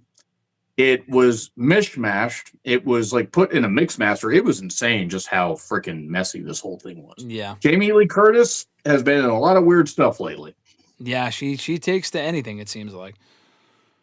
No, blame her. I mean, she's in her like 70s. I mean, fuck, I don't blame her. She wants to keep doing that. Bless her. But get your money now. Yeah. Yeah, big titted grandma. I mean, come on. Like some of these appearances, I'm like, okay. Yeah. Well, she's Wild and Out not making any more like, Halloween movies with her in it, so she's doing all this other shit. Yeah, well, I mean, if the Halloween franchise needs to stay dead until after I'm dead at this point. I mean, after that stuff. Jay Kelly was the one that got praised that had Adam Sandler in it, but also had George Clooney kind of playing a fictionalized version of himself. Okay. That's on Netflix. All right. Not great. Yeah, I think George Clooney's good.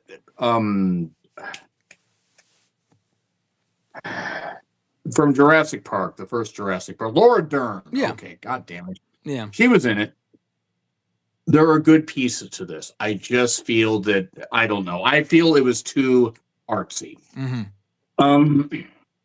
It was just an accident is one of my favorite films of the year. This was one where the director, you'd have to look this up, but the director is possibly going to be jailed by the Iran government for speaking out against the administration. But it was filmed in secret. It was about a bunch of people that were thinking that they found this guy that tortured them in a prison because he had a particular ailment about him or a particular thing about him. Yeah. And it was magnificently done. And it was only an hour and like 45 minutes. Oh, okay. Sound design's incredible. Yeah. So what do you think of Avatar: Fire and Ash? Basically the same thing as the last one. I enjoyed seeing it in theaters. I think that it improved on the second one because I saw it in theaters, but essentially it's the same movie. It's an extension of the story that doesn't really need to be told at this point. It's basically the same thing. Looks cool. I think what they do well is very good. I think the things that are good about it are very good. It's just that they're too fucking long, and he seems very self-indulgent with a lot of the shit that he includes, thinking it's great. They could trim a lot of shit and make that movie at least an hour shorter. I thought it was still good, though. They're just not worth $1 billion or however much money they're making. It's still wild to me that it's made that much money.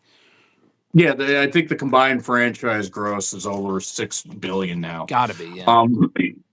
And this one has made the least out of it. Granted, it's still in theaters and probably has a chance to make even more. It might make. It's not going to make $2 billion. I don't care what people say. There's no way it will. Yeah. I think that he will end up making a fourth one. If the studio decides not to do it, cool, don't do it. Yeah. He'll just hold a press conference and tell us the story. I saw that. And probably take and probably take 8 hours to explain it. Yeah. I thought it was okay. Yeah. I probably praised it more than I expected, but I just didn't care for it. I didn't think it was very good. It was good. I enjoyed it, but it was, not must see by any means. Yeah, there was that. The Housemaid, that was the Sydney Sweeney, Amanda Seyfried one. Yeah, it just came out. No. I watched this and I'm sorry. But anybody that is telling Sydney Sweeney that you can act, you're an idiot. Or you want to sleep with her. I'm sorry, but that has to be the case at this point. We are a few years into this experiment, and she can't act. Yep. Oh, she was great in Euphoria, people say. Okay. They're coming out with the third season of that show, and people hate Barry Levinson, the creator of it, or whatever it is. None of this is working. She's not. She can be part of an ensemble, but she wasn't Eden, and that movie sucked. Yeah. But no, it was too obvious where it was going, and I don't feel that the comedy worked. I don't feel that. I don't feel enough of this work. They're going to do a sequel. They're making Oh, I saw that today. Actually, I saw that, and I know why they're going to. Part because it actually did fairly well at the box office, and two, they left it open for one. I will say that. I'm not going to say how, but Amanda went as nuts as she could, and bless her.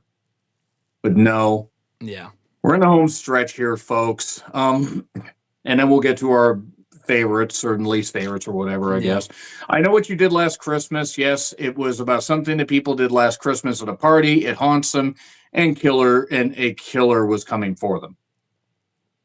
If you basically took the I'll always know what you did last summer idea, and that third one, the direct-to-video one, if you thought that looked cheap, this looks cheaper. Okay, that's saying something. Yeah, it's not very good. Yeah. The director did reach out to me, and you know what? And he appreciated me for watching, and I even said, look, admittedly, I was probably a little bit harsh. I hope you all had fun making it. Because sometimes I do get too fired up about something. It's just a movie at the end of the day. Sure. We Buried the Dead, Daisy Ridley. This actually came out wide January 1st, but I got to see it. It's the last mystery movie of 2025. Okay. New Zealand. I think New Zealand. Australia. No, I'm not Homer Simpson. Yep. She's looking for her potentially dead husband. Yep. A shockwave has turned people's brains off, but then they come back to life, and now they're undead. Interesting.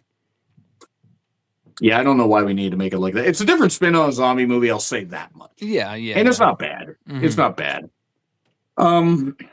Anniversary was one with Diane Lane and various others it was a politically charged thriller that was set around an anniversary. I know, in a movie called Anniversary. Yeah, I know, what a shock. And there were good ideas. I love Diane Lane.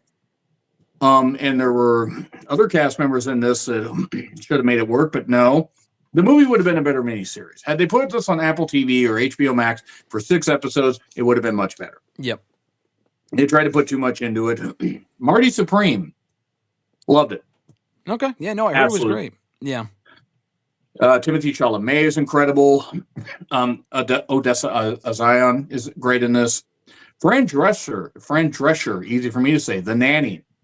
She's in the movie? Is his mother.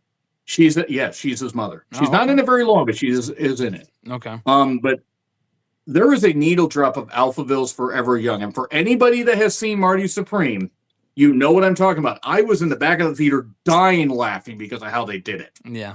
They went right into the credits, and I go, oh, this is the best credit transition I have seen in years.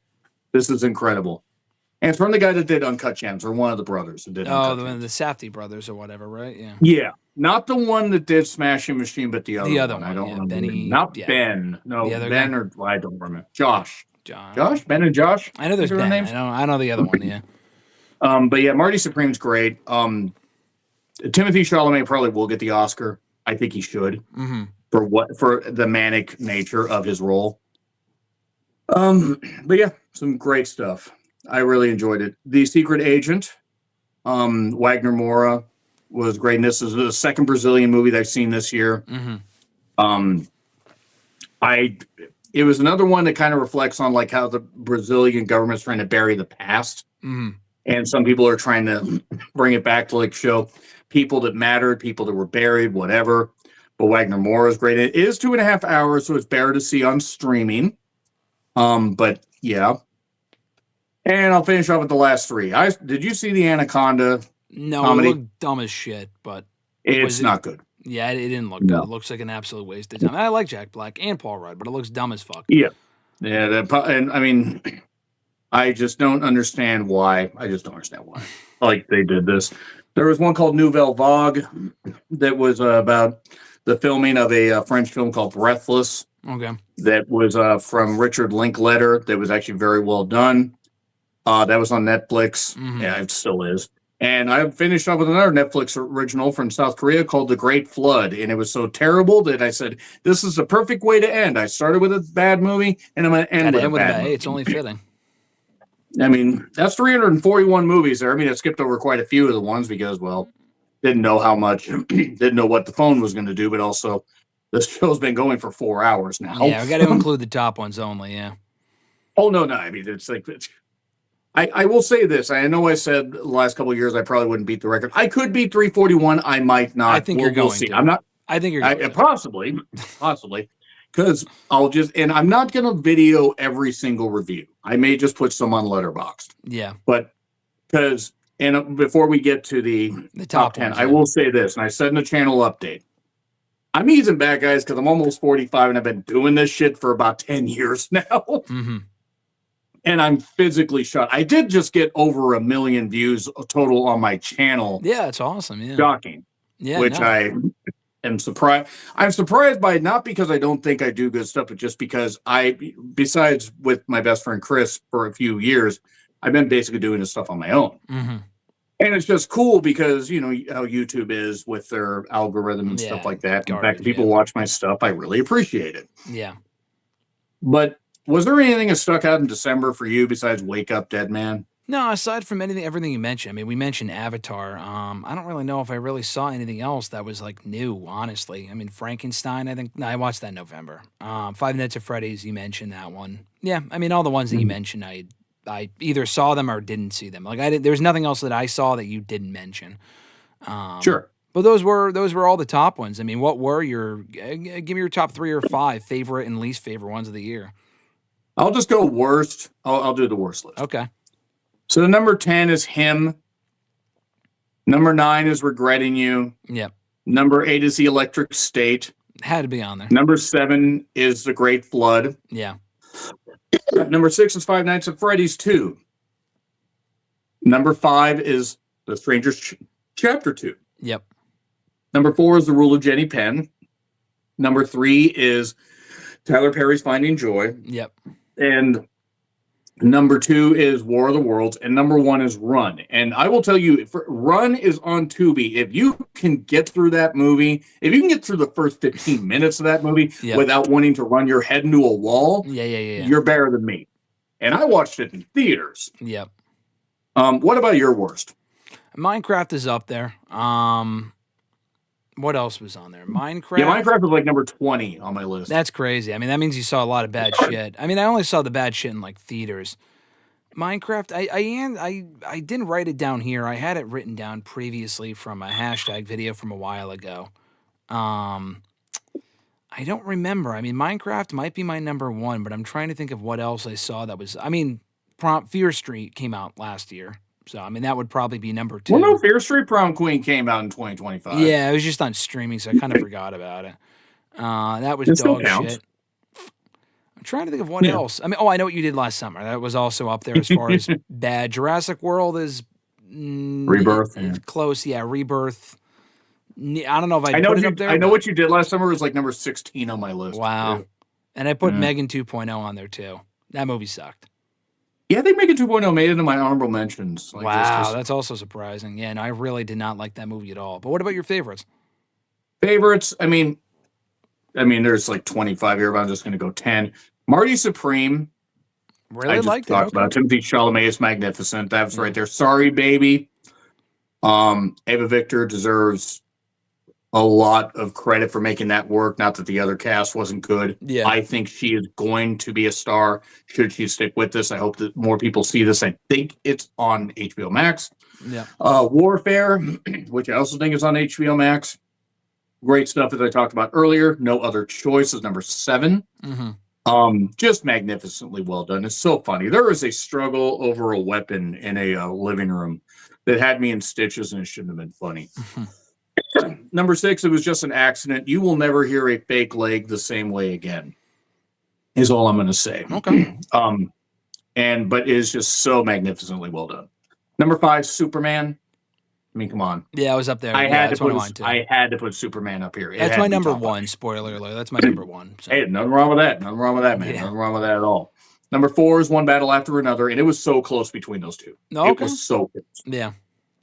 With Chase Infinity, to me, the daughter, just her role was so good. I can understand. It did feel like they kind of rushed the ending of that movie. I will admit that. Yeah. But Chase Infinity is magnificent. And I just thought it was really good. Hamnet is number 3. Yep. As I said about Jesse Buckley, Paul Mescal. Sinners is so fucking good. Yeah. Sinners is a marvelous movie. A marvelous fucking movie.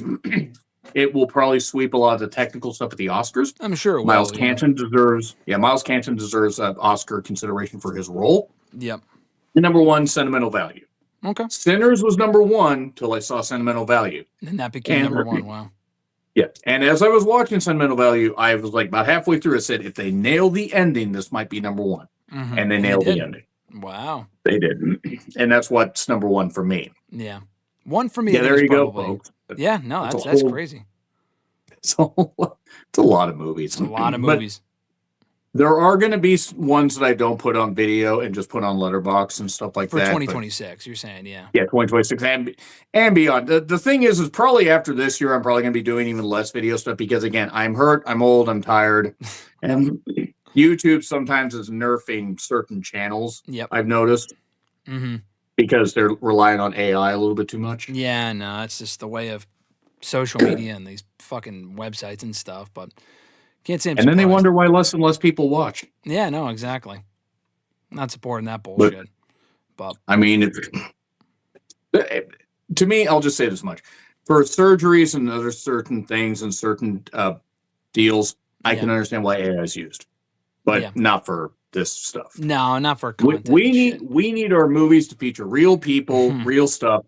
No AI, none of this stuff. CGI is one thing. No, of course, yeah. No. But there are so many incredible movies. I did see 201 F-graded movies, but mind you guys, from anything below 2 stars is an F. So if I just cycled out the 2-star ones, then it'd be significantly less. Yeah. There's a lot of bad movies out there. Not only on Tubi either, but also released theatrically. Yeah, I mean, and I'm certain there will be some bad ones this year, and we'll be right around this time next year talking about whatever. But until then, though, I'm sure. First of all, I'm sure you're gonna max out 341. You're saying you might not. I think you will, John. We talk about this every year, and every year you go. Yeah, we do. I have been able to top that, and the thing is to see more theatrical stuff, more streaming stuff, and with watching less wrestling and just logging stuff on Letterboxd. Yeah. I mean, I've already watched 2 this year. Yeah. Primate, by the way, is going to be out this weekend. Oh, right. It's not bad. Okay. It's not bad. All right. Well, check out your review. Is it already out or no? It's going to be out on Thursday. My review's out. Oh, your review's out now. That's what I mean. Yeah. Yeah, because I saw it Monday, so okay. I put it up. It went up Tuesday morning. Okay. The movie itself will be out, I think, starting Thursday. Okay. It's going to get a theatrical release. All right. Very nice. No spoilers. But speaking of which, where can people find your stuff, John? You mentioned at the beginning, but again, where can people find your stuff? You can find me on Blue Sky. I'm at rebornagain.bsky.social. I'm on Twitter, obviously. Reborn Again. I mean, I have a Facebook, but I just have a few people. Graham You can find one me of on them, yeah. Facebook, but some of y'all can't. Haha. No. Letterbox Reborn 43, and here on YouTube. After you check out Graham's stuff, head on over to my channel, Real Honesty with Jonn Ritland. Yep. It has been a hell of a ride, and it's been a lot of fun. There's still more content to come. I'm not Of saying course, like I yeah. won't do anything at all, but it's like just it's not even entering the twilight. It's just entering where I'm going to have fun and have Yeah. more fun doing stuff. Yeah, not just doing it because you feel like you have to. Yeah, that's the worst thing in the world, being a content creator and feeling like you have to do certain things. Yeah, just There are do it 'cause certain you things want like to. you don't mind having to do, but it is what it is. Yeah, no, you But only yeah, do that's it 'cause really you- yeah. And especially if you have fun doing that, especially reviewing the bad shit, it makes for more entertaining content too. a lot more people do seem to like me losing my mind over Yeah, movies, exactly. Yeah. I look forward because to I it. say what I say what they don't want to say or whatever. Exactly. And your letterbox reviews too, John. I always look forward Yeah, to them. the thing about Letterboxd is the thing is you just see so many people that could reach out to you on there, and it's just I just really like seeing some of that stuff. Nevertheless, Yeah. Well, I'll keep reading the reviews, John, and I appreciate the time here today to talk all about the movies. Fernando said, "Awesome stream, fellas. I love the movies." I appreciate that, Fernando. Thank you again. Check out John's channel, like you just said, and I'm sure we'll be back here next year, John, talking all about 342 I mean we could talk movies. we could talk at any point. We could talk midway point of the year if you want. But given the amount of wrestling and stuff that you cover and everything, and the fact that the summer hopefully will not end in sweltering or be in sweltering heat. But Hopefully we'll see. not, but I mean, anything's possible, I suppose. But John, It is going to be a hell of a ride. It's been a lot of fun. The last few years, it's hard to believe that this is like the 4th or 5th annual one. Yeah. 2022, 2023, 2024, 2020. Oh my God, 4th annual. Four. 5th annual It is next year. just it might as well make it a tradition, and then we'll just see what the hell happens. So. I think so. It's already a tradition to this point. Let's be honest. It's already a tradition to this point, John. I look forward. Heck, I'll be doing it in my 50s and then wondering what happened to movies back in my day. No, I'm kidding. Nah, exactly. When the theaters are gone and extinct and whatnot, we'll still be talking, I'm sure. Yeah, but we have to make our own theaters out Yeah. of like toothpicks, and then the werewolf blows it down. I Yeah. don't know what I'm saying anymore. I have to get ready for work here in a little bit. Yep. Not right this minute, but I have to go to work, and I have to work till about 10, and then watch Dynamite Oh my tonight. God. Well, hopefully it goes well, John. I'll let you go now. I appreciate taking the time. Oh man, see you you're next all time. good. You're all good. Hey, see you, man. You take care. You too, John. Take care. Bye. Bye.